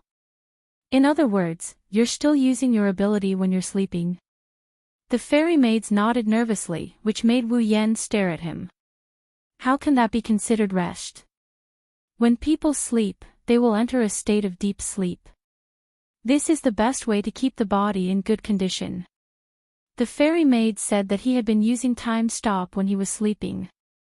However, when he entered a state of deep sleep, it would be like relaxing the body and the ability would be unconsciously removed. In other words, the fairy maids could only sleep lightly when they slept. In that case, could it be considered a good rest? Even if he could, he would accumulate some invisible fatigue that he couldn't feel. One day, it would erupt all at once and crush his body. You! Wu Yan said reproachfully. What do you want me to say about you? I can do it. The fairy maids hurriedly said. Although I've always been in a light sleep, at least I can still subconsciously use my ability, but the fairy maids rest for a longer time when time stop, using a long sleep to make up for it.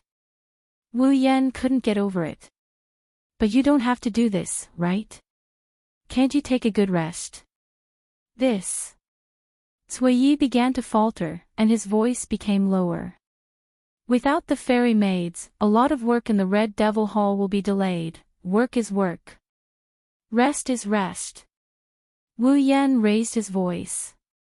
No matter how busy you are with work, you can't always be like this. Why don't you take a good rest? But, no buts. Seeing that the fairy maids didn't seem to want to listen, Wu Yan warned him. I didn't ask you to put down your work and rest every day, but at least, you have to take a good rest every once in a while. Otherwise, don't blame me for using force. Looking at Wu Yan's indisputable look, the fairy maids could only nod with a rare grievance.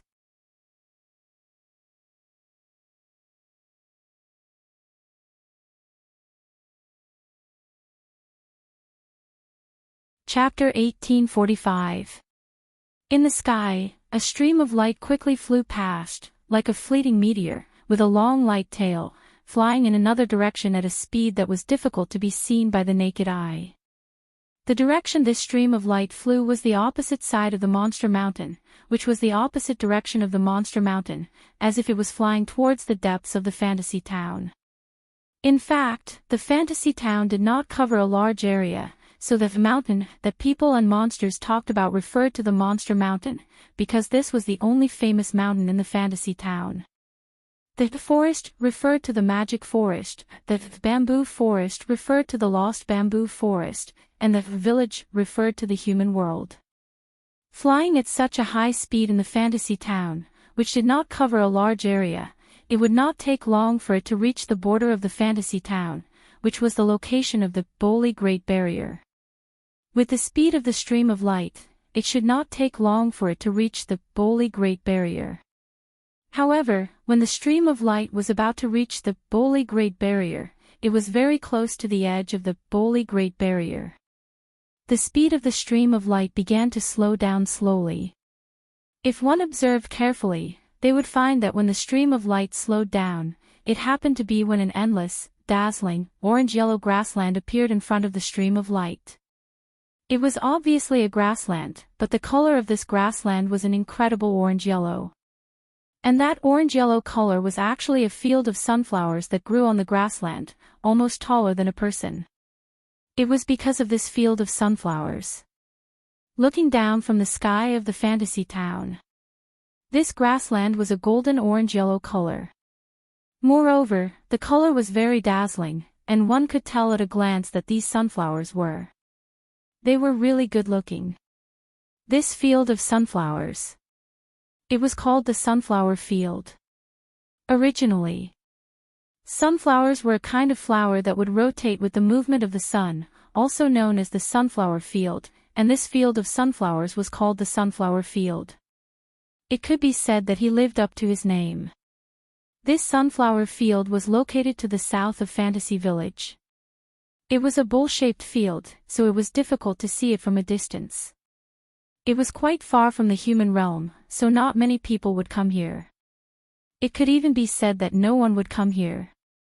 However, this vast and well-grown sunflower field was very beautiful. As a result, although not many people came here, there were quite a few people who knew of its existence. It was definitely worth a look. Of course, the reason why fewer people came to the sunflower field was not only because it was a little far from the human world, but more importantly, it was said that at night, this place would become a summer concert venue for energetic monsters. If he were to join them, he would be surrounded by a large number of monsters. Who knew when he would be eaten by one of the monsters? During the day, the sunflower field wasn't safe either. The sunflowers in the sunflower field were all very ordinary sunflowers. Although they looked good, none of them had the tendency to turn into monsters. Therefore, during the day, this was also a good place for many monsters to play hide and seek. If he came here during the day, not only would he be teased by many monsters, but he might also be dragged out until night and not be able to walk out of the sunflower field. At that time, he would also be surrounded by many monsters and become the monster's food.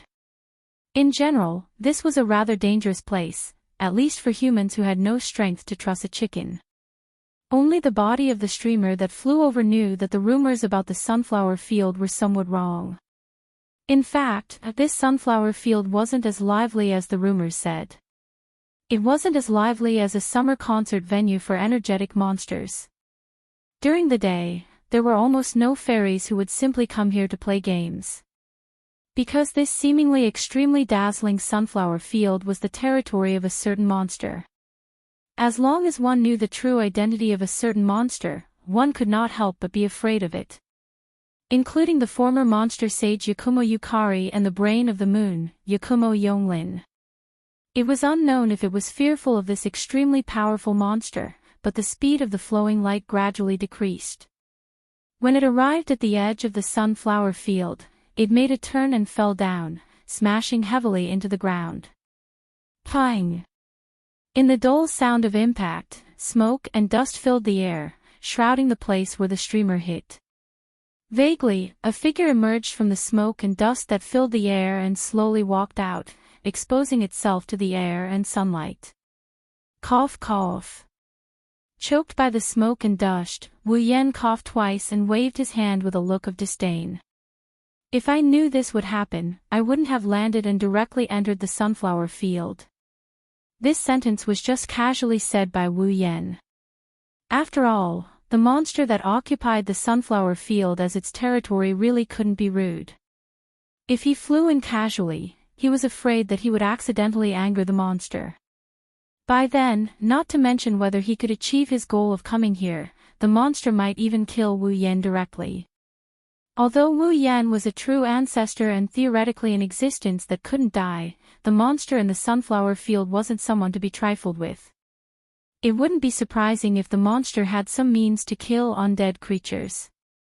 It wasn't that Wu Yan was afraid of the monster, but he was really afraid of the monster's existence. If possible, he really didn't want to have a conflict with the monster over some trivial matters.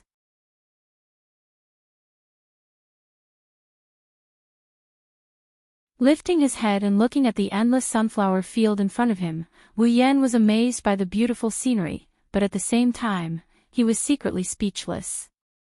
The sunflowers in the sunflower field were all ordinary sunflowers, there was no doubt about that.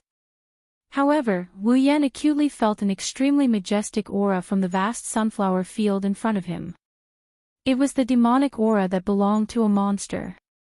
The sunflowers in this extremely ordinary sunflower field all carried the same type of demonic aura. What did this prove?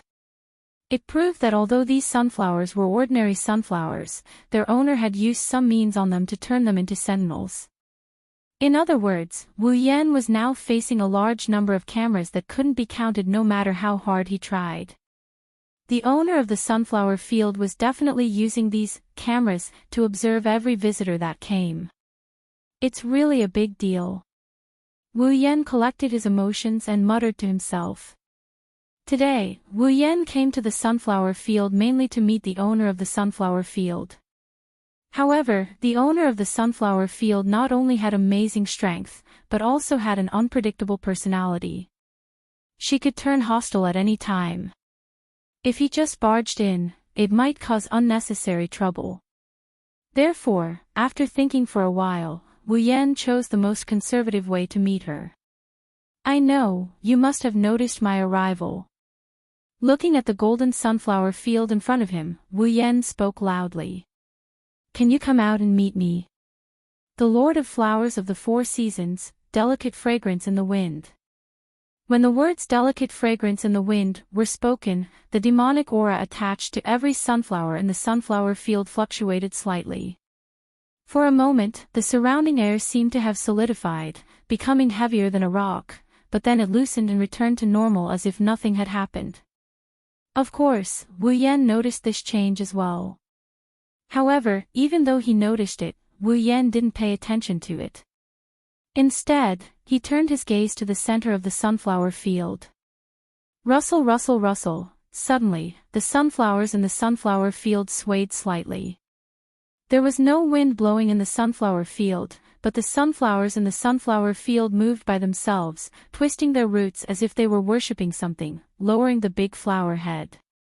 Not long after, another rustling sound came from the center of the sunflower field as if it was welcoming a king. That was the sound of something stepping on the flowers. Footsteps. As the footsteps approached, Wu Yan clearly felt a very terrifying aura slowly rising. Even the ground seemed to be trembling slowly. Coupled with the footsteps, it was like a scene when a dinosaur or a giant was about to appear. It made people's heart tighten. Wu Yan was also nervous, but his gaze was fixed on the center of the sunflower field. Unlike the gradually rising aura, he restrained his own aura.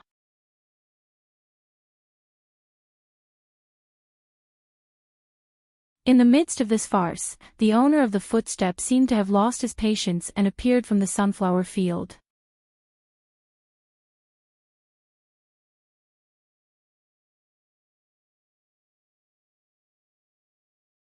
Chapter 1846. Amidst the flourishing sunflowers, the young lady was like a noble lady on a field trip. She walked steadily and appeared under the sunlight amidst the clear sounds of her footsteps. That was a girl who couldn't be ignored from all aspects.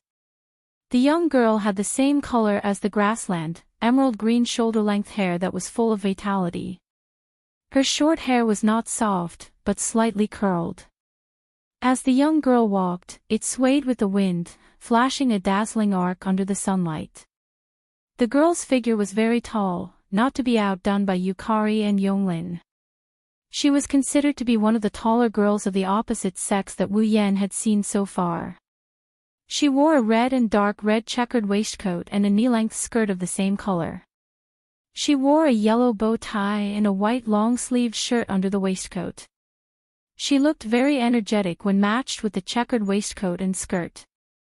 This young girl, who seemed to be full of vitality from all aspects, had an indifferent and strong feeling on her delicate and pretty face, as if she did not care about anything. She held a flower-like parasol in her hand, and with extremely elegant movements, she slowly walked out of the sunflower field. As the girl appeared under the bright sunlight, she was exposed to Wu Yan's eyes. An indescribable pressure also came head-on like a tide, making the sunflowers around the sunflower field lower their heads even more, as if they were afraid of angering the girl. It was very human-like. However, Wu Yan didn't have the time to care about the human-like behavior of a bunch of normal sunflowers. He didn't even have the time to marvel at them. His gaze was completely taken away by the girl in front of him. This was not only because the girl had a top-notch beauty, but also because the other party's red eyes seemed to be inadvertently fixed on Wu Yan. It made Wu Yan's instinct to danger began to ring like an alarm bell. Intuition told Wu Yan. The girl in front of him definitely had a powerful strength that didn't match her beautiful appearance. In fact, there was no need for Wu Yan's intuition to tell him this. The pressure that surged all over the sky already told everyone who could see this scene that the girl in front of him. Just how extraordinary was he? And from the system's feedback, the information about the girl. It also clearly proved this point. Delicate Fragrance Kazumi, level 97, level 97. Other than the guardian tree that Wu Yan had seen on the Emperor Island in the Spalier world, this was the guardian tree. The highest level existence. However, Wu Yan was not surprised at all. This was because Wu Yan clearly knew the identity of the young lady before him. The Lord of Flowers of the Four Seasons, Delicate Fragrance of the Wind. One had existed long before the establishment of the fantasy village. It was a monster that had lived for an unknown number of years. Her original form was a flower spirit.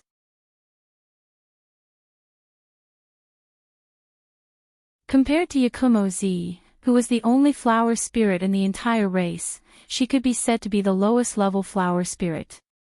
Her abilities were also very ordinary. She could only control the growth and movement of flowers. Rather than saying that this ability was ordinary, it would be better to say that it was weak. However, that high level 97 clearly told everyone that as a flower spirit that was supposed to be the lowest level and had the weakest ability, it did not mean that Delicate Fragrance Kazumi was a weakling. The Flower Lord of Four Seasons. A monster that had existed long before the establishment of the fantasy village and had lived for an unknown number of years. Perhaps, there weren't many people who could understand just how powerful Delicate Fragrance Kazakami was when these titles were revealed. Then, if he put it another way, it would be much easier to understand. The strongest existence in the fantasy village. If he did not include Ling Meng, who was considered outside of the standard in the fantasy village, in terms of strength and level, Delicate Fragrance Kazumi was stronger than Yakumo Z and Yakumo Yonglin. She was truly the strongest flower queen in the fantasy village. There was no doubt. Now, this publicly recognized strongest existence in the fantasy village was standing in an ordinary flower field. She held a parasol in her hand and looked at Wu Yan face to face.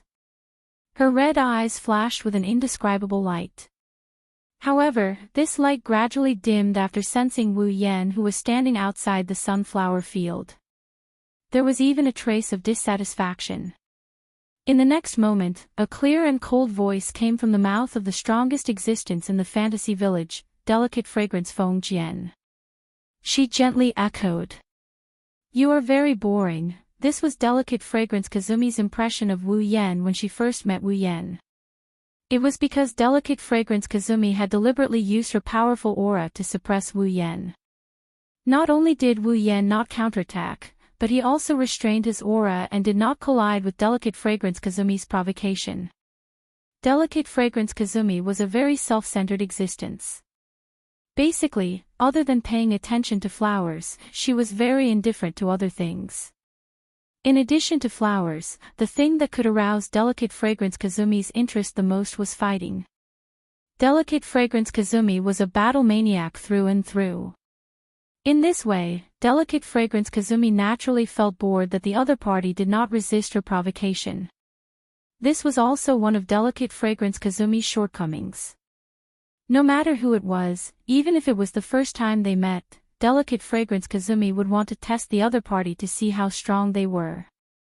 If they were strong enough, Delicate Fragrance Kazumi would excitedly fight with the other party.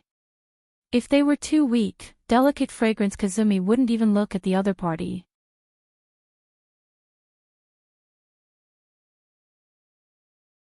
It was precisely because she wanted to know if Wu Yan was strong enough to arouse her interest that Delicate Fragrance Kazumi released such a powerful aura as soon as she appeared. She tried to suppress Wu Yan and make Wu Yan resist. Unsurprisingly, this was definitely not a wise move. She deliberately provoked the person she met for the first time. It was conceivable that other people's impression of Delicate Fragrance Kazumi would definitely not be good. But Delicate Fragrance Kazumi didn't care at all. For Delicate Fragrance Kazumi, it didn't matter whether the relationship was good or not. She didn't want to deliberately make friends with anyone or even communicate with them. She only cared about whether the other party could fight with her. If not, it was better to simply admire the flowers than to make friends. This was delicate fragrance Kazumi. It was because he clearly knew this that Wu Yan temporarily avoided delicate fragrance Kazumi's provocation and collided with her. After all, outside of the collision, his strength would be roughly seen by delicate fragrance Kazumi. If he could arouse delicate fragrance Kazumi's interest, delicate fragrance Kazumi would fight with him without saying a word.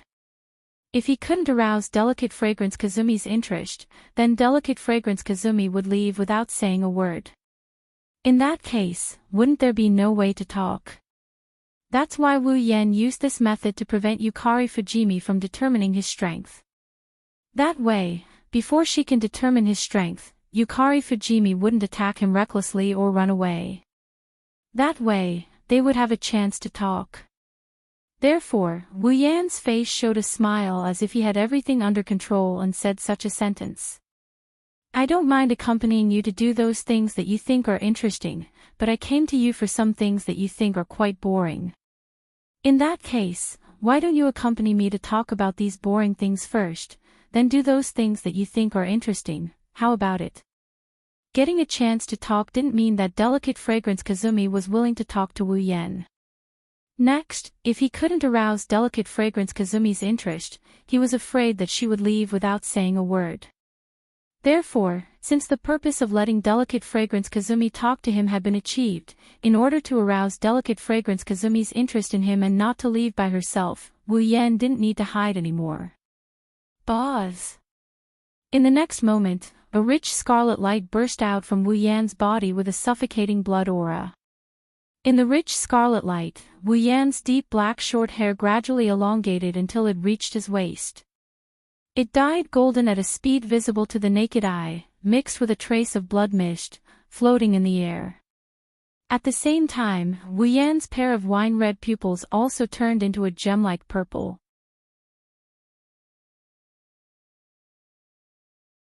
A burst of storm-like pressure like a volcanic eruption emerged crazily and instantly shrouded the whole place.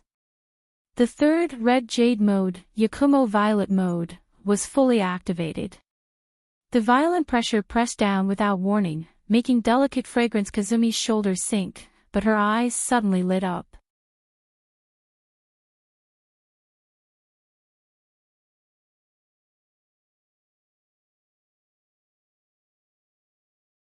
Chapter 1847. Fujimi fragrance was indeed very strong, so strong that even Yukari, who had the ability to create and destroy everything, could not guarantee that she could defeat her. Yukari even admitted that if she were to fight Fujimi fragrance head-on, she would most likely lose. But that was the old Yukari. After her experience in Silveria, thanks to the miraculous pond water that could transform people, Violet's strength didn't increase by a lot. She even went from level 95 to level 96. In the demigod rank, the difference between each small level was huge. After reaching level 96, Yukari's level was only one level away from Yukari Fujimi. Coupled with Yukari Fujimi's terrifying realm manipulation ability, if Yukari Fujimi and Yukari Fujimi were to fight, then Yukari Fujimi would have a 50% chance of winning. In other words, Yukari also had the ability to compete for the position of the strongest in Fantasy Village. Wu Yan's red jade mode allowed him to have all the power of the owner of the drop of blood, including level, ability, and all kinds of means. Even if this person's level increased and their ability developed, it would still be the same. In other words, after entering Yukari's red jade mode, Wu Yan's power had increased to the point where he could compete with Fujimi fragrance. Fujimi fragrance could not have missed this point. At least. When Wu Yan used Yukari's third red jade mode, Fujimi fragrance could not have missed it. Fujimi fragrance's spirit was shaken, her eyes flashed with excitement and fanaticism. Strong. So strong. Wu Yan, who entered Yukari's red jade mode, could not help but think that he was really strong. The thick scarlet light and blood mist on his body slowly dissipated. Wu Yan clenched his hand, feeling the power that belonged to Yukari that had not emerged in a long time, the corner of his mouth raised in a confident arc. He looked up and saw Fujimi Fragrance standing in the middle of the sunflower field, looking at him with excitement. Wu Yan turned his attention to the guy. I don't know. If this is the case, can I make you feel a little more interesting? Fujimi Fragrance did not answer, but the surging fighting spirit in her eyes and smiling very happily already told Wu Yan the answer. The aura on your body is very familiar. The facts proved. Wu Yan's plan worked very well. Fujimi Fragrance was already interested in him. Moreover, he didn't rush over to fight with him right away. Instead, he suppressed the fighting spirit in his heart. She looked at Wu Yan. I seem to have sensed the same aura as you on someone else's body. Furthermore, your aura has changed a lot compared to before. When she said this, Feng Jian Yuxiang's tone was very hasty. Obviously, she had already guessed who the others that she was talking about was. Wu Yan didn't point it out, he just nodded. You can call me to the clouds. Cloud. Fujimi Fragrance squinted her eyes. So that's how it is.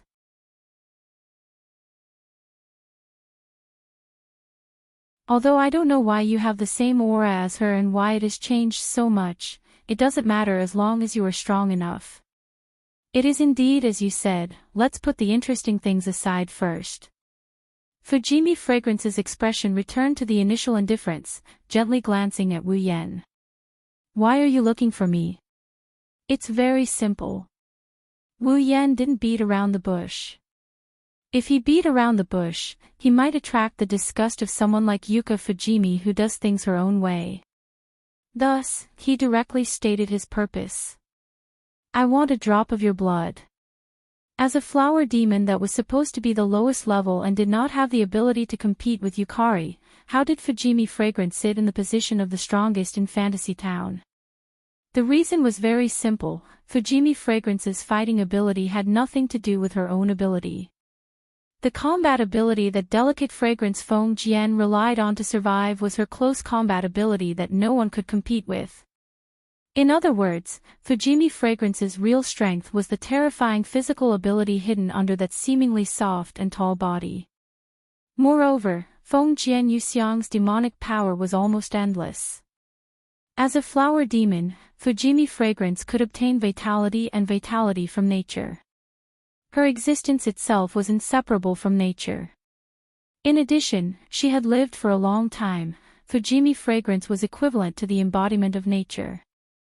Therefore, Fujimi Fragrance's blood was definitely blood essence containing the power of nature. This was the purpose of Wu Yan coming to Fujimi Fragrance. Blood. Fujimi Fragrance's expression did not change at all, even her tone did not fluctuate. Why? That's also very simple. Wu Yan smiled, his smile made Fujimi Fragrance's blood boil. Your blood can make me stronger. Stronger. Delicate fragrance Feng Jian also smiled. She smiled very happily. Are you also pursuing strength? No. Wu Yan suddenly opened his mouth and said such a sentence. I am pursuing invincibility. Invincibility. This time, Fujimi Fragrance was surprised, looking straight at Wu Yan's eyes, there was a trace of change. You think you can do it? Of course. Of course. Wu Yan said this without any hesitation, he said it with a firm tone. Your blood is one of the factors that will help me embark on the path of invincibility. Is that so? Fujimi Fragrance was silent for a while, then she smiled again, but this time, the laughter was not full of happiness, but admiration. It seems that my previous evaluation of you was very wrong. You are more interesting than I thought. No, you are quite interesting. Wu Yan is definitely the first person to make a comment like this, other than Yuka Fujimi who is interested in flowers and battles, she even expressed admiration for him. To put it bluntly, Wu Yan is definitely the first one to do so. Then, your firm belief in pursuing invincibility, let me verify it.